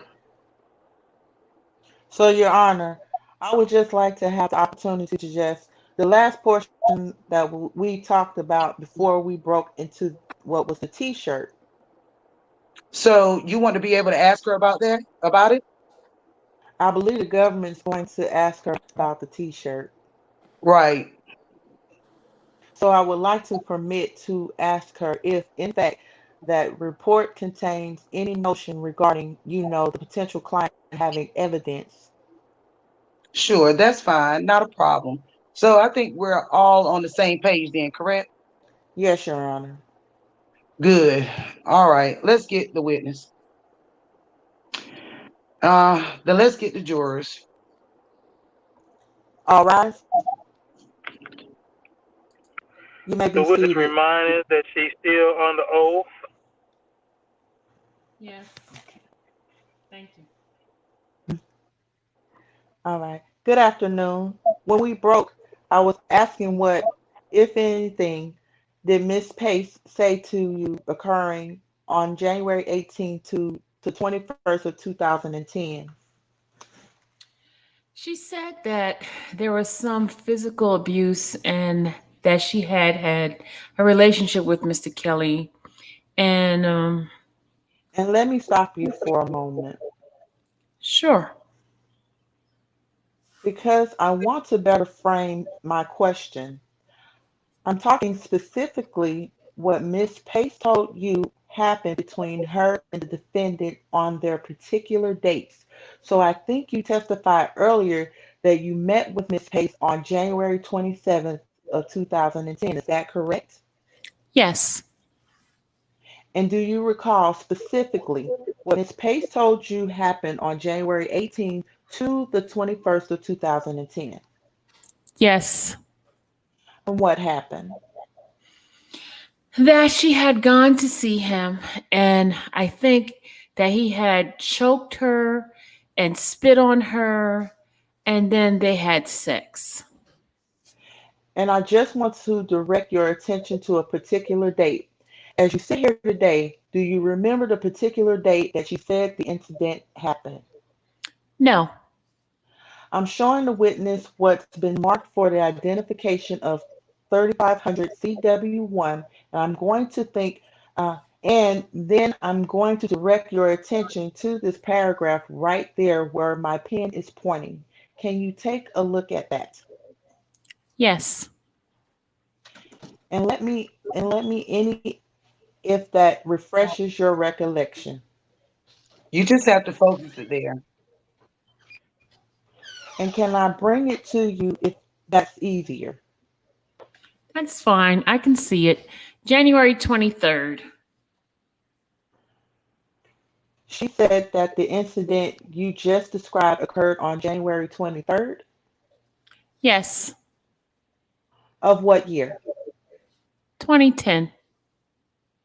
And what, if anything, did the witness say about the t-shirt? That she had a t-shirt that had semen on it from Mr. Kelly. And did she say how it came to be that she had a t-shirt that had Mr. Kelly's semen on it? That she had used the t-shirt to wipe it off. It wiped off of what? Her body. From an incident that happened on January 23rd? Yes. Nothing further. All right, cross-examination. Yes, Your Honor. Good afternoon. So you just excused me, so I had to just testify the document that you reviewed said that she had a t-shirt, right? Yes. Isn't it a fact that the document doesn't say that she had a t-shirt? That she used a t-shirt to wipe it off. Yes, but you said that what you just read indicated that she had a t-shirt. Yes. Okay, but that's not in the document, right? I don't know. My document does have a notation on it. Do you want to show it to her? And I think maybe put your question to her again. It's a little confusing. Okay. You had just testified when you were asked about the memo you prepared, and you had indicated that it stated that the new potential client had a t-shirt, right? Yes. Okay. In your memo that you prepared, it does not indicate that the new potential client had a t-shirt. It simply says, No, that's really not an appropriate question. Why don't you show her the document? Ask her to take a look at the part you want her to look at, and then put your question to her. so we'll mark this as defense exhibit. You don't even have to mark it. Just show it to her. We're not putting it in, I don't think. Counsel, which document are you showing her? Is it It's the memo. this? Okay. CW1? Yes, Yes, CW1, page 3. thank you. Yes. Yes.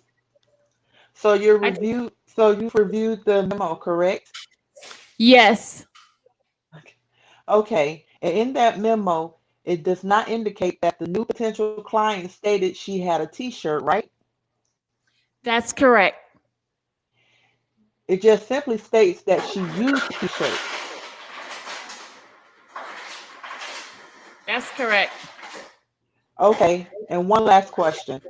Isn't it a fact that you have, at that point, when you're interviewing your client, you had no independent knowledge of the truth about the information that she provided to you, correct? Correct. Thank you. Nothing further, Your Honor. Any redirect? No, Your Honor. Thank you so much. You can step down. Do we need, who is your next? Okay, are you ready to call your next witness? Yes, Your Honor. Yes, Judge. The government calls Carolyn Harris to the stand. Carolyn Harris. Yes, Your Honor. Okay. Court deputy. Please raise your right hand. Hello. Yeah. I think we the only 3 people. But we playing 5 people. Come on, y'all. Are you gonna come in and say something, or should I just boot y'all off? I'm sorry. I have to boot some people off. I'm sorry. I had my mic muted. Please raise your right hand. Yes. Please state your name for the. Come on, Sylvia. Bring it up. Go ahead, Miss Sylvia. You don't have your thing with you in front of you? Yeah, I do, but I have to like switch pages and stuff. Okay. Please state your name for the record. Carolyn Harris. Thank you. You may have a seat, and you can remove your mask. Okay, Miss Harris. Just a couple of things. The court reporter takes down everything that you say. So please make sure you don't speak too quickly and that you don't talk over whichever lawyer is asking you questions. That way it makes their job easier, okay? Yes. Second, if you don't understand a question or you want to have it repeated, just let me or anyone know. And the final thing is, please just do your best to answer the question that you're being asked, okay? Yes. All right, good.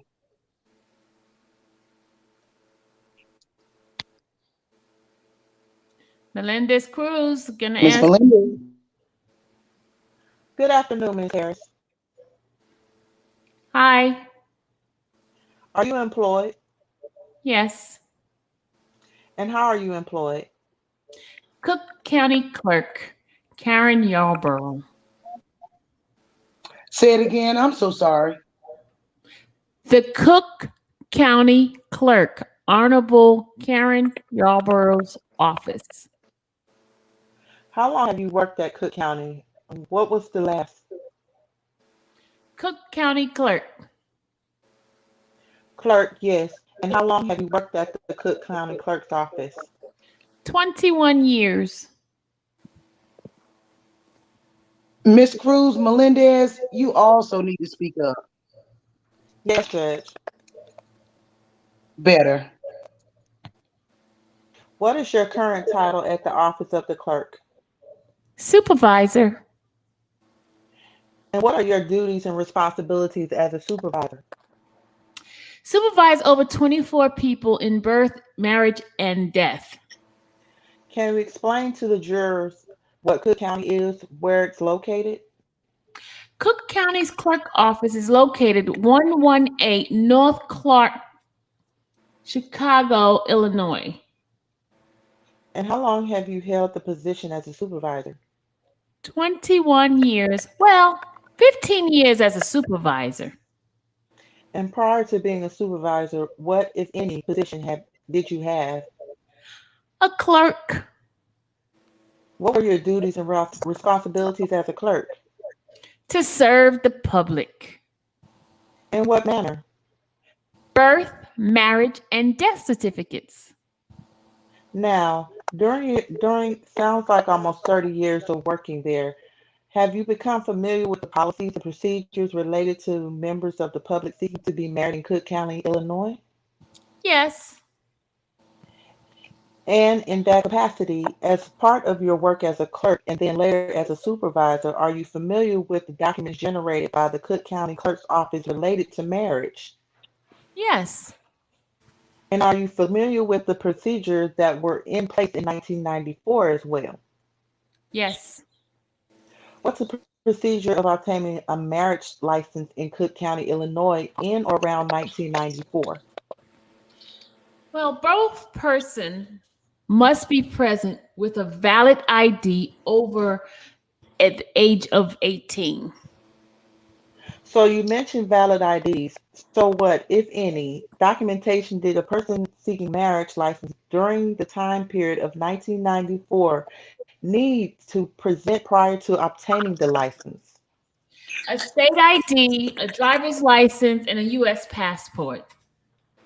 So you previously mentioned that individuals coming in would have to provide an identification, correct? Yes. And you used the phrase both people. Yes. Who are the people you are talking about? The expected bride and groom. Now, if a person didn't have the state ID or driver's license, what, if any, other forms of identification did the clerk office take?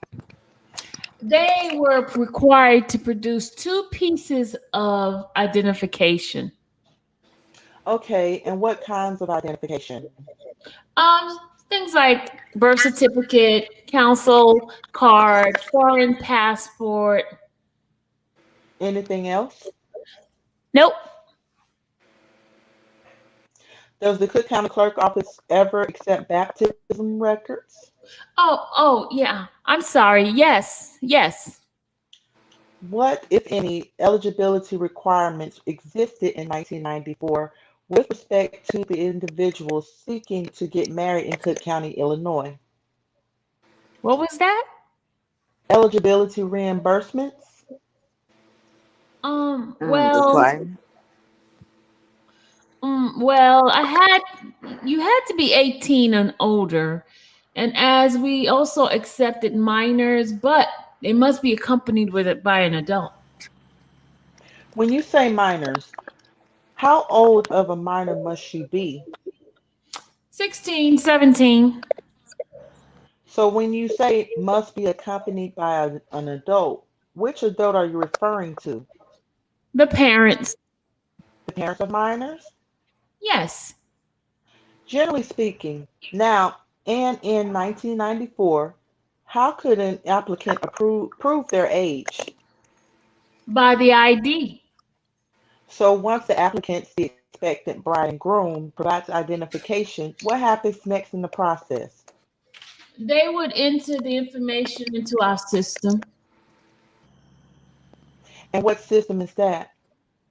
That's the vital check. I mean, the marriage license system. And once a couple obtains the marriage license, is it automatically effective on the date that the marriage license is issued? It's actually a valid anytime after that date. Is it valid on that day? It's valid anytime after that date. Okay, so is there a waiting period between when the marriage license is issued or when it is effective? Yes, 24 hours. Okay, and is that true in 1994? Yes. And there are exceptions to the 1 day waiting period for them that you mentioned. Yes, military. And when you say military, can you explain to the jurors what that exception? That would be military services, like active duty, or they will be able to, the ability to be able to get married within the same day. And if the person in the military was seeking to get married before the 1 day period, how, if at all, would that reflect on the marriage application? Well, it would be reflected by them showing their military ID. Okay, what, if anything, would happen if the couple was married on the same day that their marriage license was issued if they were not military personnel? We would actually conduct the customer. Conduct the customer. What would you say to the customer? We would have to. They would have to come to back in and redo the marriage. So does that mean that their marriage would be void? Yes, And how long is the marriage license effective? it's valid for 60 days. And was that true in 1994? Yes. Now, when the expected bride and groom, the applicants, first let me ask you this. Once an application is drawn out and the marriage license is issued, do they receive a copy of the marriage license? The marriage license, yes. Okay, and when they receive the copy of the marriage license, do they also get a copy of the application for the license? No. So once a marriage license is issued to the expected bride and groom, what, if anything, are they required to do in the order for them to be officially married? To get married by an if officiant, a priest, or an elder. And do they have to provide documentation? They would provide the marriage license. And that, if any other information would be on that marriage license? The information that we keyed in the computer. And any other information? Information for the officiant to fill out. Once that's filled out, what needs to happen with the marriage license? They must return back to our office. And generally speaking, how is the marriage license returned to the clerk's office? Through mail or walk-in. And again, the procedure that we just discussed was true in 1994. Yes. So what happens once the marriage license is returned to the office that you work at? We would then enter it in and generate to generate a certification copy. And is that the certificate of marriage? Certification of marriage? Yes. Okay, now once the certification of marriage is generated, what, if anything, does that mean with respect to the marital status of the couple who came in to obtain the license? Just letting the world know that they are married. So once the certification of marriage is issued, are they officially married?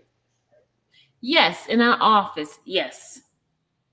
And at that point, can the married couple get a copy of the marriage certificate? Yes. And how would they go about doing that? They would pay a fee of $15. Now, if a member of the public, so not a married couple at issue here, wanted a copy of the documents related to the marriage, so we talked about 3 documents now. We talked about the application, we talked about the marriage license, and the certificate of marriage. If a member of the public wanted to get a copy of those documents, could they? A certification copy? Yes. How would they do that? They will come in, present their ID, and a $15 fee. I'm sorry, I may have confused you with my question. So I'm not talking about the married couple. I'm talking about the member of the public who is not married, not the married couple. Can they get access to a married couple's application, marriage license, or certification of marriage? They can get a copy of the certificate of marriage. A member of the public, is that what I'm asking? Is what I'm asking. Yes. Yes. Okay. And how would they go about doing that? They will come in and see one of the information to search a marriage. Okay, we'll get back to that in a moment. So, Your Honor, at this point, I would like to move to admit the certified record pursuant the Federal Rule of Evidence 9024, Government Exhibit 803A, 803B, and 803C. Any objections? May I see the documents? Certainly. No objection, Your Honor. That is in evidence and you can publish it. Thank you, Your Honor. So, Ms. Harris, I would like you to take a moment and look at the documents. Are you familiar with these documents? Hold on a second. Somebody's coming in. Sorry. I had to go back. Yes. And prior to testifying here today, did you have any opportunity to review these documents? Yes. So I'd like to turn your attention to Government's Exhibit 803A. Can you explain to the juror what we're looking at here? Application of marriage. Okay. Keep your voice up a little. Keep your voice up a little. Application of marriage. You don't have to holler, but thank you. Yes. And does Government Exhibit 803 reflect the names of the applicants seeking a marriage license? Yes. And I'm so sorry to laugh. Okay. And I want to direct my attention to the top portion here where my pen is. Do you see that there? Yes. Yes. Where'd she go? So, can you tell me what the name of the groom is in the application? Until she come back, I guess. Robert S. Kelly. Damn. Your thing Does the is- groom? I can hear the echo. Oh, I'll be putting it on pause. Does the groom area of information also include a date of birth? Yes. What's that date of birth? January, I can't hardly read it. January 8th, 1967? Okay, so does it also include an address? Yes. And does the address say 195 North Harbor, Chicago, Cook County, Illinois? Yes. Is there also an age indicated? Yes. And what does that say? 27. Do you see here, just to the right of the age, 2 boxes over, where it says Social Security number? Do you see that there? Yes. And there are a series of zeros listed. Yes. What, if anything, does that indicate? Optional. And what do you mean by optional? They could either give the Social Security number or not. Okay, so did the individual provide here? Did Robert S. Kelly provide his Social Security number? Nope. Okay, so moving to the next entry to the right, over to the right, it says occupation. Yes. She's back. Okay, there she go. We're at number 10. She said she'll do Farinella. Okay. Okay, and what's the occupation listed there? Singer. All right, so now moving on down one row. Do you see where it says father's name? Yes. And it says legally omitted, correct? Yes. So what does that mean? The father's name was not given. Okay, and one box below that where it says mother's maiden name, do you see that there? Yes. What's listed there? Mother's name, Joanne Kelly. Okay, and in the address box to the right of that, does it say deceased? Yes. So the information that we've just gone through here with respect to the groom's name, address, and date of birth, how is that information generated? Generated off the ID. Okay, so the identification provided by the groom. Yes. Okay, so I'd like to now your attention on a little further down in the section that says bride. Yes. Okay, do you see that there? Yes. What name is listed for the bride's name? Do you see that where my pen is? Yes. Okay, so what does it say?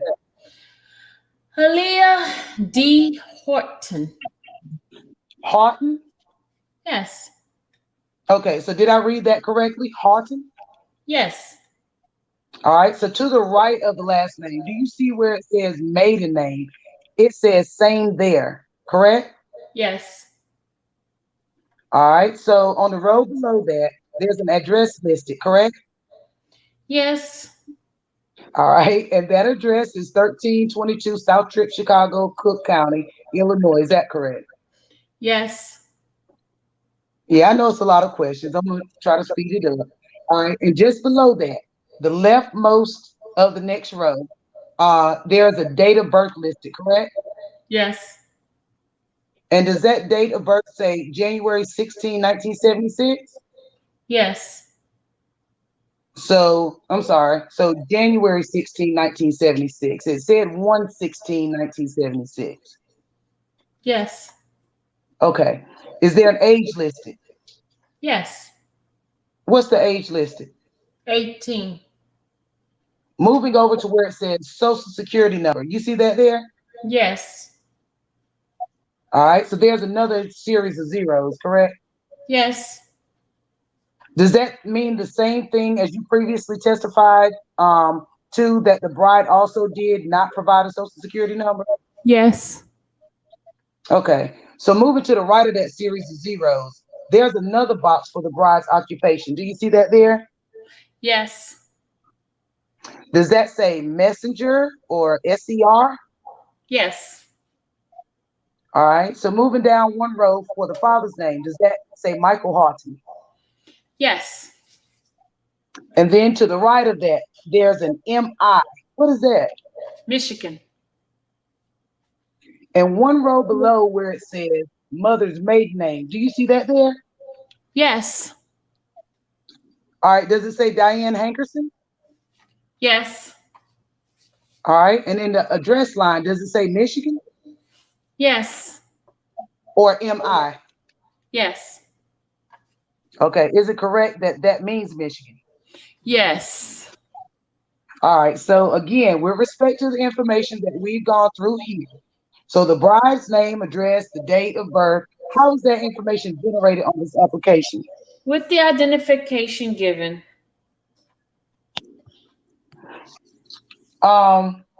So you testified earlier that identification is necessary to obtain a marriage license, correct? Yes.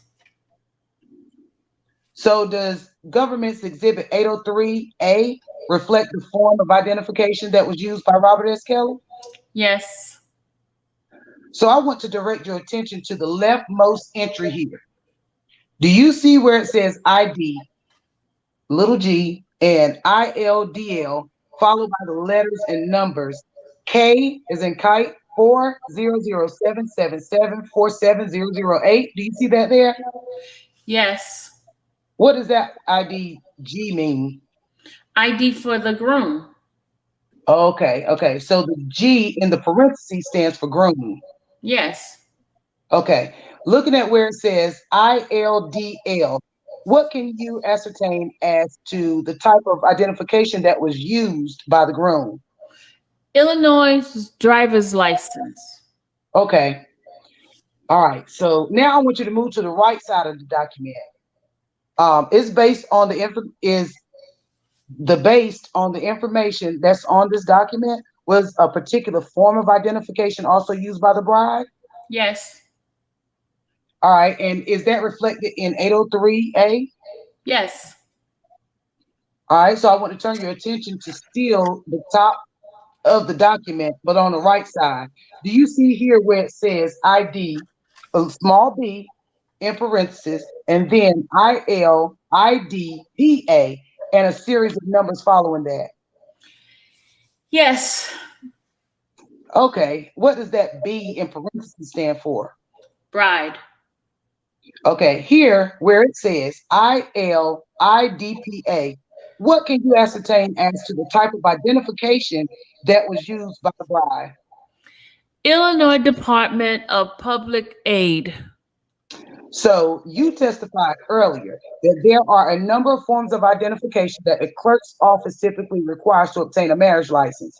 I believe when you listed those things, a public aid identification card was not included in that list, correct? Yes. Is a public aid ID card one of the forms of identification that would generally be accepted as an ID to get a marriage license? No. So who makes the ultimate decision when applicants come in as to what form of ID to accept when the applicants are looking to get a large license? The clerk. Oh, and is that the clerk who handles the application for the bride and the groom? Yes. Now, were the applicants here, Robert Kelly and Aaliyah Houghton, were they required to sign the application? Yes. And do we see those signatures on this document? Yes. So I'm going to point your attention here where it says affidavit. And do you see where my pen is here? Yes. Does that signature say Robert S. Kelly? Yes. All right. And moving to the right of that where it says bride, is that the signature of Aaliyah Houghton? Yes. Or does it reflect to be the signature of Aaliyah Houghton? Yes. Just below those signatures, do you see a signature here that says David D. Orr? Yes. Who is David D. Orr? He was the clerk for the Cook County Clerk office at the time. Okay, there was another signature to the right of David D. Orr. Whose signature would that be? The clerk that created the application. Okay, so does this application reflect the date that the application was created on? Yes. Okay, and what's that date? I can't hardly see it. Sorry, say August 30, well, excuse me, 8/30/1994. Yes. Now, looking at this document, 803A, do you see this other date where, this other date here where it says 08/31/1994? Yes. Is this the effective on date? Yes. So does that mean that August 31st, 9/1/194 is the date that the marriage license will be effective? Yes. So as you previously testified, the applicants, once they obtain their marriage license, they would have to wait until August 31st in order to be married. Yes. So you explained to the jury earlier that after submitting the application, that it's a general matter of marriage license. Okay, so submitting an application that it's a general matter, a marriage license is then issued. Based on your review of the document, was a marriage license issued for Robert Kelly and Aaliyah Houghton? Yes. I'm directing your attention to Government's Exhibit 803B. Can you explain to the jurors what we're looking at here? A marriage license. And how is this information on the marriage license generated? From the application. Okay. So taking a look at the document here, do you see here the name Robert S. Kelly? Yes. And it says Robert S. Kelly of Chicago in the county of Cook and the state of Illinois of the age of 27 years. Did I read that portion correctly? Yes. And Aaliyah D. Houghton of Chicago in the county of Cook and the state of Illinois at the age of 18 years. Did I read that correctly as well? Yes. How long after applicants fill out marriage application is the marriage license generated? Applicants? Yeah, so the applicants fill out the application or have an application generated, correct? How long after that is a marriage license generated? Once the officiant marries them. Okay, so I'm going to go back up for a second. So we have an application. Mm-hmm. And the couple fills out an application. Yes. Okay, and then I believe you testified that the Cook County Clerk's office then generates a marriage license, correct? Yes. How much time passes between when they filled out the application and when the licensed marriage is generated? Sorry? That's okay. It comes right after? It comes out right after. Oh, okay. So approximately how long?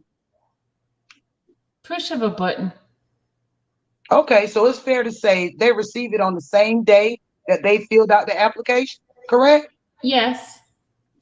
All right, now looking at the government's exhibit 803B here, what portion of the marriage license is generated by the clerk's office? The top portion. Okay, so is that the typewritten portion at the top half of the marriage license? Yes. So looking at the middle area of the marriage license here on government exhibit 803B, what's the date that the marriage license was issued? August 30th, 1994.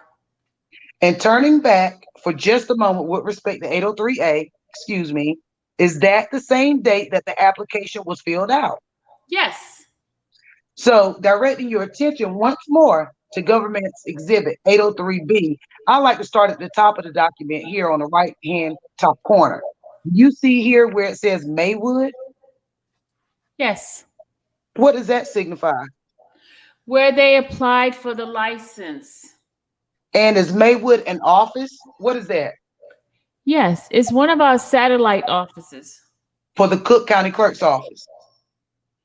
Yes, it is. Okay, and just below that, it's number, and then the numbers 9428588. What is that? Marriage license generated that day. So that's the marriage license number? Yes. Okay, and here we see what says return date and then September 6, 1994. What's that date? That's the day it was returned back to our office. So that return date there, that September 6, 1994, would that date have to occur before or after the couple gets married? After. I'd now like to turn your attention to the bottom third of the government's exhibit 803B. This information here, who is required to fill out that information? The officiant. Okay, so, okay, so the handwriting here is filled out by the officiant. What's an officiant? Pastor, minister, elder. Okay, so the person who presides over the marriage ceremony, basically. Yes. Okay, so looking at government's exhibit 803B, where it says print name of person officiating, what does that say there? Nathan J. Edmond. All right, and to the right of that, does it say Elder Nathan J. Edmond Sr.? Yes. And it says below that, hereby certified that Robert S. Kelly and Aaliyah D. Houghton were united in marriage by me at 6501 North Mannheim Road, Rosemont, Illinois, the county of Cook and state of Illinois on the 31st day of August, 1994. Do you see that there? Yes. All right, so is there a signature there that reads Nathan J. Edmond? Yes. And then address below that says 8515 South Indiana Avenue, Chicago, Illinois, 600619. 60619. Okay, and that address, is that the officiant's address? Yes. Okay, and the address above that where it says, were united in marriage by me at 6501 North Mannheim Road in Rosemont, Illinois. What address is that? Where the marriage took place. All right, so now I want to turn your attention to the government's exhibit 803C. Can you explain to the jurors what government's exhibit 803C is? Certification of marriage. How was the information on the certification of marriage generated? Generated off the marriage license. Okay, so I like to first start from the top of the document where it says license number. Do you see that there? Yes. Okay, it reads M as in Mary 199-494-28588. Do you see that number?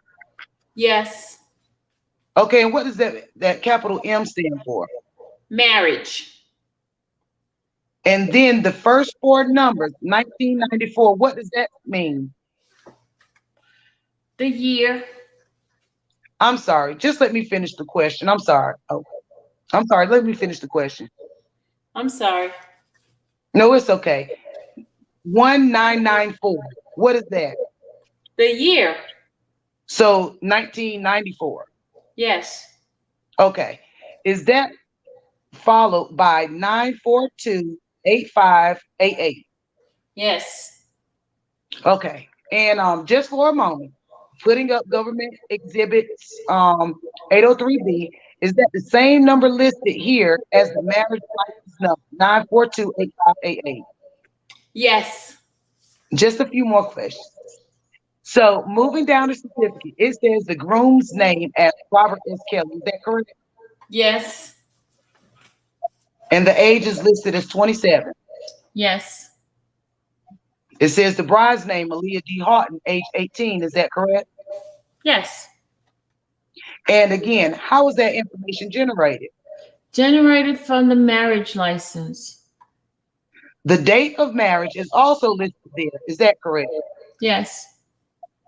It says August 31, 1994. Is that correct? Yes. Well, how is the date generated? From the marriage license. All right. And when it's generated on the marriage license, and when you say generate from the marriage license, turning your attention back to 803B, the dates of the marriage, where was that located? The lower part is the efficient box. Okay, so that's that handwritten date here where it says the 31st day of August, 1994. Yes. So who fills this portion out? The efficient. Okay. So continuing down these certificate, continuing down this certification of marriage, it says, were united in marriage in the county of Cook and state of Illinois in a religious ceremony by Nathan J. Eddy. Did I read that correctly? Yes. And then it says the officiant title, elder at site of ceremony, Rosemont, Illinois. Did I read that correctly as well? Yes. Okay. And again, how is that information generated? From the marriage license. Okay. And from the handwritten portion that's filled out by the officiant. Yeah. Oh, I'm sorry. Generated from the marriage license. Okay. It's generated from the marriage license, and it would be from the handwritten portion that's filled out by the officiant, correct? Yes. Okay. And just below that, it says date recorded, September 6, 1994. Do you see that? Yes. Okay. And just below that, it says date. Oh, I'm sorry. What does that mean? The date it was returned and recorded. What was returned and recorded? The marriage license. Okay. And we see here just below that, it says application date, August 30th, 1994. Is that correct? Yes. All right. And I will put up 803A for a moment. Is that the same date as the date on the application? Yes. Can you explain to the jurors when a marriage is considered official? Once we put it in our system. And so, when you put it in your system, is that the certificate of marriage? Yes. Okay, so once the certificate of marriage is issued, that's when the marriage is official. No, sorry. Once we receive the marriage license back, then we enter the marriage license to generate a certificate. Okay, so now I want to go back for a moment with respect to the documents we see here. If someone other than Robert S. Kelly or Aaliyah Houghton wanted to get either the certificate of marriage, the marriage license, or the marriage application, what, if anything, would they have to do? Other than the bride and groom? Other than the bride and groom. The certificate, they would come and search for a certificate. Well, what about the application? Application? No. They couldn't get a copy of the application? No. A member of the public couldn't get a copy of the application, correct? No. So based on the marriage certificate issued for Robert Kelly and Aaliyah Houghton, what was their marital status as of the date of this certificate of marriage? The government 803C. You say who? The groom, Robert S. Kelly, and Aaliyah D. Houghton. Once the certificate of marriage was issued, what was their marital status? They're married. To each other? Yes. Nothing further, Your Honor.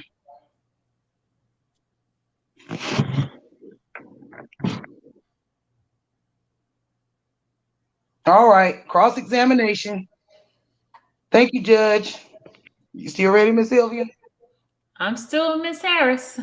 All right. Good afternoon, Miss Harris. Hi. Miss Harris, I just have a couple of quick questions.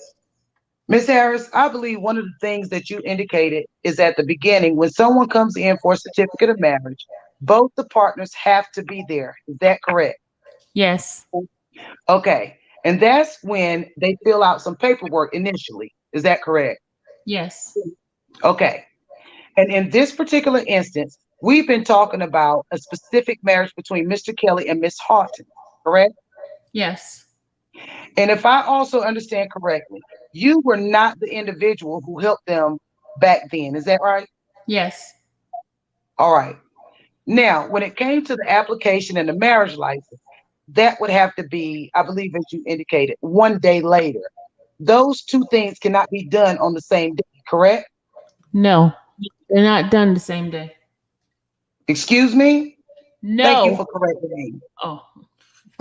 Excuse me. Thank you for correcting me. Those two things are done on the same thing. But then the next day, you have to wait 24 hours for something, correct? Yes. Okay. What do you have to wait 24 hours for?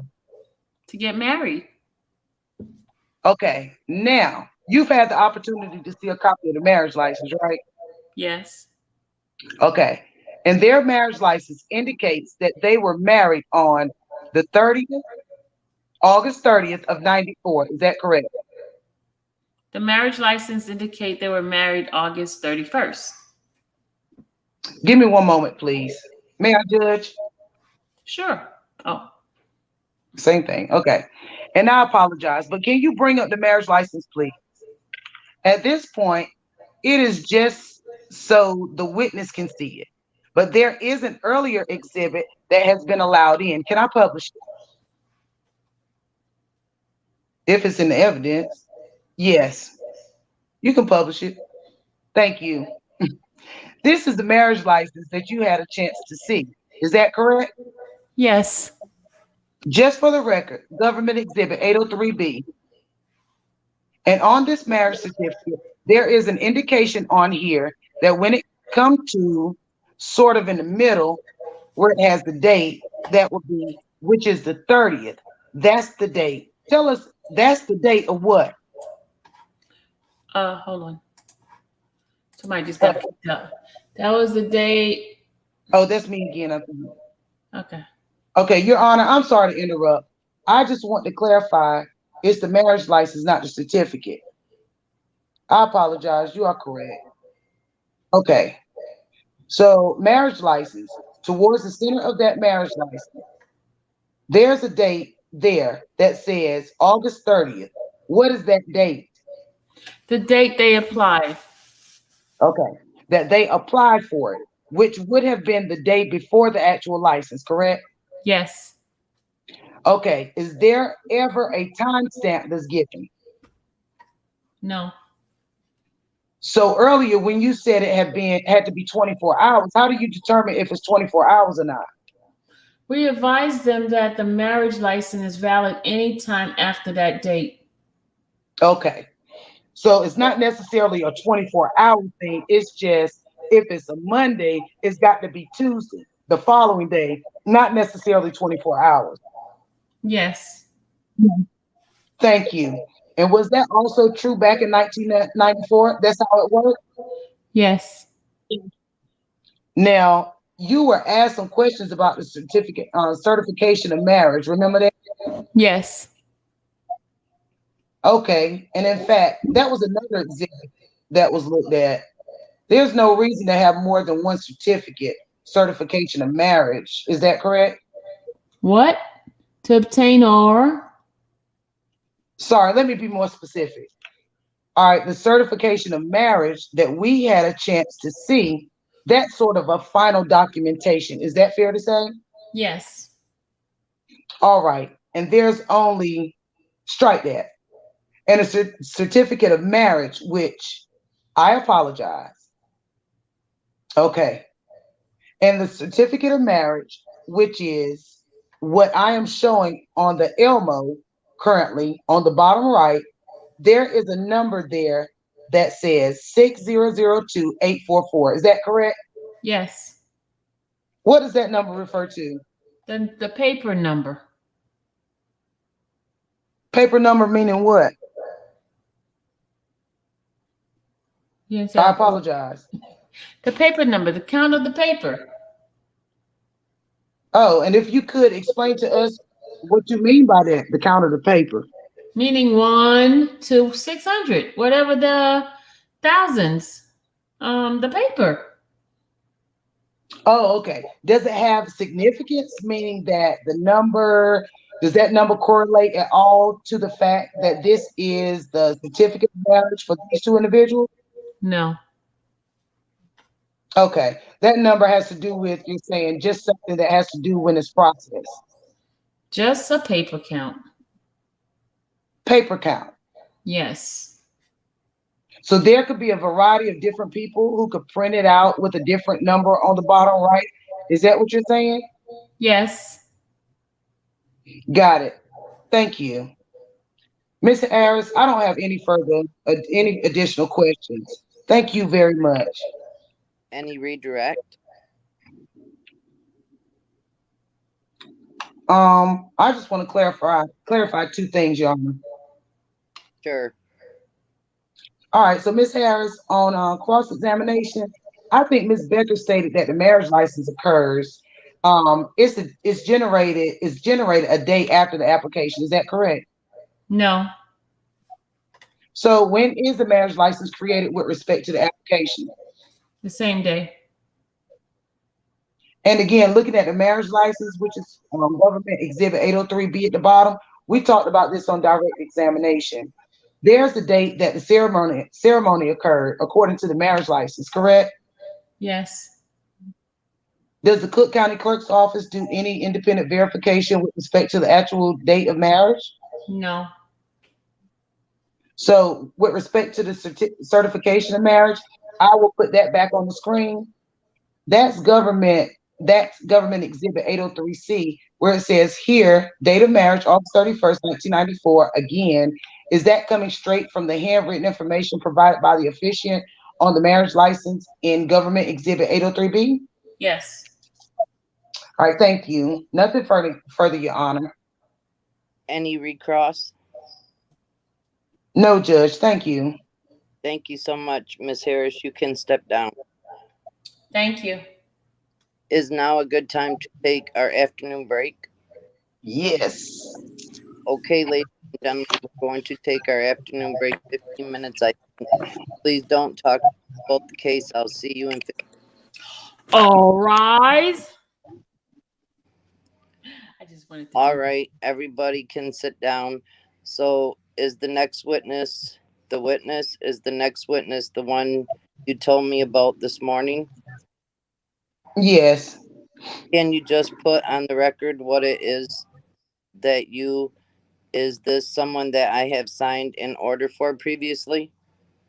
Your Honor, you haven't signed an order for, but there is an order that's dated October 22nd, 2019. As Ms. Geddes mentioned this morning, we anticipate the witness will assert his Fifth Amendment privilege, and the government is prepared to offer immunity if that occurs.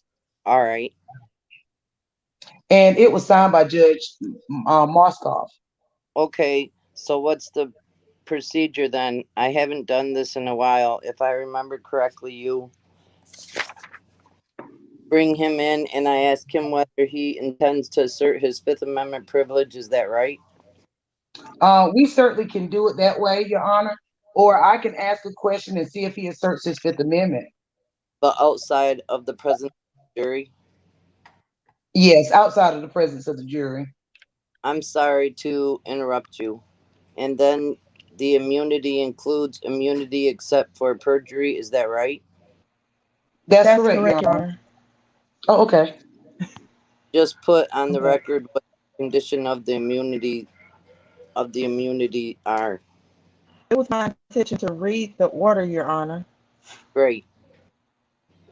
So I will ask. I think the simplest thing, Your Honor, is when the witness comes in, if you would like to ask the witness if they intend to assert his Fifth Amendment privilege. Okay, who is the witness? His name is Demetrius Smith. Assuming he does, he is going to have an attorney here as well. That's correct. Anything else that you want to put on the record about this? Nothing further from the government. I am I simply simply, here we go. Go playing. ahead. I'm sorry. The No, you're dogs are. fine. I simply plan to ask him if he intends to invoke his Fifth Amendment privilege, and then if he says yes, I will tell him that you are going to read the order then. That's correct. And then he will no longer have a privilege to invoke, and I will advise him of that. Thank you, Your Honor. Anything from the defense on his subject? No, Your Honor. All right, so why don't we take our break and then we'll handle this in about 10 minutes, okay? All rise. Everybody can sit down. All right, shall we bring the witness? I'm sorry, Miss Cruz Melendez. Can you tell me his name again? Demetrius Smith, Your Honor. Okay, and I take it his lawyer is with him? Yes. Who is his counsel? Can we pause? Susan Marcus. Please remain standing. Hold on, guys. Let's get Demetrius, you here? Yes. Yeah, that's all. All right, everybody's here in place, right? Kanik, Demetrius. Kanik is here. Okay, I just want to make sure everybody's here so we can start reading it. Okay. Okay, who's Becker this time? Huh? Who's Becker, just in case she comes up? She's not Becca right now. Becca's not gonna come in. Okay. Mm. All right, I'll just follow in with her. Oh well, you could be when if she comes in and say object, whatever. Okay. All right, y'all, you ready? This is gonna be the good one here, y'all. Do you still want me to be the court, or do you want me? Yes, I want you to be the court. You Okay. sound good because I don't feel like doing it. All right, we're ready, guys. Here we go. All set. Miss, right. do you want to stand next to the witness? Is that helpful? Uh-oh. Susan Marcus. Sure. Please remain. Please remain standing.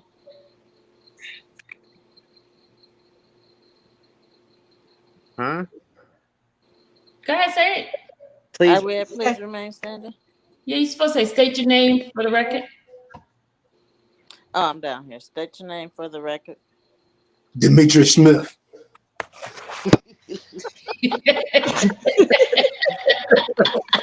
Oh my goodness. Oh, this is gonna be good. I can't. This is gonna be good. Oh my God. It's about to go Okay. down. Here we go, y'all. Here we I go. was not expecting that one. The call by the government having been sworn was examined and testify as follows. Mr. Smith, just have a seat. There is a microphone right there to ask you a couple of questions. I'm told if you are called to testify, you plan to assert your Fifth Amendment privilege against your self-incrimination. Is this true? Yes. I don't want to be here, period. I can't hear what you're saying. Yes. Miss Cruz Melendez. Your Honor, the government would like to now read into the record in order to sign for the judge Moscow dated October 22nd, 2019.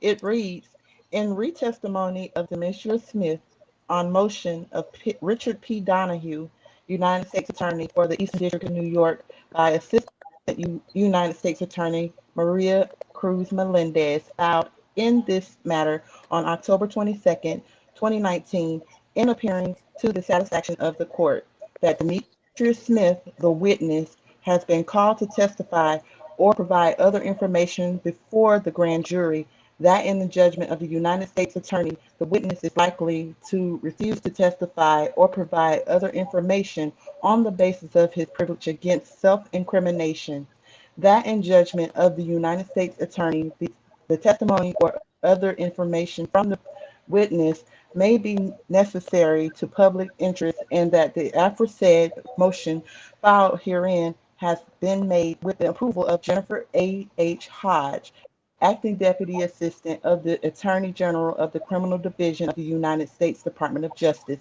pursuant the authority vested in her Title 18 U.S. United States Code Section 6003B and Title 28 Code of Federal Regulations Section 0.175A. Now, therefore, it is ordered pursuant to the Title 18 United States Code Section 6002 and 6003 that the witness give testimony or provide other information which he refuses to give or to provide on the basis of his privilege against self-incrimination as to all matters about which he may be questioned before the grand jury and in other further proceedings resulting in therefrom or accelerating thereto.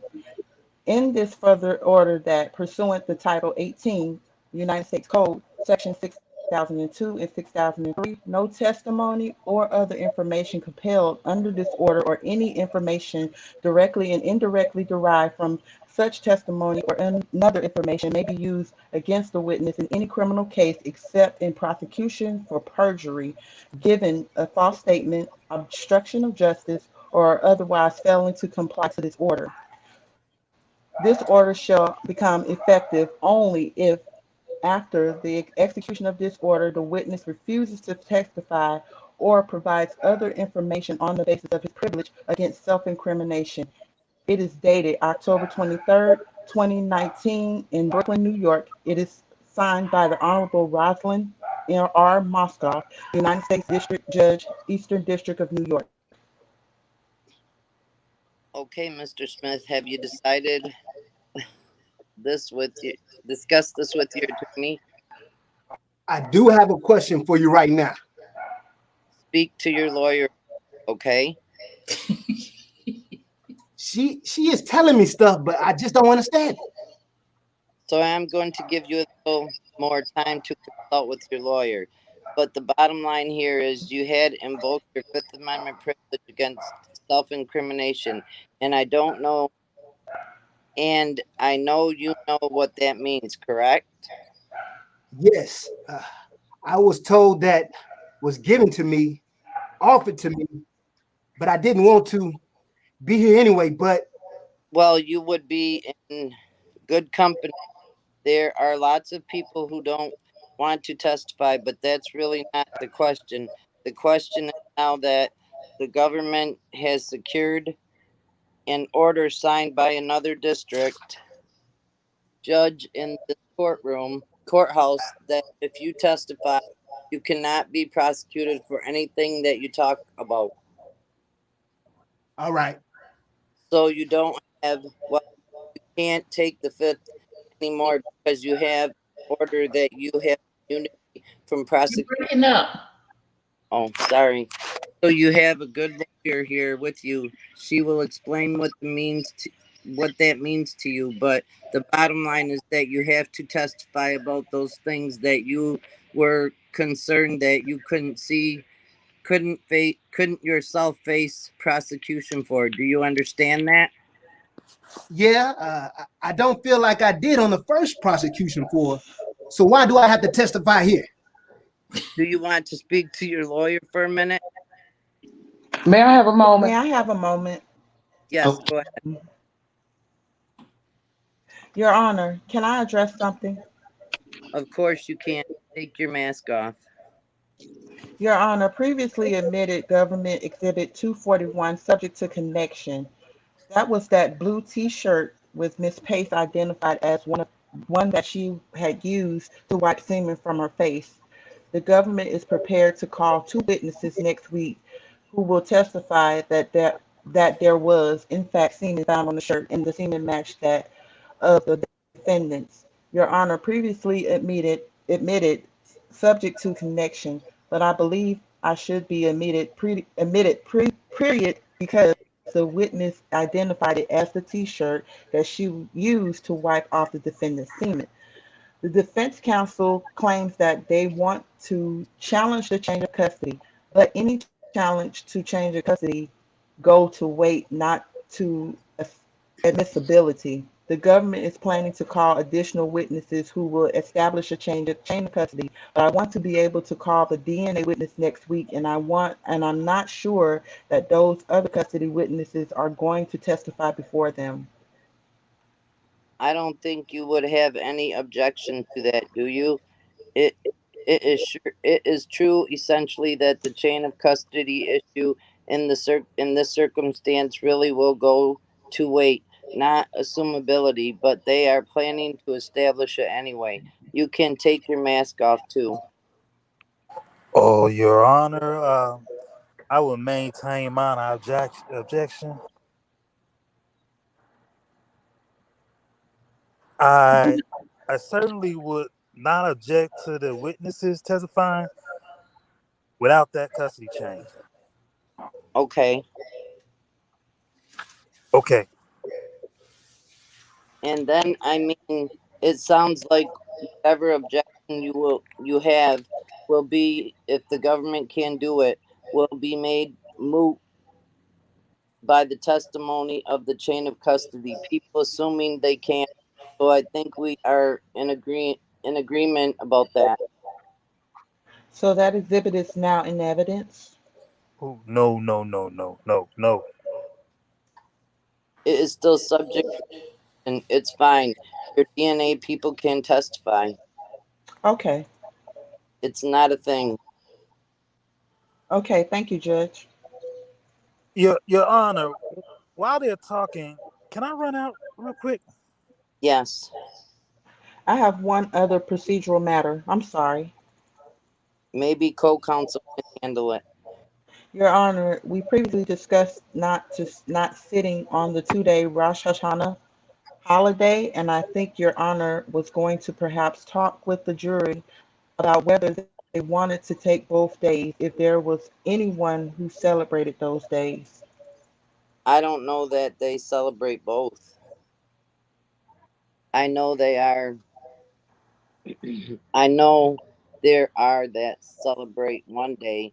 We will find out. Okay. Judge, just for a second, I'm Jewish as well. I do celebrate Rosh Hashanah. We are taking the day off. Okay, I just thought that was the discussion we were having. I think the question is whether we take off 1 or 2 days.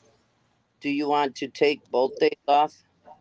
I would, Your Honor, because I have to fly home and come back. All right, that's the plan. That would have been good to know before. When is Rosh Hashanah? The 7th and 8th, Labor Day is Monday, the 6th, and then the 7th and 8th are Tuesday and Wednesday. My understanding, and certainly Ms. Becker can correct me, is the first day is that the first day, the day that celebrates almost by all. The second day is for the most religious individuals. Well, Donnellys generally don't weigh in on things like this. I'm not telling you you have to, but since it is going to be Labor Day before, you're going to have the whole weekend. Can you consider coming back on the Tuesday, assuming the jurors don't want to? It's just it's just that we have a long road ahead of us, and if we can make the most of the time that we have, it all it may all be rendered moot if there is also a juror. I got the idea from Ms. Becker that this was a travel issue rather than an observe, observation issue. Judge, because I hadn't been asked about it before, I wasn't trying to keep anything from you. I know, listen, I have it to inquire of the lawyers what their particular religious ob- observ- ob- observances are, I'm simply trying to keep the trial on schedule.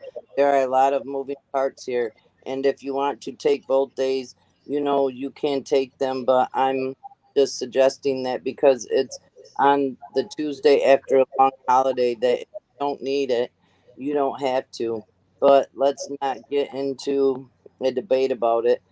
Let's find out from the jurors what they are doing, and we will deal with that issue when we have to deal with it.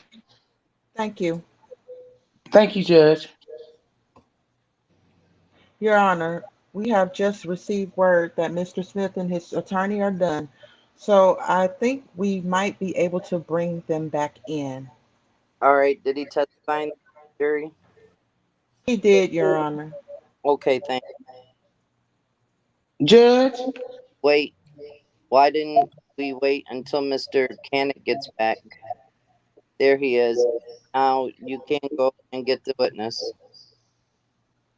Okay, you can take the mask off. I want to make sure the court reporter can hear what you are saying.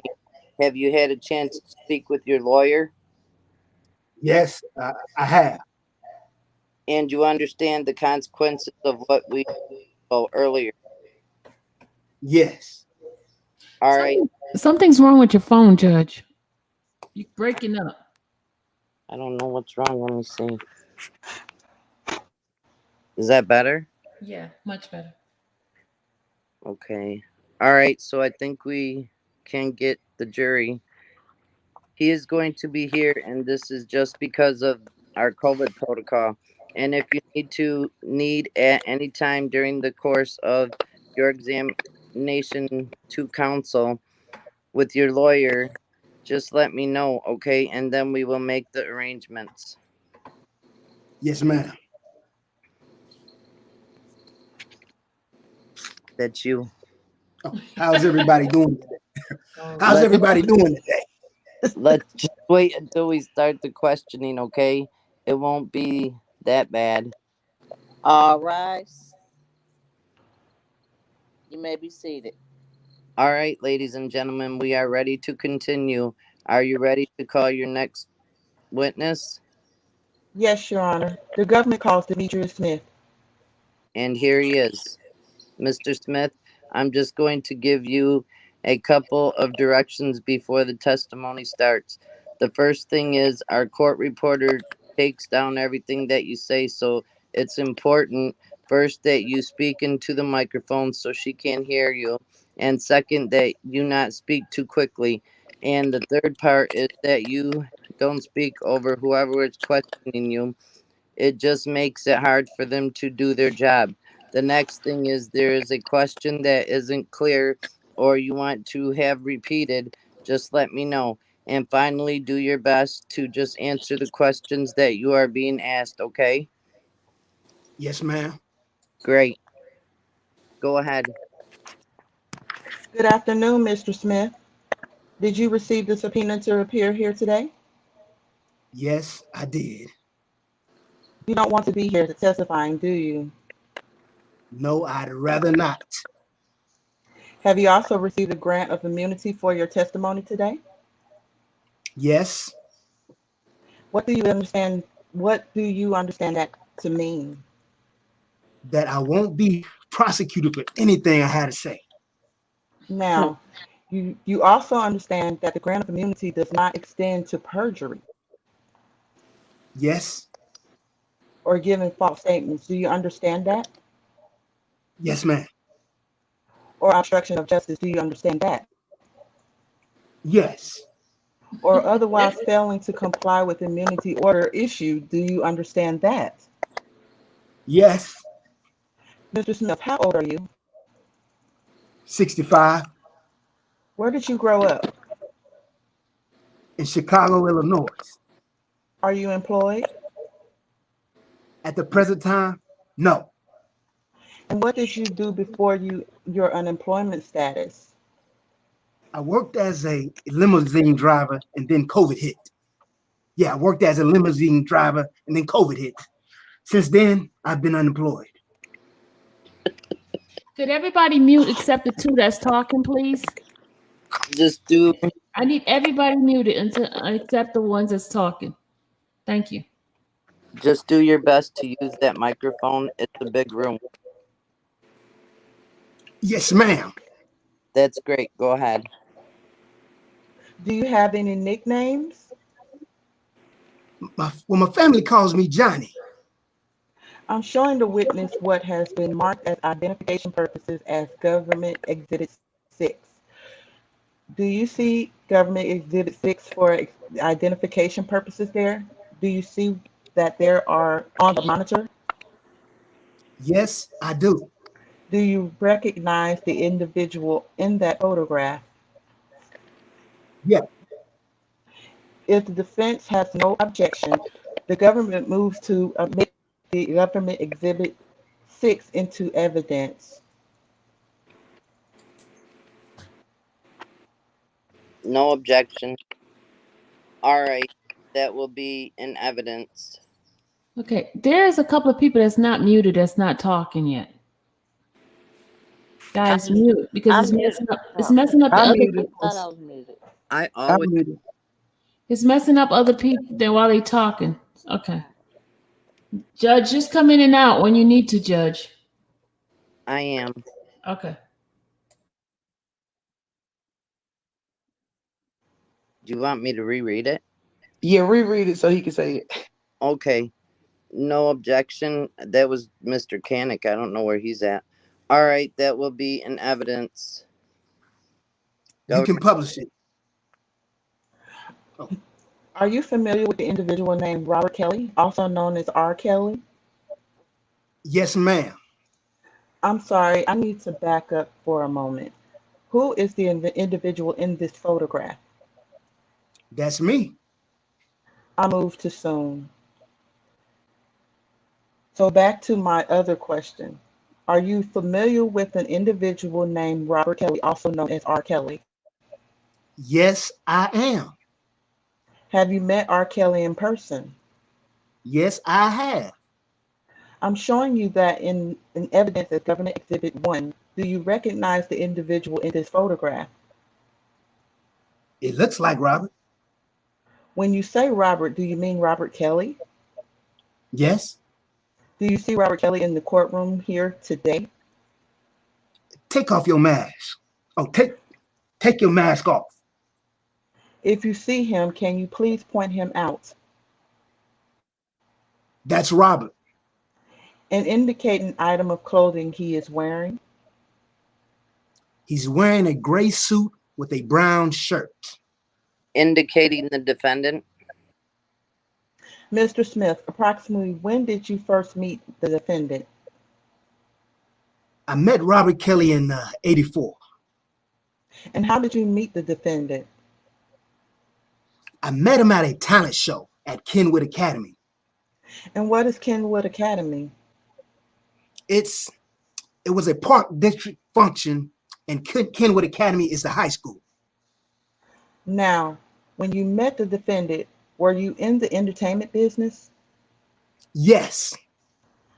What did you do in the entertainment business? I was a singer and I had a band. After meeting the defendant, what, if any, relationship did you have with him? When I met Robert, he was performing. He was a youngster. He was singing original songs, and at the time I was looking for songs for Robert Tolley, and Robert Tolley impressed me, and I had approached him for it. And from that moment, we began working together. And in what capacity did you start working for the defendant? Well, I just assisted him with everything he needed to further his career. And approximately when did you begin working with him? 1984. Remember it like yesterday. Over that total period of time, did you work with the defendant? I worked with Robert from 94 to 96. I think is when we ended. 94, we ended. 84 to 96. 84, 96. What did I say? Oh, I said my bad. You said 94. 94 to 96. I'm sorry. Okay. 84. Oh, 84 to 96. I'm sorry. I went back again, pretty much 96, it all ended. Would it be fair to say that you took some breaks from your employment with the defendant? A couple, yes. Yes. Now, during the periods of these breaks that you mentioned, did you maintain contact with the defendant? Well, we ran back into each other. As far as me calling him on a regular basis, in the beginning, no. We got separated again. You know, I went to prison at one time. Now, you have mentioned that you had almost immediately began working for the defendant. Mm-hmm. What was your title and how would you describe yourself? Well, in the beginning, I would, you know, I would say I just wanted to be somebody that he could look up to, that he could help. But as time developed, I was like a personal assistant to him. And what were your responsibilities as his personal assistant? Again, just seeing to it that he got things that he needed to further his career. I mean, I just wanted him to be comfortable, to write.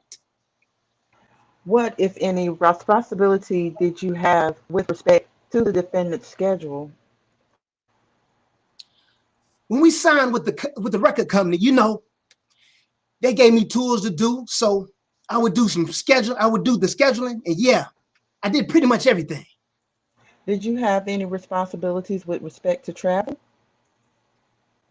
I did scheduling including traveling. He needed something to get something to his family or something, I would do that, you know? Now, were you paid when you were were you paid you were the defendant's personal assistant? Well, in the beginning, there was no money. And as time went on, I was paid. And how were you paid as time went on? I was paid in check. Prior to being paid in check, did you have any other, what was the agreement in terms of how much you would get paid? In the beginning, me and Robert, we've always discussed 5%. That was with me, him and former manager Chuck Smith, and we discussed 5%. And pretty much Robert, in the beginning, he would make money in the subways, you know? He'll make his money. He'll give me 5%, which was a little bit. Now, when you were working with the defendant, did you have any opportunity to meet people in the defendant's inner circle? Yes, I did. Who did you meet? I met his buddies. And who are they? They had... Your Honor, I'm going to object for relevance. Overruled. You can answer. Well, I met his buddies. I met his family. I met his brother. I met his, brothers. I met his sisters, his mom, his buddy Larry, Tori. Do you remember Larry's last name? Larry, we don't, if I may say, Sir? If I may ask. Oh, you want to speak to your counsel? Yes.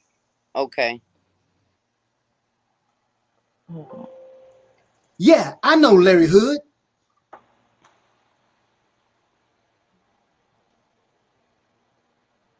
And the other names, do you recall, are the people you met while working with the defendant?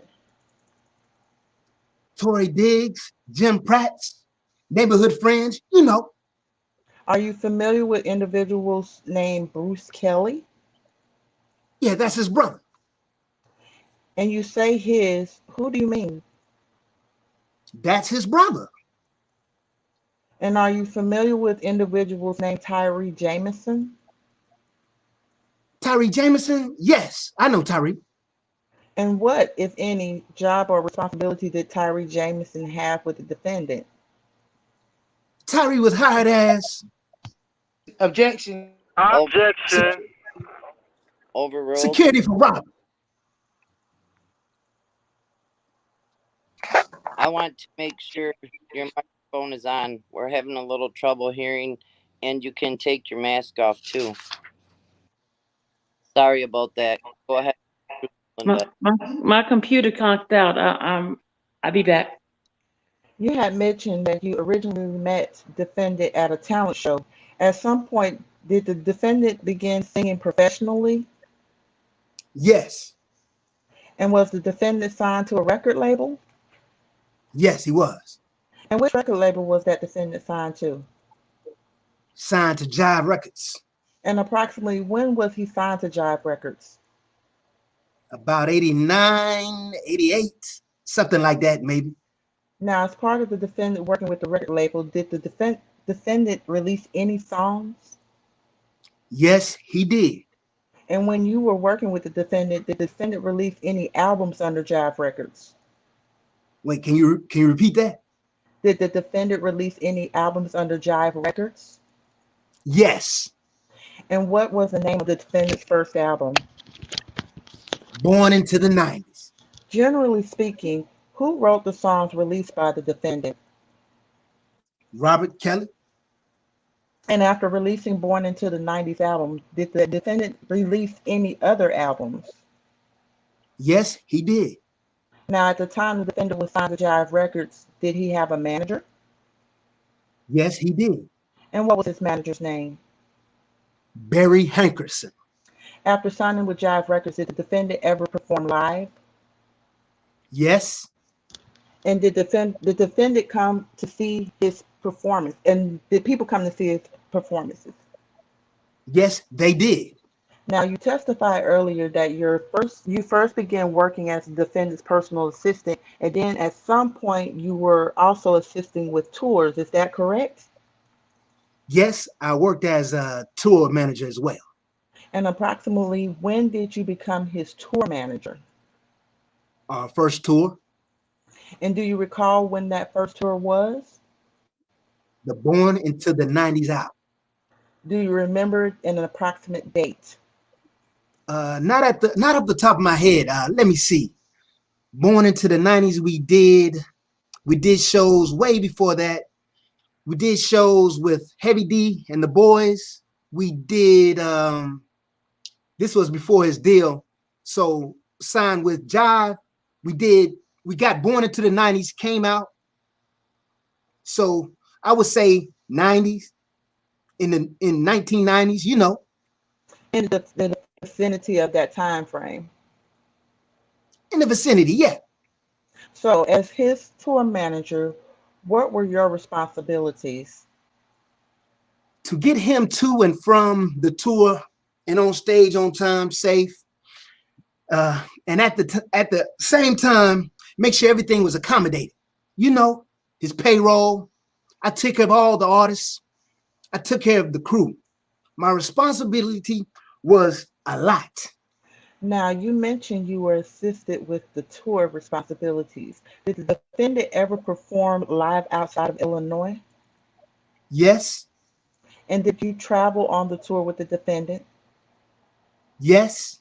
What locations do you recall traveling to with the defendant on tour? We did tours over down south. We had tours all over the states. We went overseas. We did a lot of tours. We covered a lot of ground. Are you familiar with the individual named Javante? Yes, I remember that I remember Javante. And did Javante ever travel on tour with you and the defendant? One time I remember, yes. And what, if any, role did Javante have with respect to the defendant's tour? The whole didn't have, she didn't have a role. They were just like little singers. They were singers, and he wanted them to see what it was like on the road and watch other acts that were out there as well. So you testified that you traveled on tour with the defendant outside of Illinois around the country? Yes. Did people come to see the defendant perform when he performed outside of Illinois on tour? Yes. And when the defendant performed live at shows, did any other musicians perform any of those shows? Yes. Earlier, you also testified that the defendant generally wrote his songs. Did the defendant ever write or produce any songs for other musical artists? Yes, he did. And did the defendant ever collaborate on music projects with other artists? Yes, he did. Are you familiar with the individual Aaliyah Houghton? Yes, I'm familiar with Leah. Did you ever meet Aaliyah Houghton in person? Yes, I did. I'm showing just the witness what been marked as an individual purpose of the government's Exhibit 54. Mr. Smith, do you recognize the individual in this photograph? Yes. And do you recognize it to be? That's Aaliyah. Your Honor, if there is no objection to this for this defense, the government moves to admit Government Exhibit 54. No objection, Your Honor.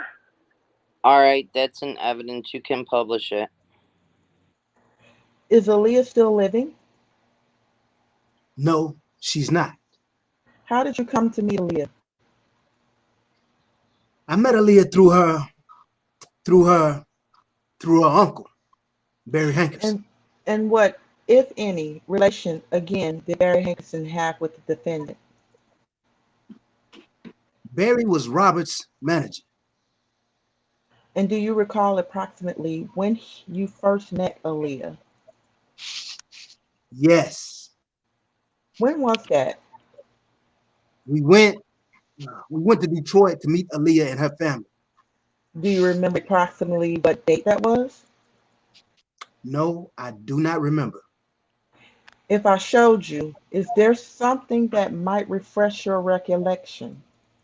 Mm-hmm. May I approach, Your Honor? Yes. Fall of 92.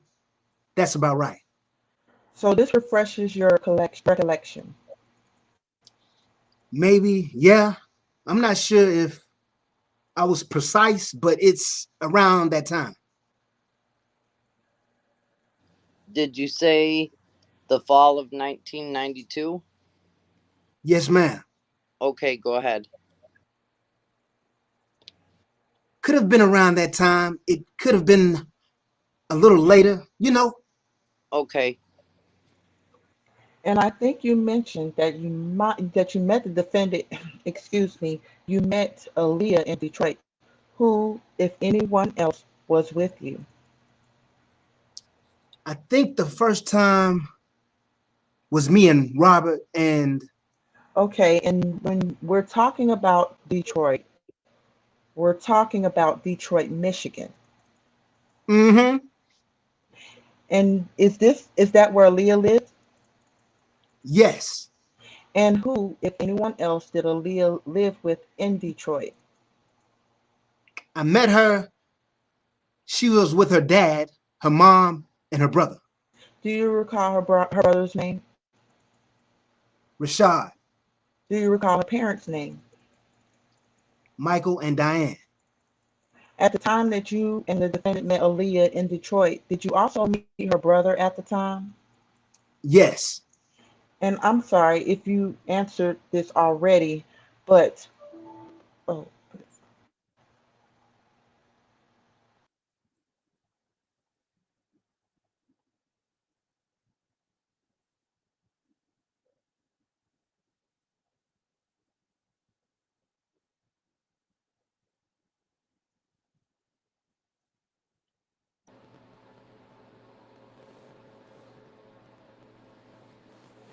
Hello.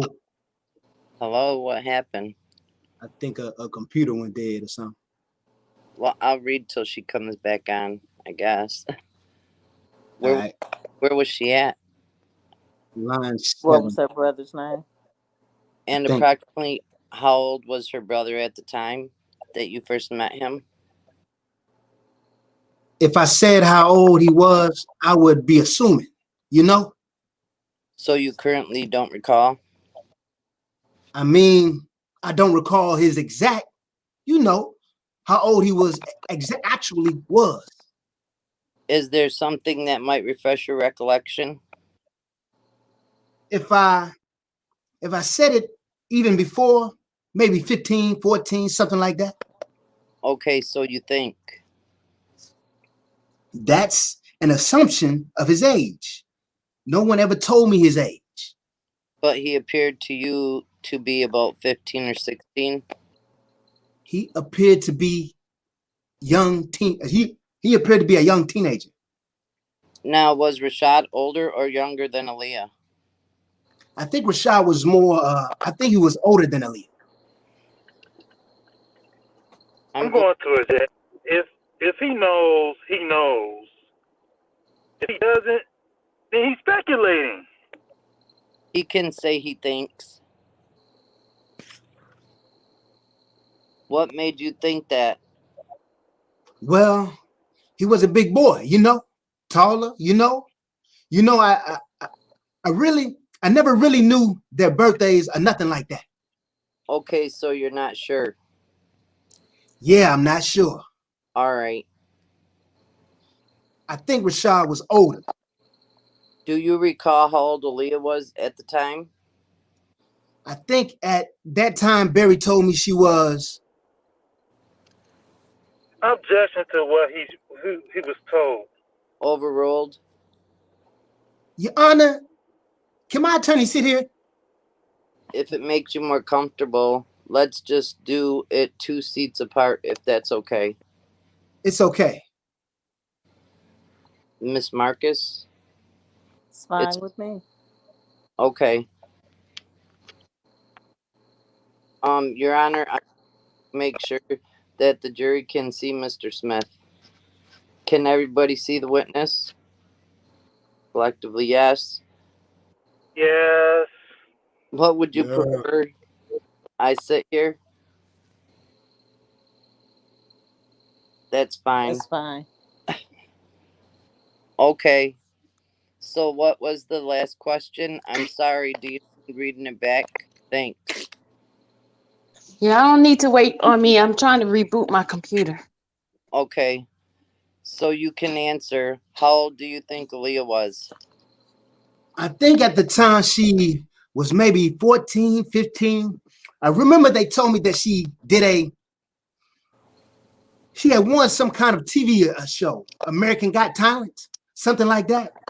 Back in the day, she was about 13, 14. Yeah. Where were you and the defendant when you met Aaliyah? We were at her house with her mom and dad. Why were you and the defendant in Detroit? Barry wanted he wanted Robert to meet Aaliyah because she had talent, and he wanted to see if Robert, see if Robert thought she had something. And where had the two of you and the defendant, where had you traveled from? Chicago. And did you travel together to go to Detroit? Yes. How did you get there? I think we drove. I mean, if we got there, we drove, So from Detroit, Chicago, yeah. We drove. Can you explain to the jury what happened when the defendant first met Aaliyah? I'm going to object, Your Honor. Again, I can't hear. It's on. I know, but I guess I'm getting old. Well, join the club. I'm going to object to form. Okay, the objection is overruled. Go ahead. Mr. Smith, can you please explain to the jury what happened when you and the defendant met Aaliyah? When we first met Aaliyah, first of all, her mom and her dad were just special, It was like walking into the Cosby's house, Bill Cosby, Felicia Rashad, and that's how the family greeted us. You have to speak into the microphone. That's how. That's how the family. Oh. That's how the family greeted us. It was open. It was warm. It was just a good place to be at that time. And Robert and Aaliyah was kind of shy when he asked her to sing. So Robert went to the piano. And he'll play something and that relaxed everybody. And he'll have Aaliyah do something very special, and it brought her voice out, and we started to hear something angelic, some angelic stuff out of her, and it was like a special time. So Aaliyah sang? Okay, you're back? She's not, I don't think, but I'll go ahead. I'm back. You're back? Yes. Go ahead. All right. So Aaliyah sang? Yes, she did. For you or the defendant? Yes. And what, if anything, did the defendant say about Aaliyah singing after Aaliyah sang for you and the defendant? Thought she had something special. Barry asked him, "What do you think?" And he thought she had something special. During your trip to Detroit with the defendant, did you and the defendant spend any additional time with a member of Aaliyah's family? We went to play basketball with Rashad. We played with her uncle, Joe Mo Hankerson. We played with Tommy Turns, and we went out and had fun, And how long were you and the defendant in Detroit for that trip? Maybe a day or two. Now, you testified that Barry Hankerson had wanted the defendant to hear Aaliyah sing. Yes. At some point, did the defendant begin working with Aaliyah on her music? Later. And once he began working with Aaliyah, the defendant began working with Aaliyah on her music. What, if anything, did the defendant do with Aaliyah with respect to her music? I mean, he wrote his songs. Did Aaliyah put out albums? Yes, she did. And who wrote that album? Robert Kelly wrote her first album. And what was the name of her first album? Age Ain't Nothing But a Number.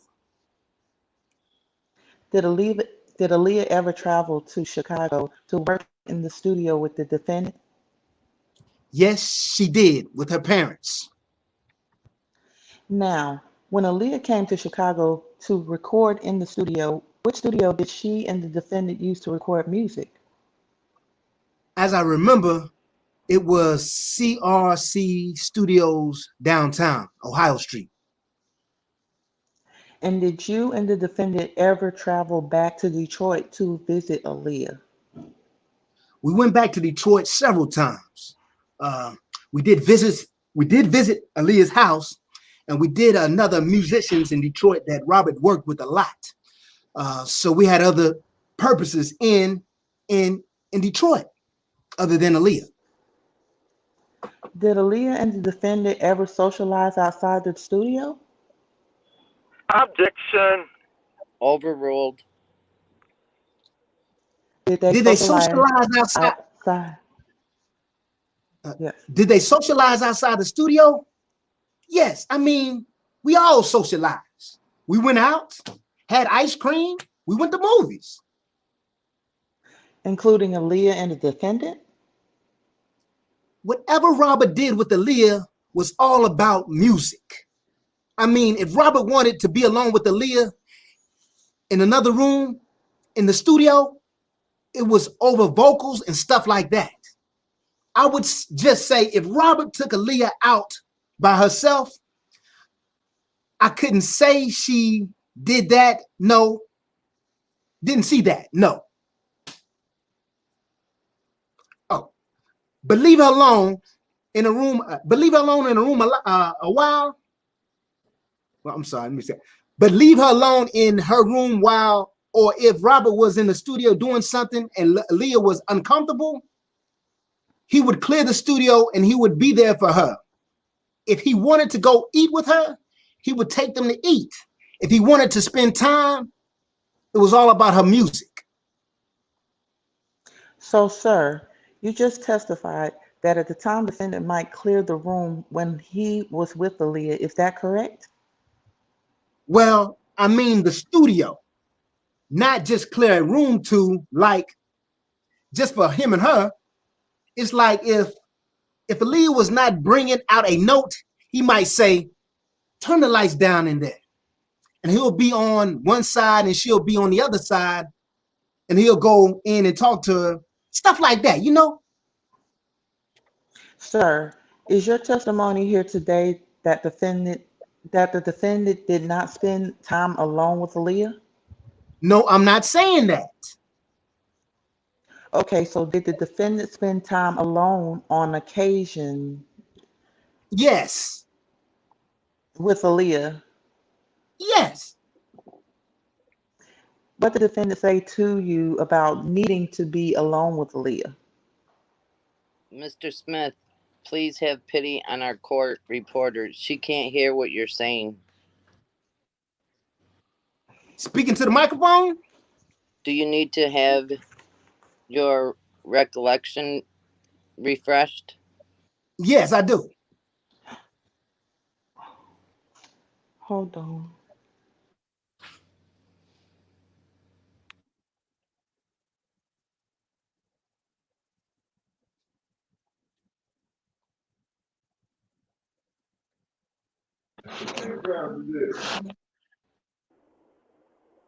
Are we here? Is she still there? Your Your Honor? Honor, may I approach? I'm sorry. Yes. Yes. So what, if anything, did the defendant say to you about needing to spend time alone with Aaliyah? To work on her vocals, as it says in there, that he would say he need to spend time with her to work on her vocals. In other words, I'm always under him. So go get something, go get you something to eat. In a private setting, is that correct? A private setting in the studio, wherever we are. It's a studio, yeah. But alone, correct?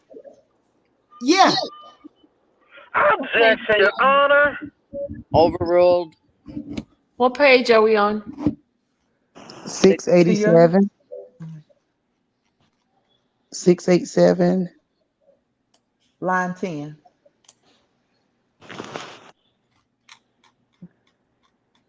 You ready? Mm-hmm. Okay.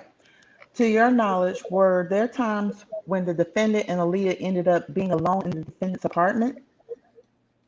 Yes, I would think so, yes. And how long would they spend time alone in his apartment? I mean, her mom would come up with her and they would all sleep, you know, all stay over. And if her mom left out, Robert would be there with her and stuff like that. Sir, my question is,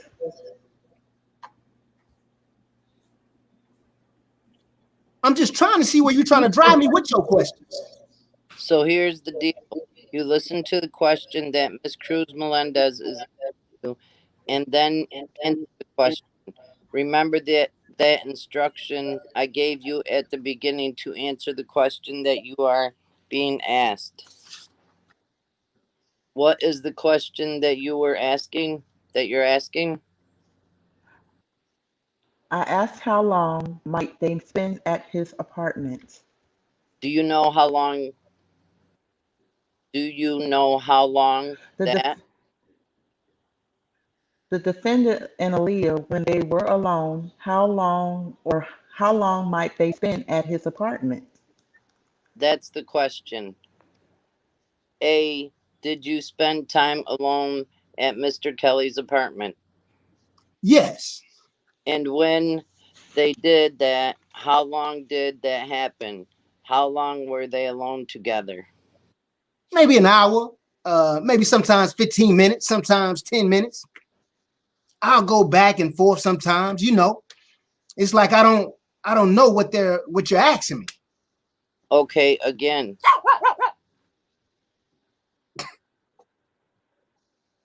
Yes. Listen to the question. I listened to the question. And if you don't understand. I heard the question. I understand the question. Okay, so remember, I also told you at the beginning, if you don't understand the question. I understand the question. You do? Okay. Yeah. So do your best to answer it, all right? Yes, ma'am. Yes, ma'am. Thank you so much. Go ahead. I think you said you mentioned 15 minutes, 10 minutes, but you also said an hour, correct? Maybe an hour, yeah. Did you ever have any conversation with the defendant about his behavior with Aaliyah? Okay, can you ask the question again? Can you ask again, Yes. please? Yes. Did you ever have any conversation, sir? Did you ever have any conversation with the defendant about his behavior with Aaliyah? I've asked Robert at times. I thought that they were, playful. They played a lot. And I thought that at times I was concerned that that it was all playful. Yes. So at times I've asked him, Robert, everything cool with you and Aaliyah, man? And what did you mean by that when you asked the defendant if everything's cool there? I mean, I just thought that they were playful, just over playful, and sometimes. Sir. And I might have to ask him every time, Robert, everything, you ain't messing with Aaliyah or nothing like that, or something like that? Yeah. And he'll say no. He said no. And I believed it. What, if anything, did you see or hear that made you ask the defendant about his behavior with Aaliyah? Being too playful. Just being together and being too playful. That was just like, it was like just being too playful, and Aaliyah was young, and I didn't want people to have the wrong vision of things. Did you raise concerns with the defendant more than one time? A couple of times, maybe. I just don't remember all that, but maybe. Now, I remember that one time. I remember a time I only remember one time actually right now. you had used the phrase you asked the defendant whether or not he was messing with Aaliyah. What did you mean by messing with Aaliyah? Yes, I did ask him that before. I did ask him that. Okay, can you explain to the jury? This was a few years after. Well, what I meant by that was, I just thought they were too playful. I just thought that I didn't assume anything. I don't want to assume anything now. I'm not asking you to assume anything, sir. I'm asking you. What I meant by that. Your Honor, can he be allowed to answer? Well, I think she needs to put the question. So let her finish the question and let him finish the answer, and just listen to the question and answer it. Go ahead. I'm asking you, sir. Okay, I'm asking you, sir, what did you mean by the phrase messing with Aaliyah when you spoke to the defendant about his behavior with Aaliyah? Again, I thought they were kind of too friendly. And by being so friendly, I just wanted to make sure that Robert wasn't messing with Aaliyah. Messing with Aaliyah means flirting, being flirtatious, seducing her. Aaliyah. At some point, did you, in fact, learn that Aaliyah and the defendant were more than friends? Objection. Overruled. Ask again. Did you learn that Aaliyah and the defendant were more than friends? They were more than friends from the very beginning. Aaliyah was a happy spirit. And at times, and at the same time, Robert seemed to be on the same page with Aaliyah in respect to their communication. They just had, and wait, ask again. I'll rephrase my question, sir.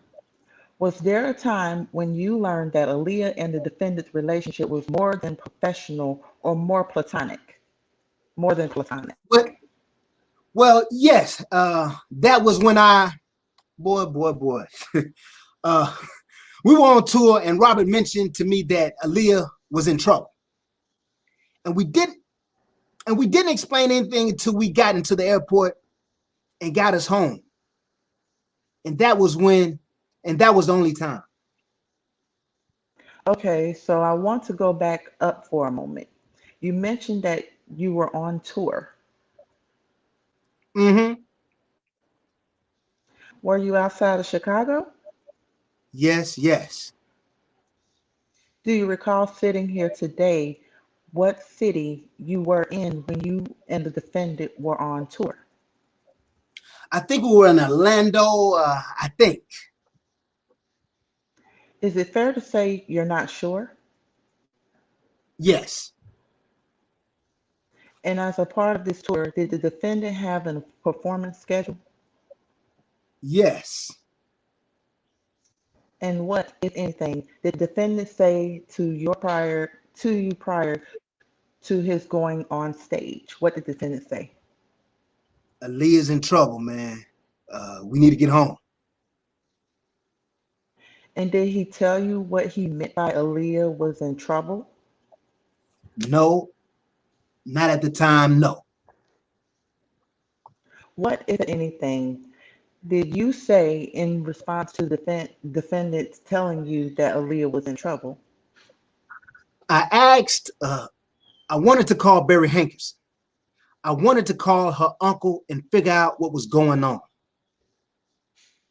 And what did the defendant say when? He said, don't call Barry.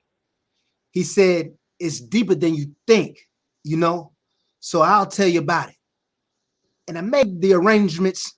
And after the show, we boarded a plane to Chicago. Okay. And I just wanted to make sure that things are clear for the defendant. Clear for the jury. What was the defendant's demeanor when he said that Aaliyah was in trouble? His demeanor? Yes. He's about to go on stage. But when he told you that Aaliyah was in trouble, what was he like? What was his demeanor? I mean, he was concerned.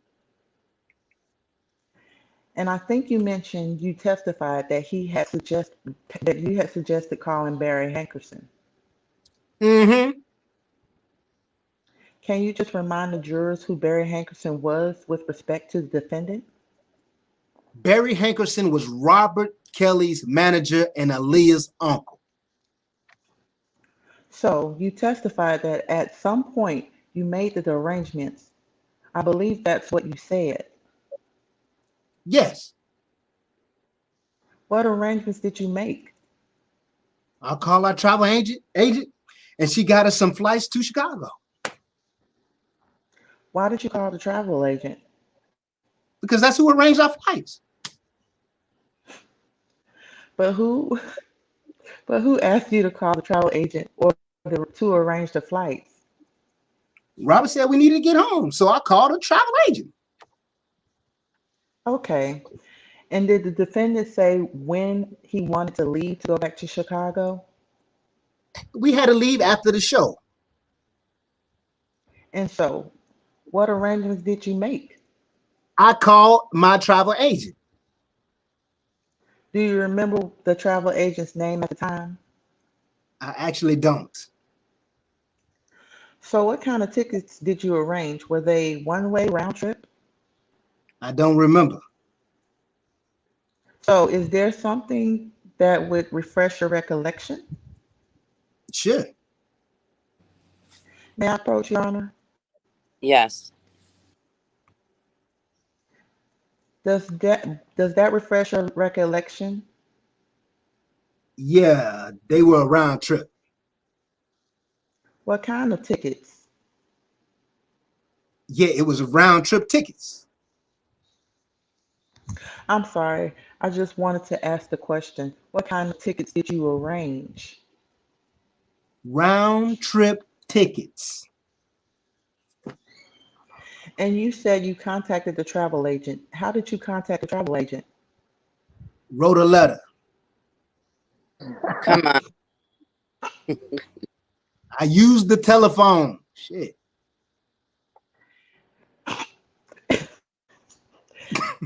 Okay. And who paid for the tickets? Who paid for the tickets? Yes. The company we were under, Blackground Records. And when you say the company is Blackground Records, Jive Records, whoever paid for his transit. I would submit the bill. They paid it. Who paid it directly? you didn't pay specifically for the tickets, though. Not out of my pocket, no. Travel agents hooked up with Jive Records and Blackground Records. Where was the defendant while you were making the travel arrangements? Performing.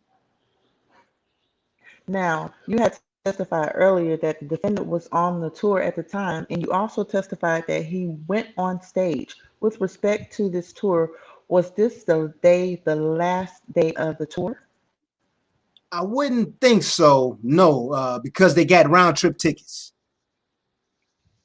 So there were other performances scheduled after that day as part of the tour. Yes. Were you surprised by the defendant's request to leave the location of the show to go to Chicago? Yes. Come on now. Objection. Overruled. Can I see the parties at the side, please?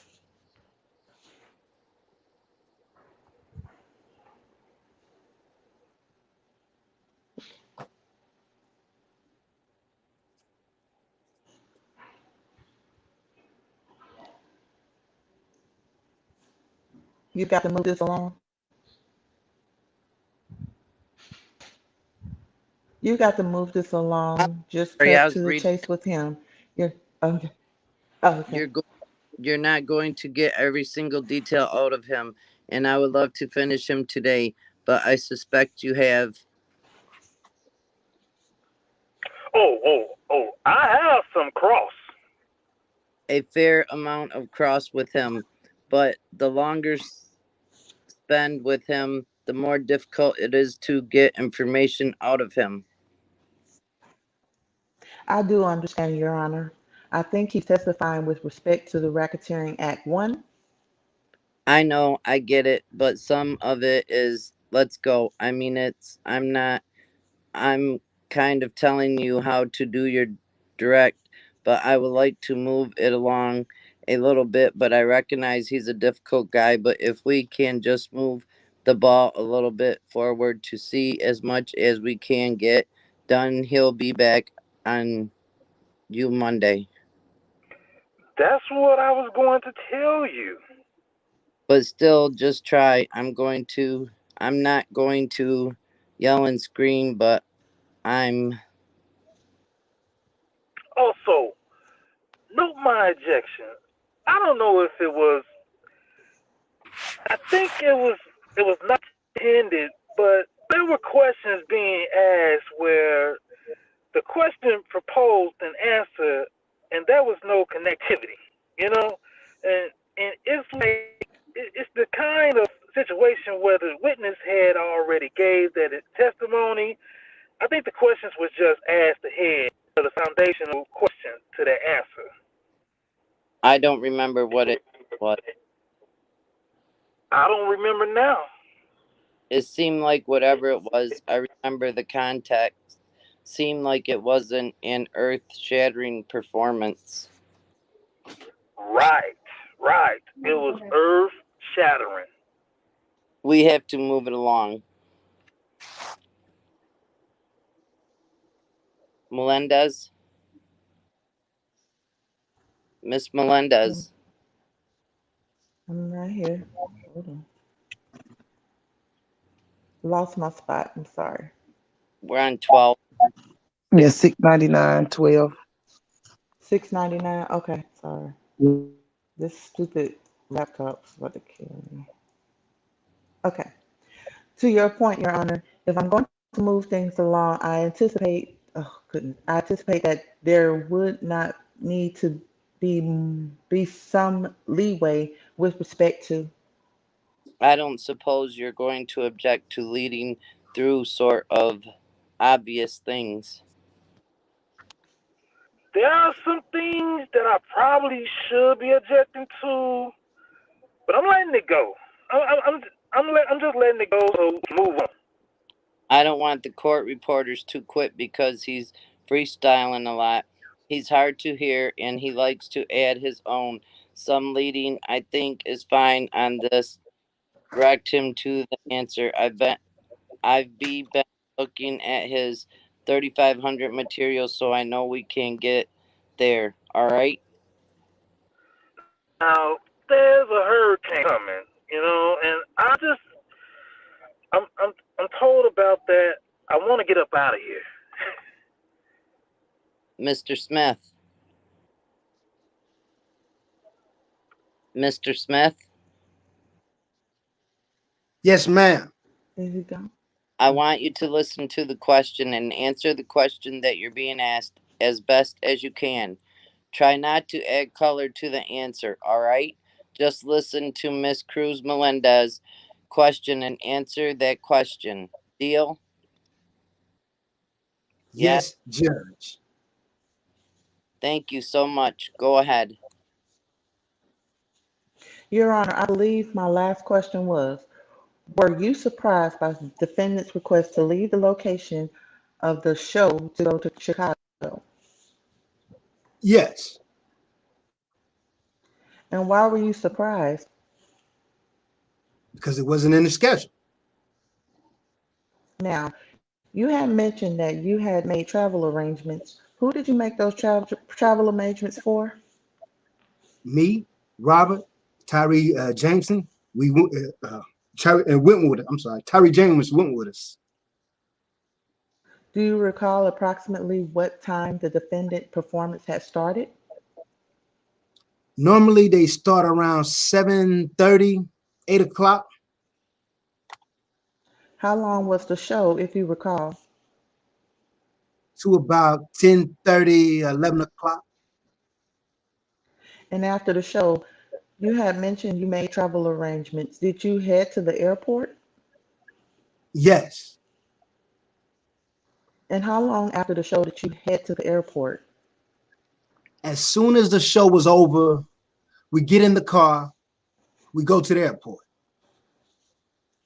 And you had mentioned being in the car. Who was in the car? The limo driver, me, Robert, and Tyree. And what was the defendant's demeanor during the car ride to the airport? Quiet. What, if any, conversation did you have with the defendant while on the drive? We didn't talk. He was quiet. And you arrived to the airport and got on the plane. Is that fair to say? Yes. Now, what, if anything, did the defendant say to you once you were on the plane about Aaliyah? He asked me, I asked him what was going on. And what did the defendant say? Give me a moment. Just give me a moment. I'm just trying to think. I want to say it right. We got on the plane and... Into the microphone. We got on the plane, Robert, again, quiet all the way to the airport until we got on the plane. I said, what is going on? He said, Aaliyah, man, I think she's pregnant. And that I was shocked. And that was a shock. And what was the defendant's demeanor when he was telling you that Aaliyah thought she was pregnant? Well, his demeanor was, he was concerned about her. He was concerned that I didn't know what was going on. And they were like, talking all the time. So I didn't know what was really going on. His demeanor was, he was worried about her. How did he appear to her during the plane ride? Worried about her. He spoke to his sister about it. She told him, I told him, that you can say it was him, but and that we were left with it. We really didn't talk about anything else about that until we got to Chicago. And I saw Darrell, and it was crazy. Mr. Smith? Yes. Is it your testimony that you didn't have any other conversation with the defendant on the plane? Well, while on the plane, I think I told him. Like I said, she thinks she's pregnant. I said, Robert, I don't remember that. Let me see what I said. You need your recollection refreshed? Yes. Can I refresh it? I don't want to say something. I don't want to say yes to anything. I'm on medication. Like I said, he told me that Darrell knew he was making arrangements for him to marry Aaliyah.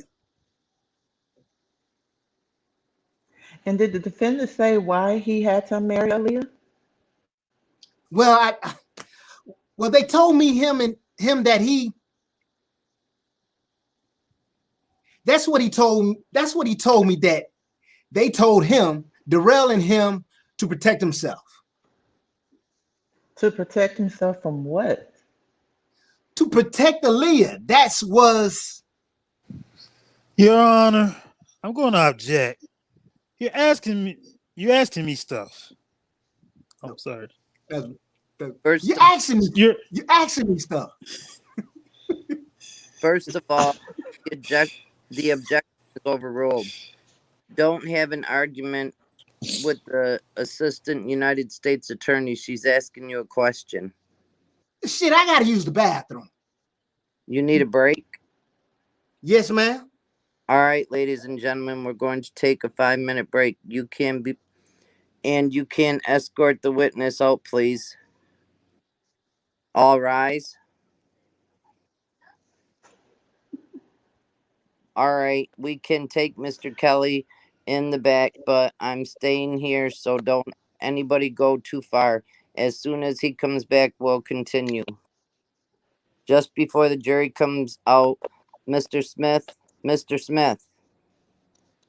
Yes, ma'am. This will go a lot smoother and a lot faster if you listen to the question and answer the question. I'm running a little bit out of patience here. If you can answer the question, answer the question. You running out of patience? I am, and I run the show. Then we can go home then, right? No, you can't. You answer the questions that you're asked and cooperate with the prosecutor and answer the questions that she asked. It's 5-5. Let's go. The jury in. All rise. You may be seated. Okay, ladies and gentlemen, we're ready to go. To continue, go ahead, Miss. Your Honor, if I could have the last question read back. Sure. The witness is reminded he's still under oath. Can I have the witness remove his mask? Take your mask off, Mr. Smith. Mr. Smith, when the defendant said that Darrell Daryl had said that he needed to marry Aaliyah to protect himself. Protect the defendant from what? I guess jail, I guess. I'm sorry. I guess jail. Objection. If he doesn't know, Overruled. Did the defendant say that? objection. Overruled. And you mentioned Daryl. Who is Daryl? The realm of David. Who is he in relation to the defendant? He was Robert's accountant as well as Robert's acting manager. What, if anything, did the defendant say to you on the plane with respect to where Aaliyah was? With respect to where Aaliyah at the hotel. What hotel? I think it was the Sheraton in Maywood. Sheraton, or I think it was the Sheraton. In what city, though? What was that? Maywood. In what state was this located in? Illinois. On the plane ride, who, if anyone else, did the defendant tell you he had spoken to about Aaliyah possibly being pregnant? He spoke to his sister, and he told me that. And what did he say about that? He spoke to his sister. He spoke to his sister. And what did he tell you that he told his sister? His sister said that, well, if Aaliyah said that she's pregnant, doesn't mean she's pregnant, you know? And when the defendant was telling you these things, what was his demeanor? Concerned. Is it your testimony today that his demeanor was just concerned? This is getting out of hand. Objection, Your Honor.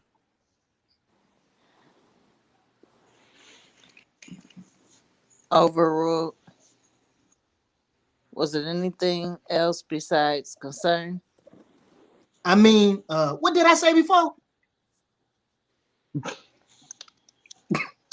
You need to have your recollection refreshed. Yes, I do. May I approach, Your Honor? Yes.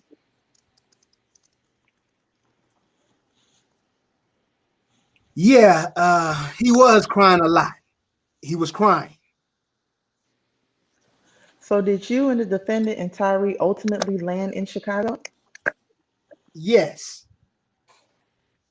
And what time did the plane land in Chicago, approximately? I don't recall. Was it in the morning, evening? Early morning, probably. Yeah, early morning. And once you landed, what happened? Where did you go after you landed? Can you ask that again? Where did you go after you landed? You, the defendant, and Tyree, where did you go? I remember correctly, we went to the hotel, to the Sheraton Hotel. I remember correctly, yeah. Okay, Mr. Smith, do you recall giving grand jury? Can I just read that so we don't have to keep going on through this here? Does it refresh your recollection? Yes, it does. Why don't you show him? Direct him to the page. Damn, I feel like I'm on a trial for Aaliyah. Shit. Aaliyah not even here to say where you go after that. We went home to his house. When you say home to his house, oh, does that mean? Yeah. When you say home to his house, what do you mean? Don't read it. Lake Point Towers. Don't read it. I'm sorry, Judge. That's all right. Just answer the questions. And when you say his house, whose house did you go to? Lake Point Towers, Robert's house. And when you were at the defendant's house, what if okay, with it and what if any conversation did you have with the defendant there about the situation with Aaliyah? I remember that, and I told Robert that this is something that just couldn't happen. That he shouldn't listen to Darrell. I told him that he couldn't marry Aaliyah, that she was too young, and that she couldn't go to school without a trauma officer coming after her. Tryon officer coming after her. So that's something you shouldn't do. That's what I do remember about that. And what did the defendant say to you? He was confused. He was confused and just asked me whose side was I on.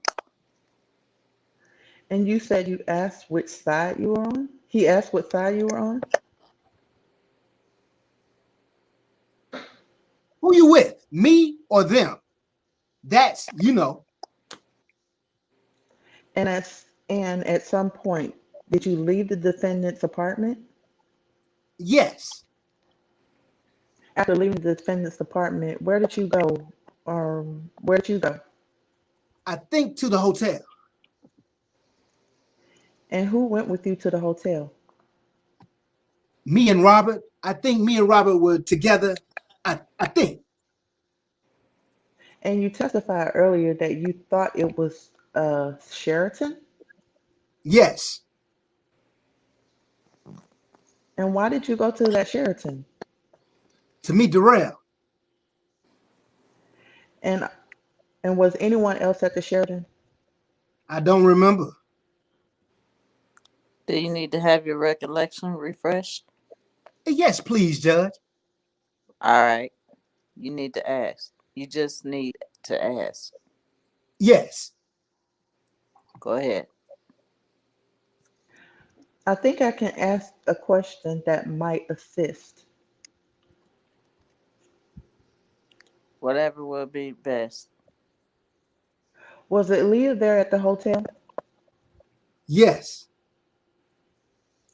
And when you say you went to the hotel, where in the hotel did you go? To the room. And do you recall what kind of room it was? It was a hotel suite. Now, once you reached the hotel, what, if any, conversation did you have with the defendant about his plans with marrying Aaliyah? Objection! Overruled. It's not the testimony. Overruled. You got to use the microphone. I can barely hear you. Thanks. I was always objecting to what Robert was being told to do. What, if any, next steps did you take? Did you discuss? They wanted to figure out how to make that happen, make the marriage happen. And I felt I was going to get ready to get pushed out of the loop in respect to, and I wanted to keep a hold of Robert. So I suggested that we could get identification. I wanted to stay in the loop. I wanted to just do things to make it happen, but not happen. Okay. I said that I could get the ID SS. I know somebody who could get her ID or something like that. And that's what I did. IDs for what? For it, IDs to prove her age. And why did you need an ID for Aaliyah? Aaliyah was underage. And when you say underage, under 18? Yes. Okay. Did you discuss at all what kind of identification you needed to get for Aaliyah? I felt that when you go to get a marriage license, you would need to have proper identification, state ID, and only state ID. I knew it was to get a welfare ID. So Did you discuss any type of identification that Aaliyah might need? she needed more than one piece of ID. How did you know she needed more than one piece of identification? I figured you needed that to do anything to get a license, to get a marriage license, to get on an airplane, or you needed more than a piece of ID. And that ID was not official identification. It was just an ID for that office. It's supposed that there. So did you have any other discussions about the other types of identification? Yes, there was a FedEx work ID, a school ID. Those were the three pieces of ID, even though that's two. So going back to identification that you mentioned from the welfare office, what, if any, discussion did you have with the defendant about how he could obtain the welfare office identification? Well, I actually didn't have any discussion with Robert. It was with Darrell. What did you discuss with Darrell? I said I probably could get that. I could probably go in there and talk her into it. You know, everybody needs some money. Now, I'm sorry, can you say that again? Can you read back to me his answer? And what do you mean everybody needs money? I mean, I felt like I could offer somebody some money to get an ID, to get me an ID. Who would you be offering money to get? Shit, whoever's open to it, to be receptive to it. Who would you be offering money to get the identification from? Well, we went to the welfare office and I went in and hey, want to make some money? And before you get there, though, did you have a discussion about how much money you would need? I told Darrell to give me about $500.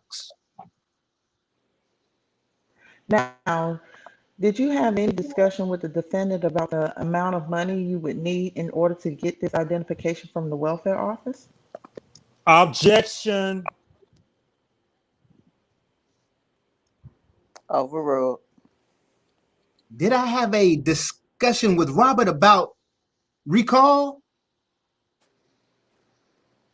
Do you not recall? You got to write it down. I said it before. I don't want to say that I didn't want to say what I said because I don't remember discussing money with Robert about anything in that respect. I don't remember that. Again, I might have mentioned that, but you know, my communication was with Darrell. You might have mentioned it to whom? I might have mentioned it to Robert. So you testified that at some point you did, in fact, go to the welfare office to get an identification card. Is that correct? Yes, I did. Okay. Who went with you? Aaliyah, and I don't remember who I was with. How did you get there? Drove. And was Aaliyah in the car with you? Shit, I don't remember. But eventually But she went to the same place. If she wasn't in the car with me, then she was in the car behind me. All right, next question. And who, if anyone, was in the car with Aaliyah? If Aaliyah was in the car, she probably was in the car with Robert. Come on, man. Objection, Your Honor. Overruled. Do you remember? Is there anything you would refresh? Is there anything that would refresh his recollection? Yes, Judge. I'm going to show him his grand jury testimony, which is the 3500. I'm sorry, Your Honor. It's a 3500 DS 14. Okay. Just for the record, Your Honor, when I have been refreshing Mr. Smith's recollection, it's been 3500 DS 14. Got it. Great. Let me see.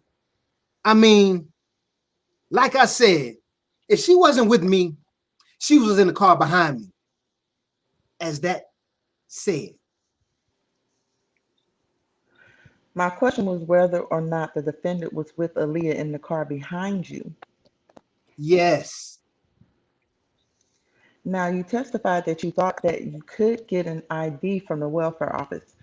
Had you ever had public benefits from the welfare office before? Oh, yes, I did. So you had ever been to the welfare office that you want to? Yes. Do you recall where it was that you went to? Which welfare office that you went to? 22nd, 22nd Street and State, 22nd and State. I think it was 21st. What happened once you got to the welfare office? I went inside, I felt my way around and I approached a person and she agreed and she made me an ID. Aaliyah came in, she took the ID. Now, when you say you approached the person, who did you approach? I don't know her. Okay, do you recall? You said it was her. It was a woman? Mm-hmm. And what was the woman's race? She was black. She was African American. And what, if any, what was her position at the welfare office? Taking photos. And what, if anything, did you say to the woman who took the photo at the welfare office? I don't remember word for word, but I made her an offer and she took the money. How much money did you give her? I gave her $500. Where had you gotten the money from? Darrell. And how did you give the money? How did he give the money to you? How did he give you the money? Straight cash, baby. Now, you had earning end with the woman at the welfare office, took photos there. Did she work at the welfare office? Yes, I would assume. Objection to this Negro's assumptions. Overruled. I mean, I went in there and she took a photo. Apparently she had to work there. I don't think she would have been able to do that. You didn't know her specifically? I don't know her personally. Specifically, I never seen her. It appeared to you that she worked there, right? Yes. That's why you gave her the money? Yes. All right, next question. So after you gave her the money, what did you do? Aaliyah came in. She went and took the ID. We left. And? It was just that fast. What kind of identification was it? It was a public aid ID. It wasn't a state it wasn't an official identification or anything. It was just a picture with an ID with a picture on it. It didn't have an age or anything.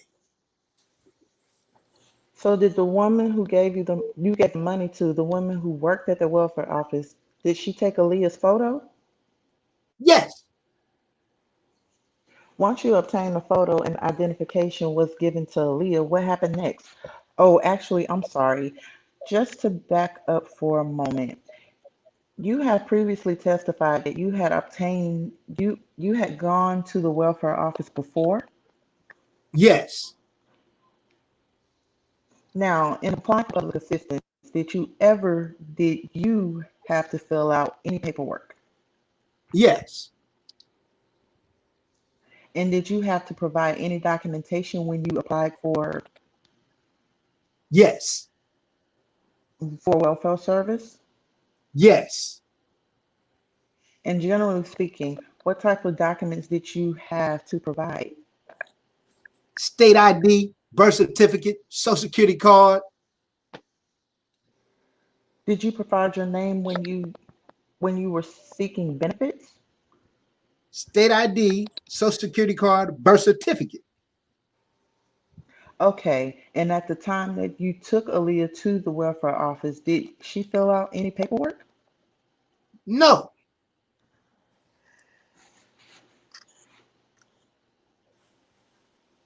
Now, when when you and Aaliyah went into the welfare office, did the defendant come inside?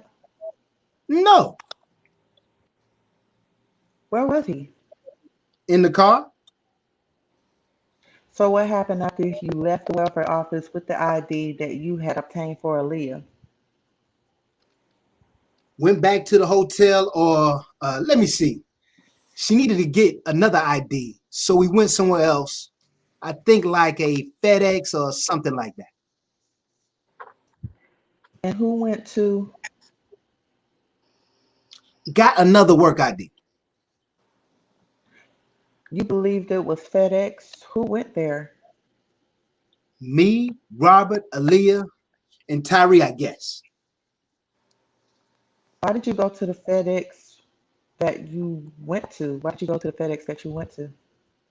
To get work ID. But why specifically FedEx? Somebody knew somebody there. Who do you recall knowing someone there? I don't know. I didn't know that person. I didn't know the guy that said he knew somebody. I went with him and I didn't know who he was. I forgot his name. He was with us. So you don't recall his name at the moment? I don't remember his name at all. No. Is there something that would refresh your recollection? What, his name? Well, she'll show you the transcript. I'm showing witness again, 3500 DS 14. Mr. Williams. Does that refresh your recollection? Mr. Williams, I remember a Williams, but I don't remember his name. I don't remember it. I remember the Williams, though. And do you recall anything about Williams in terms of, do you recall any information about Williams? No, he was one of Robert's friends. And what, if anything, did Williams do for a living? Real estate or something like that, if I remember correctly. And so when you arrived at the shipping place, or the FedEx place, excuse me, who did you go inside? Yes. Who went inside? Me and Aaliyah and Williams. And what happened once you went inside? She took a work ID. And what do you mean she took a work ID? She took a picture. When you say a work ID, work from where? The company, the FedEx office, wherever we went.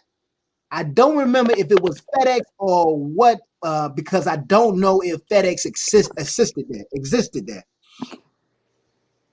What type of company was it? It was a courier company. Is it correct when you say she got an ID? Like, A work ID. as though she worked there? Yes. All right. Next question. So what happened after Aaliyah obtained the ID from the courier location? We went back to the hotel. And what happened after you went back to the hotel? We went to get the marriage license. And who went to get the marriage license? Darrell McDavid, me, Robert, and Aaliyah. Do you recall where you went to go get the marriage license? City Hall in Maywood. How did you get there? Drive. So who went into City Hall? And me, Darrell, Robert, and Aaliyah. Was anyone else there? No. Was Tyree there? Maybe Tyree possibly was there. Yes. I mean, What happened once you got into City Hall? they applied for their marriage license. When you say they, who do you mean? Robert and Aaliyah.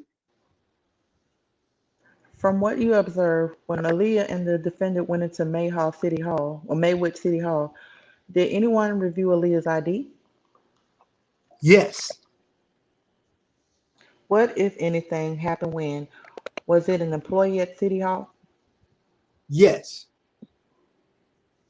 Okay, what, if anything, happened when an employee at City Hall reviewed Aaliyah's ID? She let them sign the marriage license. Did she let them sign the marriage license right away? She reviewed the ID and she gave the marriage license. Do you recall giving testimony in the grand jury?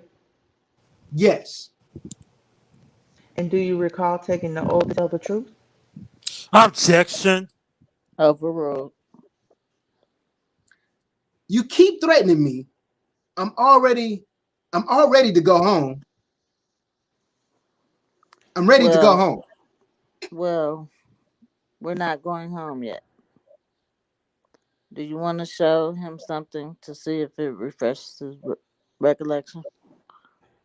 Let's do that, okay? Absolutely. I mean, we are almost. Yes, ma'am. Thank you so much. All right. And the lady was a little hesitant. Read it to yourself. Let me just read it because you keep asking me stuff over and over. I'm getting older and I can't just remember everything. Well, look at it and see if it refreshes your recollection.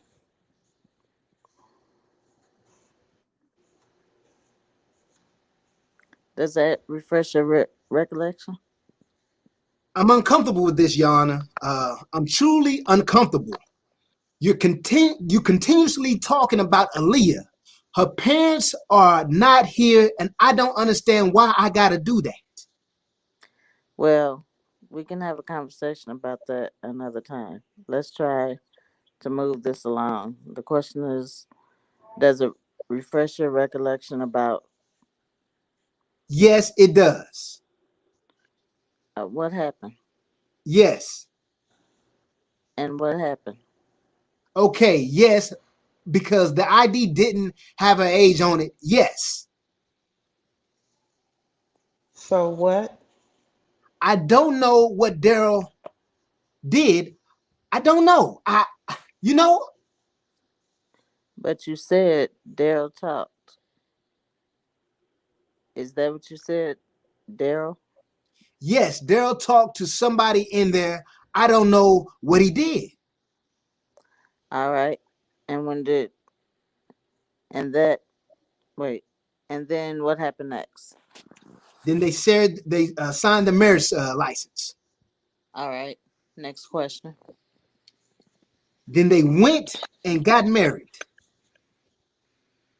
And did they obtain a marriage license? Yes, And what, if anything, happened with the marriage license? took it to a preacher. Right. So where did you go after Back to the hotel. the same hotel? Yes. And what happened once you got back to the hotel? They had arranged for a minister and a ceremony took place. Was the minister there? Yes. And do you recall the name of the minister? No, I do not. You can show it to me, and I'll remember his name. I don't know his name. I mean, I didn't remember his name because it wasn't important to me. But he was a preacher, right? Yes, ma'am. Next question. Your Honor, I would like to retrace the witness recollection. What's his name? Can you read that and see if it refreshes your recollection? Ahmad, I think something like that. Yes. One moment, Your Honor. Sure. Edmund. I'm sorry, Edmund. Sure. Actually, this is a good time to break. It's almost 5:30, and I know some of the jurors have to get home. Okay, Your Honor. If I could, Do you want to finish up? Whatever you want to do. 2 minutes. I want him to repeat his last answer. Okay. What was the name? It was Edmund. I think Edmund something. Was the name of the officiant who was at the hotel? Yes. Yes. I'm fine with ending it here. Ladies and gentlemen, we are going to break for the weekend. Please do not talk about the case. Don't look anything up. Don't read any articles about it. Don't watch any news or anything like that. I thank you for your patience this week. I will see you Monday morning. We will begin at 9:30. And again, don't look anything up. Don't talk to anybody about the case. Don't read anything. Have a great weekend. All rise. Okay, you can take the witness out. Your Honor, just one moment. If you could instruct the witness, he does need to return. You need to be here on Monday morning. And what time do you want him here? We are starting at 9:30, so I will see you both then. Thank you so much. Have a great weekend. Thank you. Tell the judge to do things. See you later. Have a great weekend. Let's talk about schedule. I'll assume there will come a time when we finish this witness. And then if that happy day arrives, then I take it you will have some more witnesses on Monday. Are there any more witness of a category? I assume this is his own unique fellow, but are there any other people that fall into the same category? Miss Geddes? It is within the realm of possibility. I see. Okay. Well, you will let me know. I'm not going to ask. I'm not going to ask you how much time you expect to spend with this gentleman, but I'm sure it'll be a productive. It will be productive. I hope. I take it you don't really have a whole lot more left. I don't know. Your Honor, could I get an understanding as to the court's ruling as to overruling my objection? The government was impeaching its witness by the court. Oh, I didn't let her do it. Okay, I got you. So it never happened. All right, okay. I think we suggested that she refresh his recollection and Yeah. recollection instead. Yeah. Because he said he was getting older, as we all are. All right. Anything else before we stop? All right. Everybody have a good weekend. You too. That's it on that. That's it. Yeah, that's it on that. That's it, y'all. Wow, y'all. I can't wait to do the What do y'all cross think? examination. What do y'all think? What do you guys think? That was long. He is such a character. I don't know. He is. He is a mess. That was so long. Yeah, he a character there. He is definitely a character. Shit. I don't know shit. Crazy. Yeah. Oh feel like my I'm God. on track. I don't know what. I don't know what to believe. You know what I'm saying? I don't know what part to believe. It's so up and down with that situation. So, they can't convict him off of that. You know what I'm saying? They can't convict him off of no bribery. So that's all it's for is bribery. So definitely he didn't make the bribe. So we already know that. So shit, that charge is gonna be thrown out. He ain't getting charged for marrying her. Getting her pregnant. She's deceased. Yeah, exactly. So. And then when she was living, she said she didn't marry him. Right. Look what she said. They're preaching their own witness. This is what's been happening. This is a whole mess. Now y'all see what's going on. Yeah. Hey guys, I want to put it out. Dottie's going to New York on tomorrow. Guys, I need you guys to donate to her Cash App to help her to get there, please, if y'all do not mind. Put her Cash App in there. Because it's 537 people. Y'all can get that woman on to so we can get some information because they seem like they're trying to hold the transcript. I just heard they're trying to hold the transcript. We requested it, they still haven't gotten it to us. You know, the transcript after AC. You talking about Azrael? But you got the transcript for the cross examination for Demetrius, right? Demetrius, right? Because I don't got it. You got it? You got to send it to me. Okay, I'll send it to you. I can't wait for this. I can't either. Well, guys, what time y'all want to do this tomorrow? We can do it tomorrow. Can we do it tomorrow night? Sure. But I can't be too late. I don't want to be up here all night trying to do. What time you get off, Steve? Stephen? I can do it anytime tomorrow. I'm busy anytime. Well, because I'm what I'm doing early in the morning. I'm gonna work out and that's it. So, but I'll be free all day. So we need this is her Cash App, y'all. So guys, if you can bless her, please, because we need her in the courtroom. Because since they're trying to play, catch craziness with us, so we gotta get her. Tomorrow around 7. No, let's do it a little earlier. Oh, it's 6 o'clock for you then. What time you get off? I get off around then.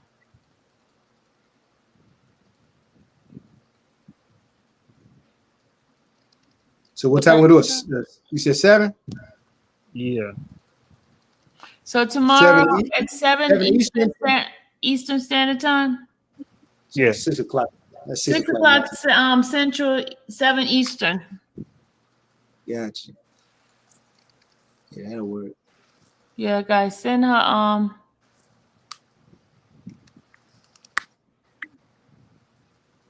yeah. Because I go back to work on can they hold T? Can they hold tea? What do you mean? Can they hold tea? What does that mean? Trial and error? What are you asking? Can they hold tea? Well, they can hold it where we don't. Oh, welcome, Sinful P. Oh my God, I'm honored for you to be here. This is one of the big bloggers. He's here. Thank you for your presence.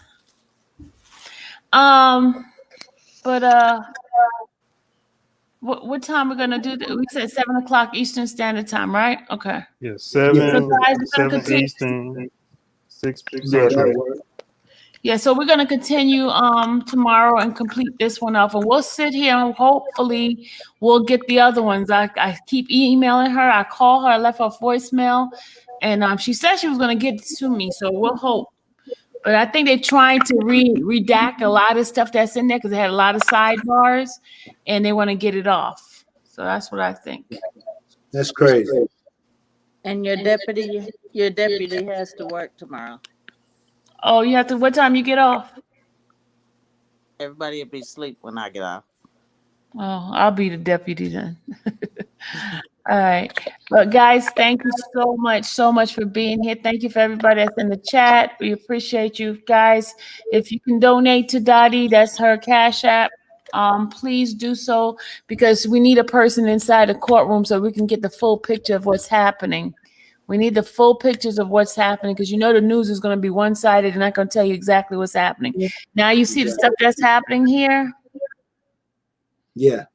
Oh, yeah. Yeah, so that's what's happening.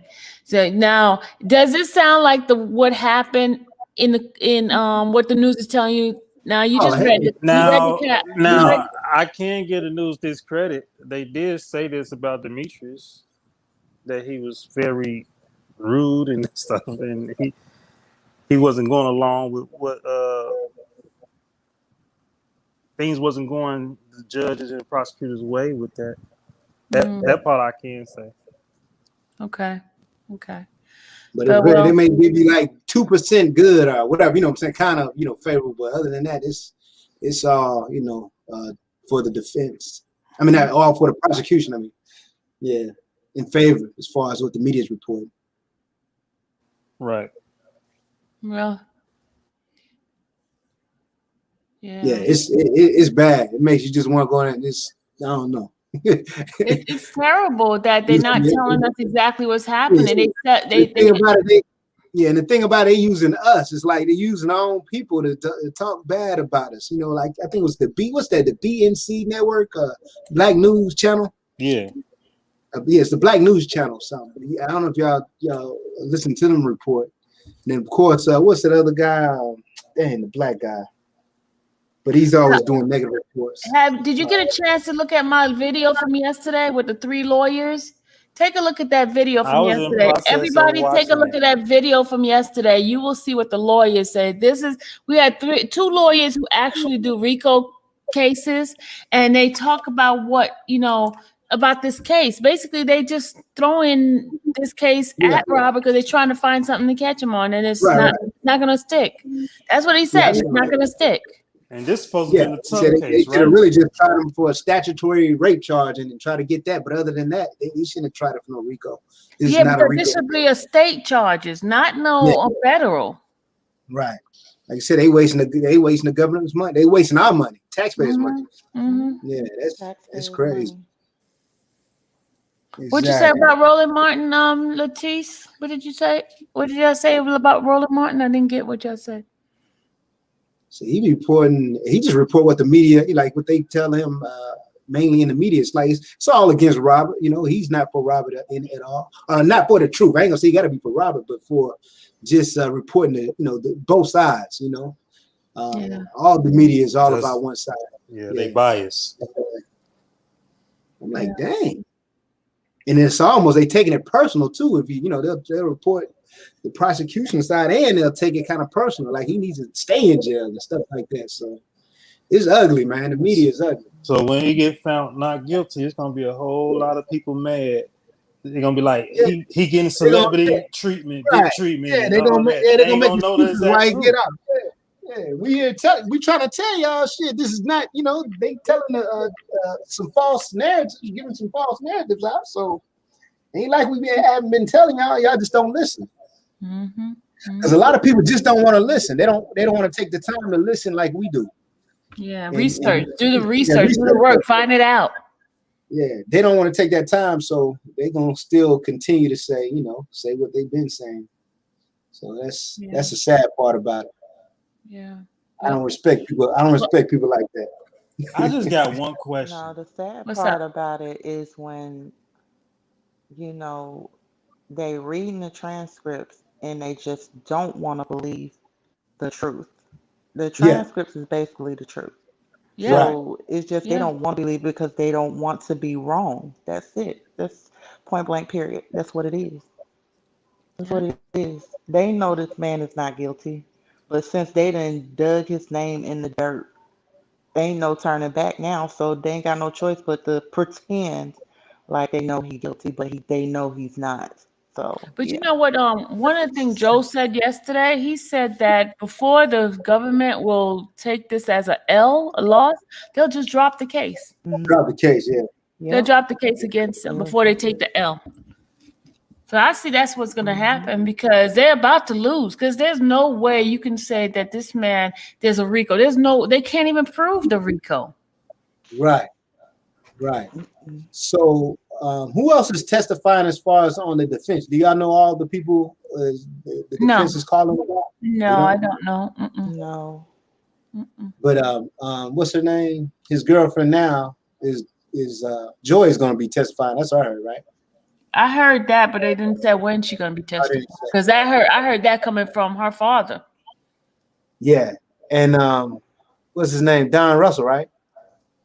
I don't know if he's testifying. I don't know if he's testifying. Okay. Now I got a question. If they sending the jurors home, then how do they know if the jurors gonna watch the news? Yeah, they don't know. They don't know. Yeah, they ain't gonna know. But Well, what they're I'm saying, taking the honors. I think it'll help. I think it would help if they do watch the news because they're in the court and they see what's being said in the court. They'll see what the news difference is. is. Yeah. So it actually would help. I believe. They're like, hold up, Yeah. they ain't reporting. Yeah. They something ain't right. If there's some people with sense. Yeah. So. Yeah, that makes sense because they'll see the lies and they'll see, oh wow, they lying. This is not what we heard. Yeah. Mm-hmm. Yeah. So I don't know. I think we're gonna be all right. Oh yeah. We're gonna be definitely all right. So whether he get not guilty or they drop the charges, that still opens the door for lawsuits. Him to sue the big time. government. Yes. I say he just make his money out those lawsuits, stay in a studio at home, and just put music out from his own privacy, his own home. Shit, don't do no tours, no nothing because you don't know. People try to come out and do something to him, So Independent artists is the Well, best if artists he to goes do. out the country, he could do well because out the country don't care what's happening here. Yeah.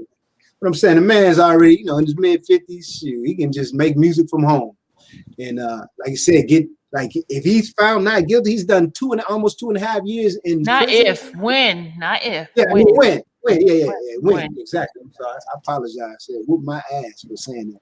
But when he gets found not guilty, like he can get paid off all those lawsuits. He don't have to go nowhere. He'll make more money than he made, from getting all the the money from the lawsuits because he can sue so many different companies that tore him down. Like Lifetime, you got some of these stations. It's a lot of people and organizations. I think he can get some big lawsuits from. So.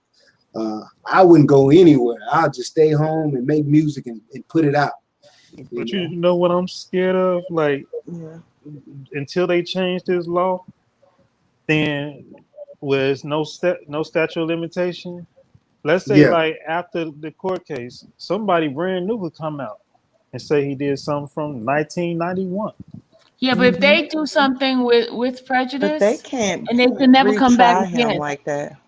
Yeah, they. If they Yeah, do they it can't with retry him. prejudice, yeah, if they do it with prejudice, they'll never come back. They can't come back.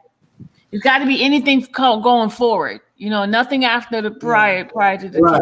case. Yeah. Okay. So it got to be something new, nothing old. Mm-hmm. Right. Okay. Right. Because remember, the judge told them they can't go back past 94. If they do that, that'd be a waste of time. So, And but remember when that law gave you a certain amount of time frame if you're under a certain age. Yeah. Once you pass that age, you can't go back. You had a limit to do it. Now everything's going to be going forward. Right. So, don't you think when he win this case right here, they'll drop those other two cases in Chicago? I think Chicago's definitely going to be dropped. I think they will. Both of them, right? I think so because everything's hinged on each other. They're all overlapping. Right. The women are overlapping, I think they're going to especially mirror. Rhonda's in the case in the state. Yeah. So all pretty much all the same people in this case are going to be in the Chicago case. Majority of them, Chicago, you know. Yeah. I was hoping that even though even Drea was talking against R. Kelly, they need to get her ass on the stand. Because a lot of things, because she was married to him for 8 years and still kind of, when she did that Hollywood Exes in 2011, 12, 13, somewhere around there? I would keep her away from the case. You would keep her away? Mm-hmm. Come on, that woman said some crazy stuff. It'll be break, but it'll break the. I don't know. I think it'll hurt the prosecution because they'll find out that she's been lying. She'll be lying. That's a woman scorn. Yeah, all of them were scorned women. Would hurt the prosecution. All of them scorned but that women. doesn't make sense either because she's a wife. She's an ex-wife, so basically she would the case would be dead if she testified. That's what I believe. Yeah.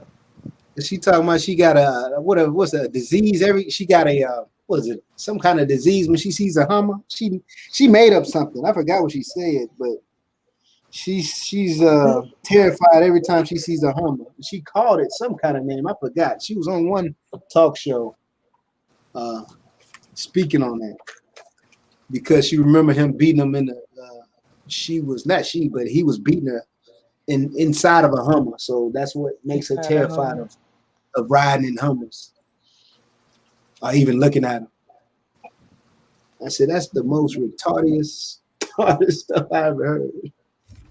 Never heard something ridiculous. Yeah, but well. I'm going to show you a little bit of the other thing that I did last night. Did you get the chance to see last night's live? With the three lawyers? Yeah. I was in the process of watching it. I got like halfway through. And then I had to get ready. I got to see it. No, there was a part that I had asked him what would he do if he was taking the case, and I want y'all to hear this part. It was funny.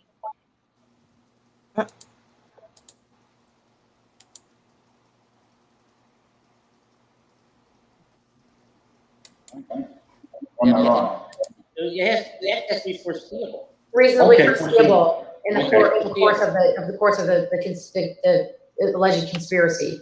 Well, unless you're getting married to each one of these girls, then I guess it's really hard to show it's foreseeable, right? Yeah. So yeah. The thing that keeps coming back to me is all these little issues we're talking about. All should have been done in motions to eliminate. All should have been hammered out long ago. It's an echo with the video. Before the trial started. Absolutely, I agree with you on that, Joel. Like, this is just crazy. And there was plenty of downtime in COVID when there was no court and all the court dates were continued just because of COVID. There was plenty of time to hash out these motions. Once things started turning the corner and looking up. I mean, just because COVID hit doesn't mean that this case was suddenly going to go away and the lawyers didn't have to do any work. So that's unfortunate. There weren't more pretrial motions filed, but You can That's set our, it to that's motion. our case. We would motion it up beforehand. Yeah. Yeah, I can see you just cranking out motions at the computer and filing them. Because they were doing everything. They could do the motions mostly by remote Zoom connection. Right? I mean, Sylvia, it's a echo with it. By Zoom, right? Oh, sorry. No, but I've done preliminary hearings over the telephone. Not so much. I've done sentencings over Zoom, but yeah, you could do it over the telephone or Zoom. It doesn't matter if it's just pre-trial. They're available either way. They're actually old school. The AT&T conference calls in the federal building. Again, I think that goes back to the dissension must have been within the defense team at the time, and I wasn't there. I don't know what happened, but it seems like they had a lot of issues amongst themselves, and that R. Kelly eventually made the decision to go in the direction he wanted to go and he felt comfortable with. Okay. Oh, at least they had a. How old is the youngest now, Joe? 5. 5. How old are you going to be when he starts college? When she starts college? She starts college, yeah. How old? 90. Okay. Thank God you got a young wife. There you go. 80. 80. Okay. You better be careful, Joe. They might try to start you with a RICO. All right. You got a younger woman. Better not take her to Wisconsin. Yeah, don't take her on vacation. Okay, don't take her on vacation. Okay, I got a second question. It says, to your knowledge of Robert's case, has the government provided any substantial proof so far that R. Kelly had an organized group committing illegal acts? If so, how? I haven't seen it yet. I'm still waiting. I haven't seen it. He's got an entourage. He's got a manager and an entourage. Big deal. And a security guard. Well, that's all of them. That's it. That's the whole group. That don't seem like the Banana crime family to me, or the Hell's Angels. But okay, well, if that's the case, Jay-Z, Beyonce, and you know what I'm saying, all the rest of them would need a yeah. Well, because they have those too. Kardashians would be in jail by now. Yeah, they have those too. All of them have those. All celebrities all the rock stars have it. Yeah. They all have an entourage. They all, these people follow and some of these bands. I mean, there's husbands and wives that are on the entourage too that travel to these different venues to see these bands and hang out with the band and be backstage with the band and be friends with the band. It's music industry. It's not a crime. Yeah, that's true. I haven't seen anything coming close to a criminal enterprise. I haven't either. I read the testimony of the witnesses and talk about having sex. So what? Since when is that illegal? In Southern District of Illinois, Southern District of New York, apparently. Except for unless you're Biden's son, then it's not. Yeah. Hunter Biden, then it's okay. Because they got him on with that laptop. I personally think that the reason why they start charging these men with all this stuff is because of these organizations. Me too. The Me Too. Because the Me Too. Yeah, I've been saying that for 2-3 years. Like, I agree. They just invaded the court systems. You know, it's like people like not looking at evidence anymore or the law anymore, and it's just going by what Me Too says. It says believe women. You know what I mean? Me Too time's up. Who's that celebrity guy that got supposedly grabbed some woman in New York? And then he got charged like 6 misdemeanor counts of sexual abuse. You're not talking about Cuba, are you? Yeah. I mean, look at that tape. That woman was just following him. She was in the group. She was following him around. She wouldn't leave him alone. You know, he reached over to do something else and maybe rubbed against her. But we don't know what she said. She could have said, "Come touch me." You know, she wanted him that bad. Well, I don't even think she even touched her. I think it was just a mistake. I looked at the video. It's just he was just reaching across the table to get something, maybe brushed up against her by mistake, and all of a sudden he's getting charged with 6 counts of sexual assault. Well, you know, these performers have to be careful because there's a lot of people out there that want to put themselves in that position to make money off of them, and you know, that's something that. You know, here we kind of see that here with these hiring Susan Loggins to go after the money rather than calling the Cook County State's Attorney's Office and making a complaint. I mean, what does that tell you? That tells me they're more interested in making money than they are wanting justice as victims. Absolutely, absolutely. And they're Joe. gold diggers, all of them. Treasure chasers. Listen, and look, I was just saying that they was talking about some Susan Logan, but you got them Gloria Allreds out there, and they have I just read an article where what's his name, the golfer, Tiger Woods. Tiger Woods is suing one of his. You remember the women back in the day with Tiger Woods? Yeah, that was he had to pay his wife $100 million. Yeah, but he paid the mistresses about $8 to $10 million each. Wow, that's so not worth the it. mistress, she had Gloria Allred at the time, and she got a lawsuit for $8 million. Right? She got a lawsuit after the Tiger Woods incident. She said she netted after the lawsuit $2 million. Wow. So she's now broke. Wow. She went to $2 million that fast? She's now broke. This was like but you got to think that was early 2000, Joe. That was like early 2000. That was about almost 10, 15, 20 years ago? 20 years ago. Yeah, that was a long time ago. It seemed like it was yesterday, but I know, but it was a long time ago. She needs a better investment advisor. But she now says Gloria Allred messed over her and all this and that and took her money and all that kind of stuff. And I got a guy out of prison who was wrongfully convicted after 30 years. I didn't get $8 million. Oh my goodness. Yeah. Damn. I really, I'm not an R. Kelly fan. He doesn't do anything for me, but God, I hope he wins his case. Yeah.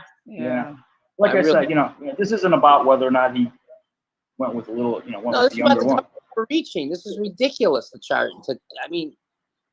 My God, all the cases I've done in the federal building with these RICO cases, I've never seen such a powder puff case in my life. I mean, this is ridiculous. How many juries you got under your belt now? A couple hundred. Over 200, yeah. I've been around a long time. Yeah, I mean, so I'm over 100 on those felony juries. So over 200 jury wins? No. No, I wish. Wait a minute. Hey, we need you. No, not in federal court, that's for sure. Yeah, only a few in federal court. But Joe and I've tried a couple together. We tried 3 or 4. I think. Yeah, at least over the years.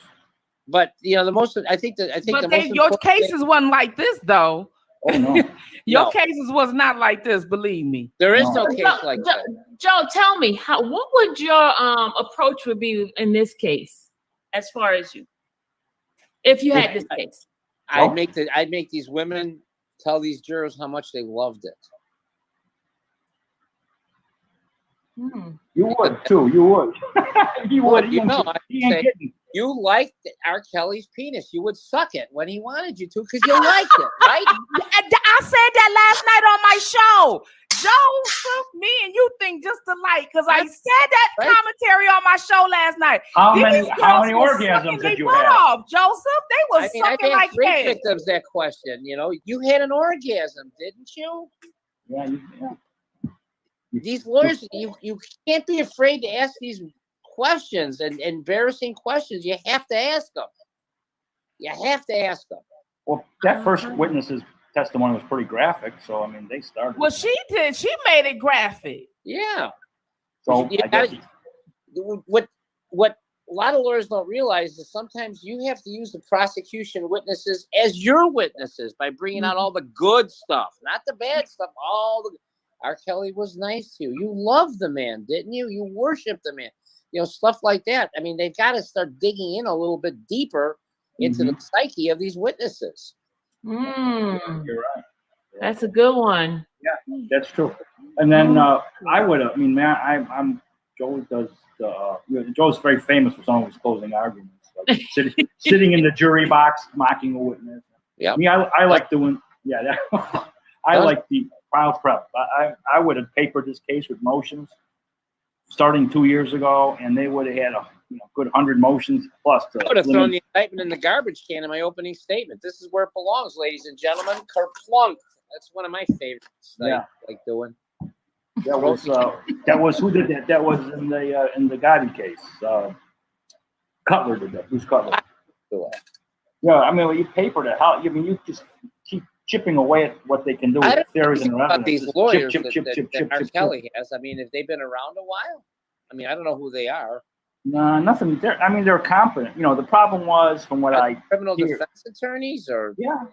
Well, what I hear from Farinella is there was that internal problems inside the defense team that they were prevented from doing or filing a lot of motions that they wanted to present. And deadlines went by, and they were. I know they missed a lot of deadlines. And that's and now that's inexcusable in a high-profile case.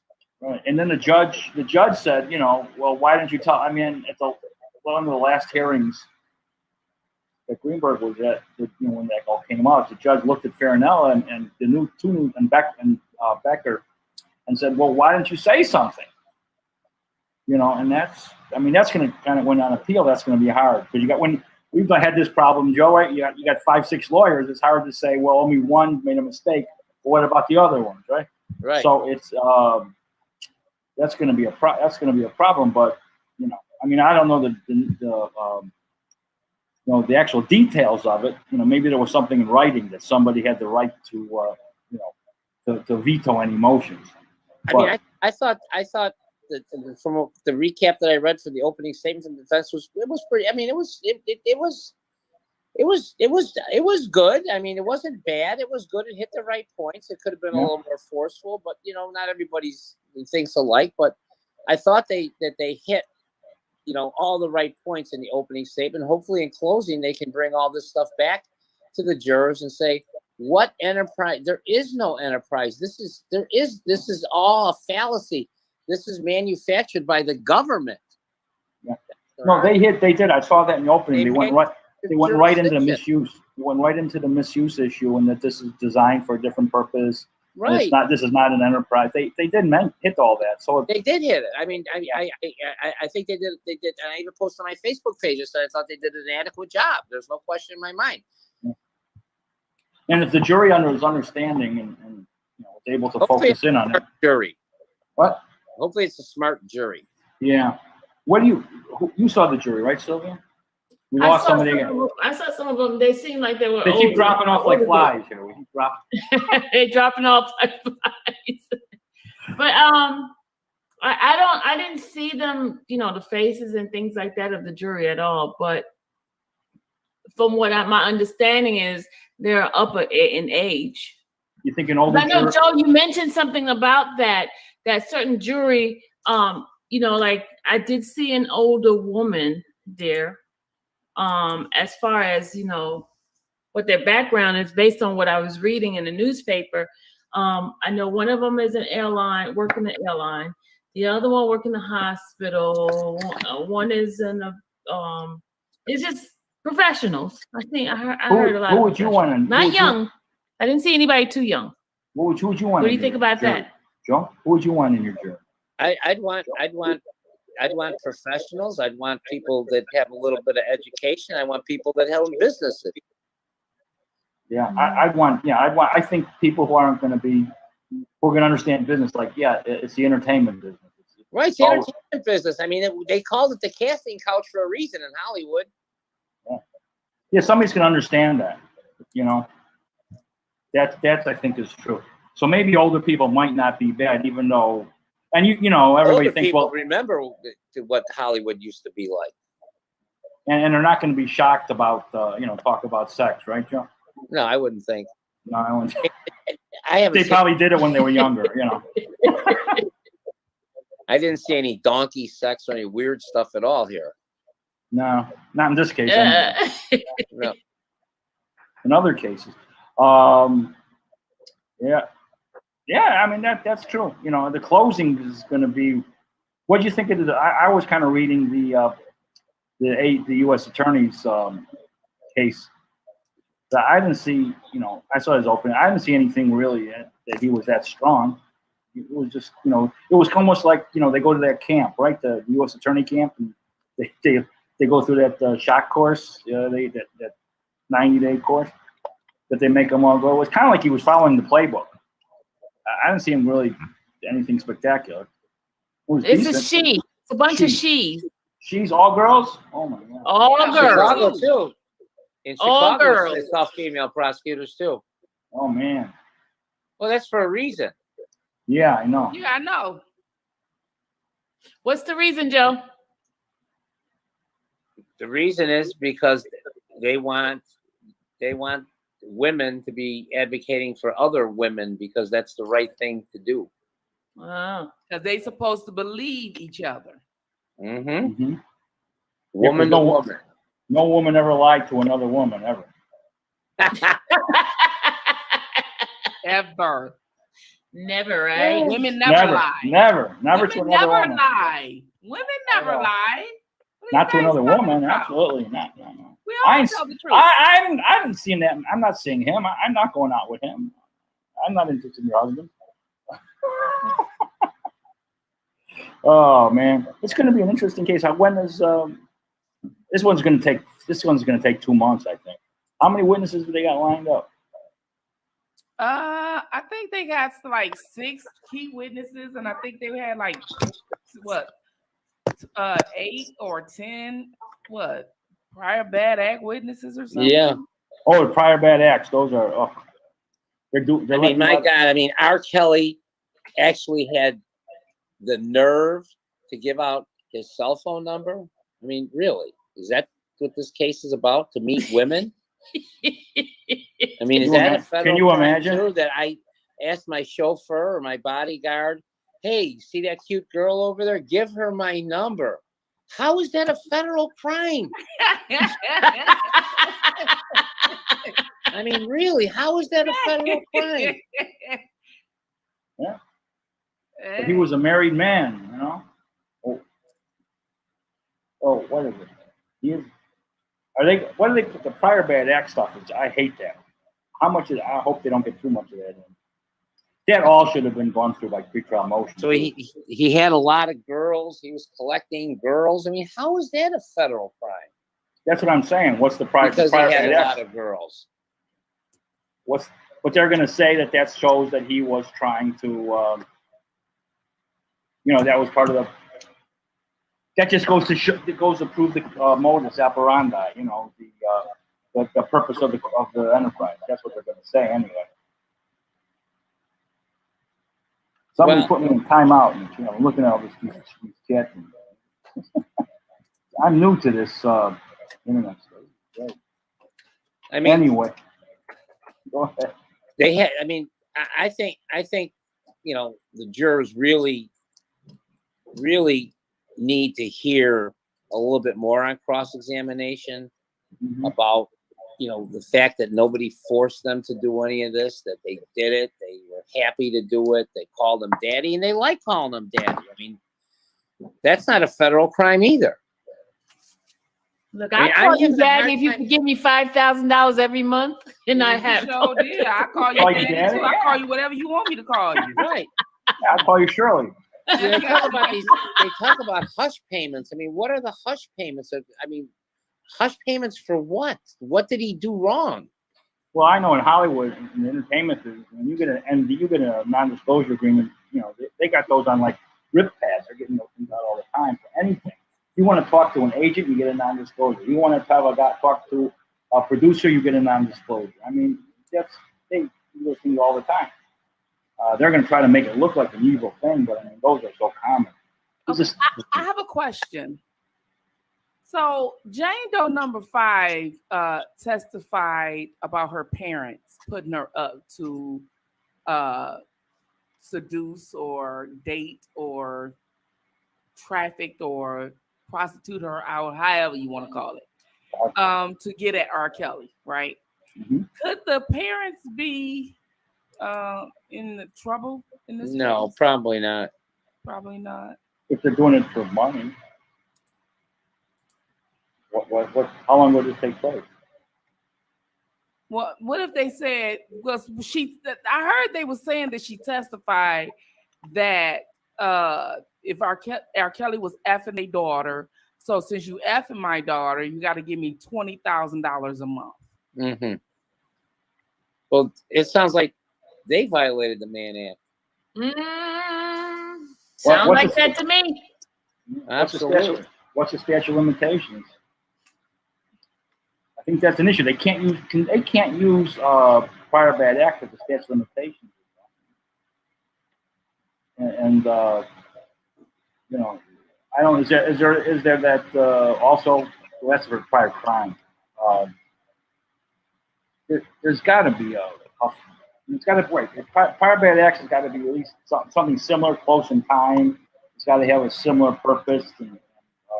But if they have never been charged for those prior bad acts, how is it going to be proven they were prior bad acts? Oh, that's the horrible thing about prior bad acts. Yeah, they don't have to be charged. That's the problem.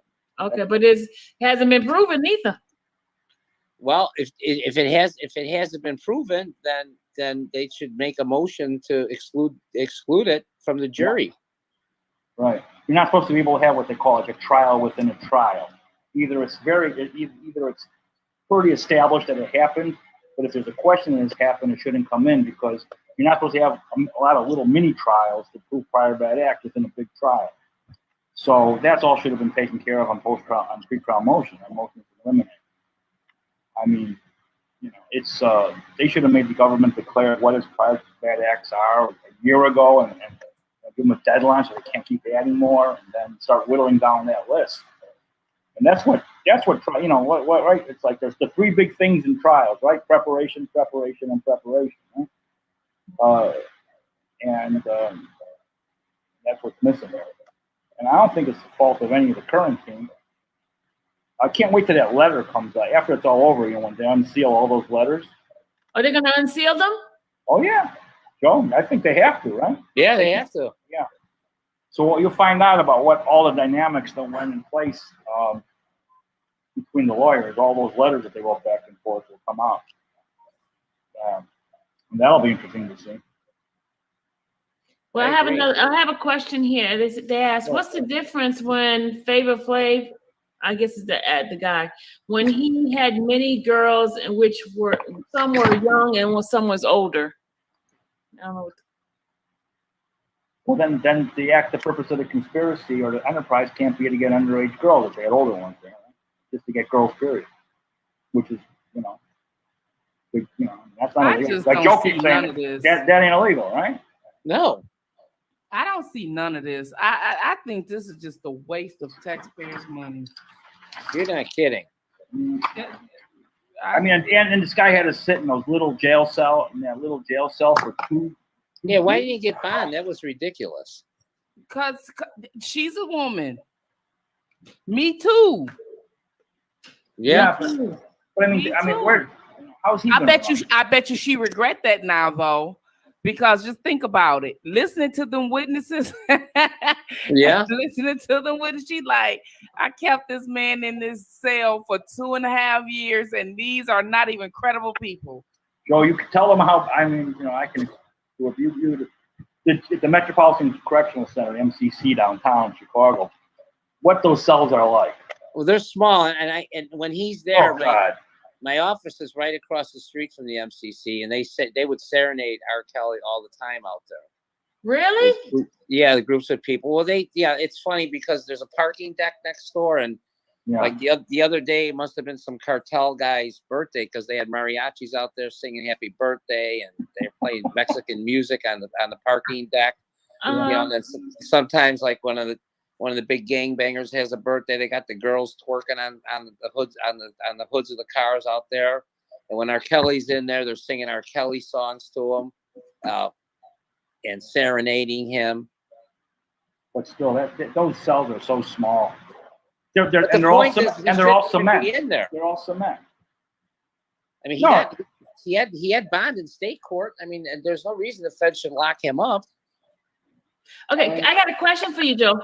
Now, I'm going to say when, okay, because I'm being positive, okay? When he gets found not guilty in New York, what happens? Do he automatically go to jail in Chicago, or what happens? Well, he's on bond in Chicago, so not for the federal.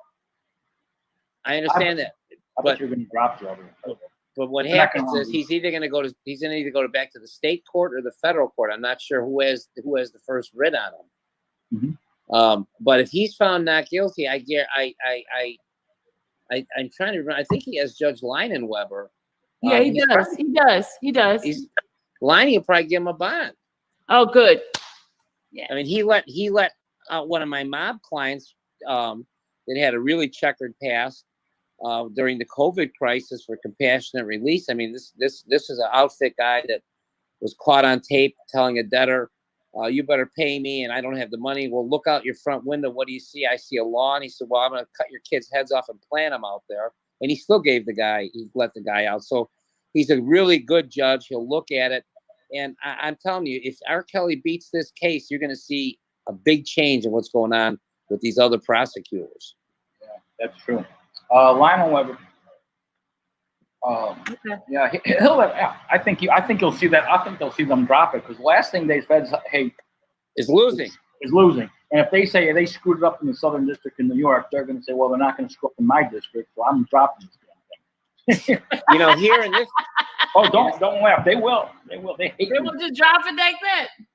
Yeah, that's what it happened. I've seen that happen. You've seen that happen too, Joe, right? I've seen it happen all the time.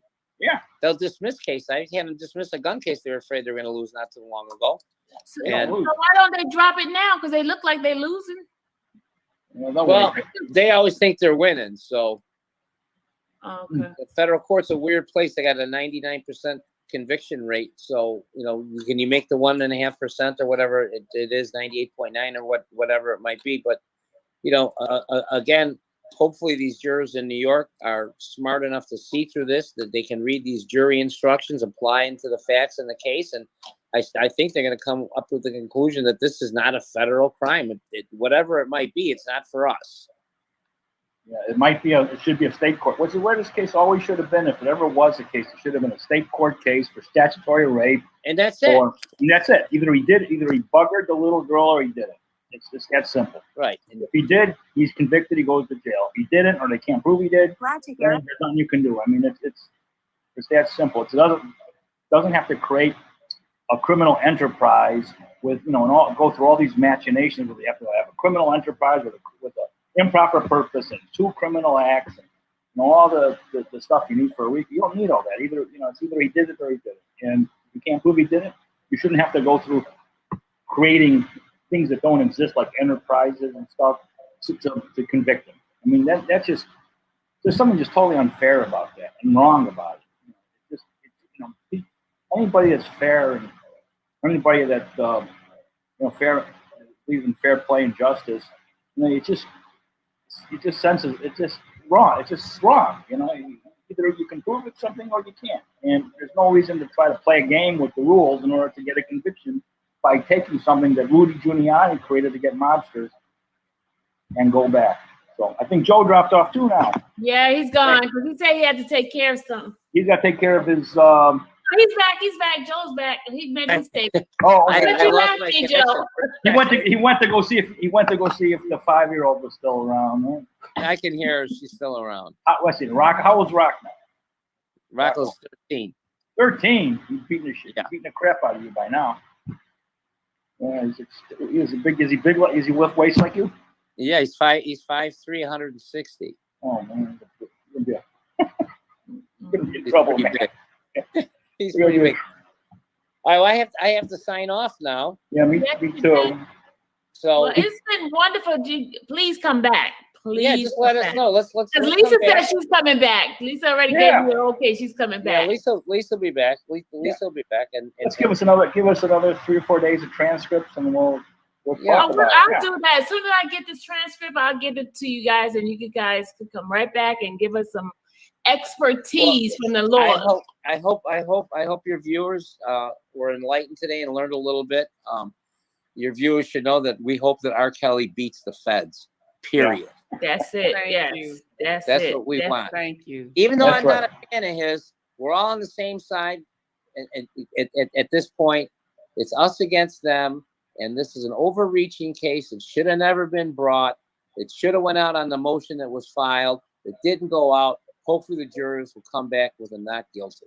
Like I always said, and I'm not I don't know if he's guilty or not. I just think I've always said follow the law. So right. That's right. If they can prove a guy guilty beyond a reasonable doubt, that's fine. But there's no shortcuts around that, And if they can't prove him guilty beyond a reasonable doubt, then cut them loose. You Period. cut them loose. That's the bottom line. That's the beauty of the United States of America, the only country in the world that has a system beyond a reasonable doubt. So that's right. That's right. And people have died for that, for us to give us the freedom.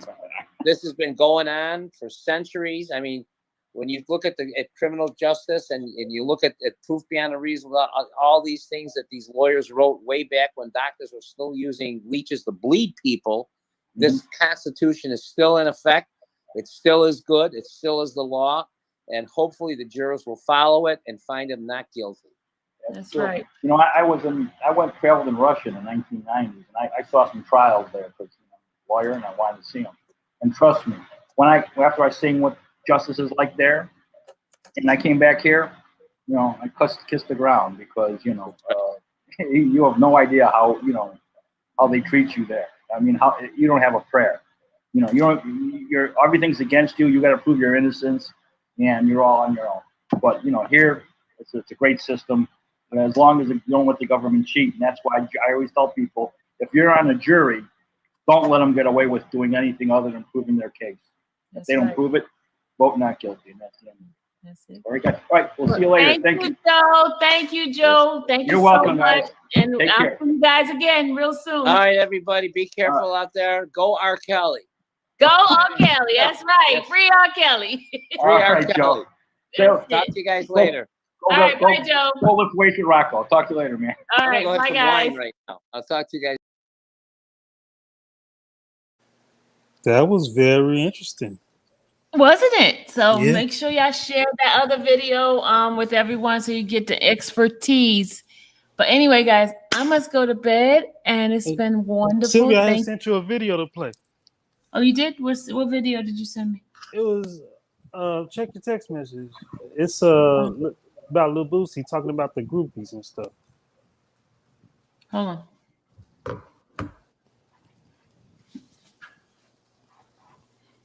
Oh, where's my phone?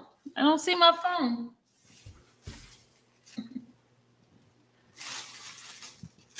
Email it to me because I can't find my phone. I don't see my phone. Email it? Okay.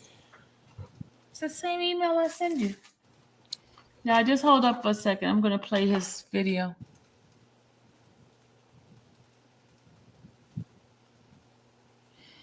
Well, tomorrow is going to be our last day unless somebody send us some more transcript. Better send us this transcript, y'all.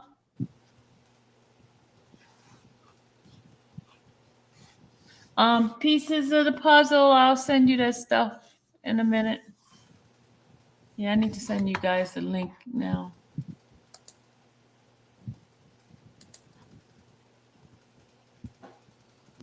I sent it. Just now? Yeah.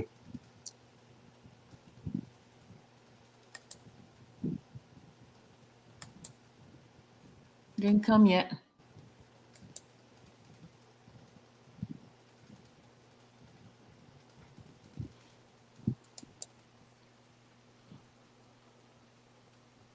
Okay, refresh it again. Okay. What is it? It says, I was told the judge.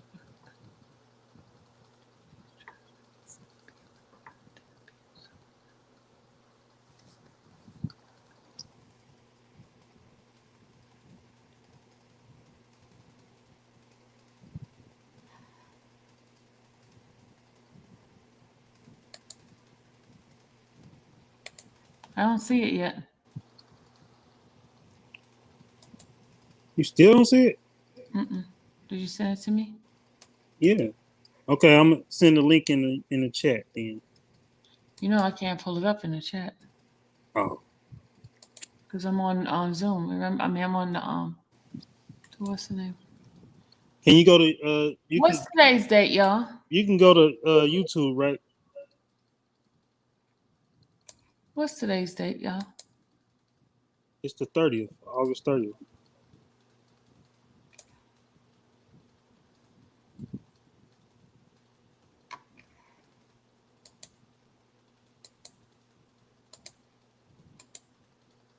Okay, I see it now.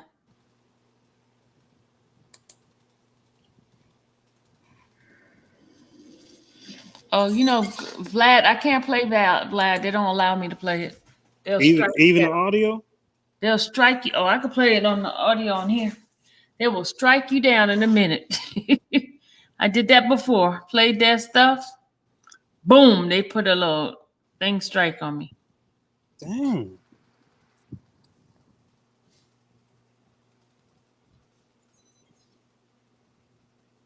Speaking of R. Kelly, I could play the word. now first of all the underage shit, like all that shit was foul because I remember that tape was circulating.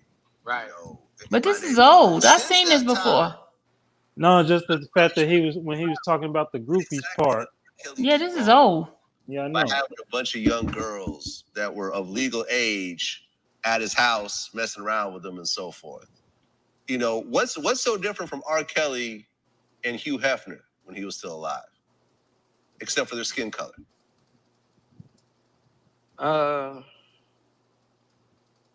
It's just like when people put a black cloud over your head, that motherfucker hard to get off.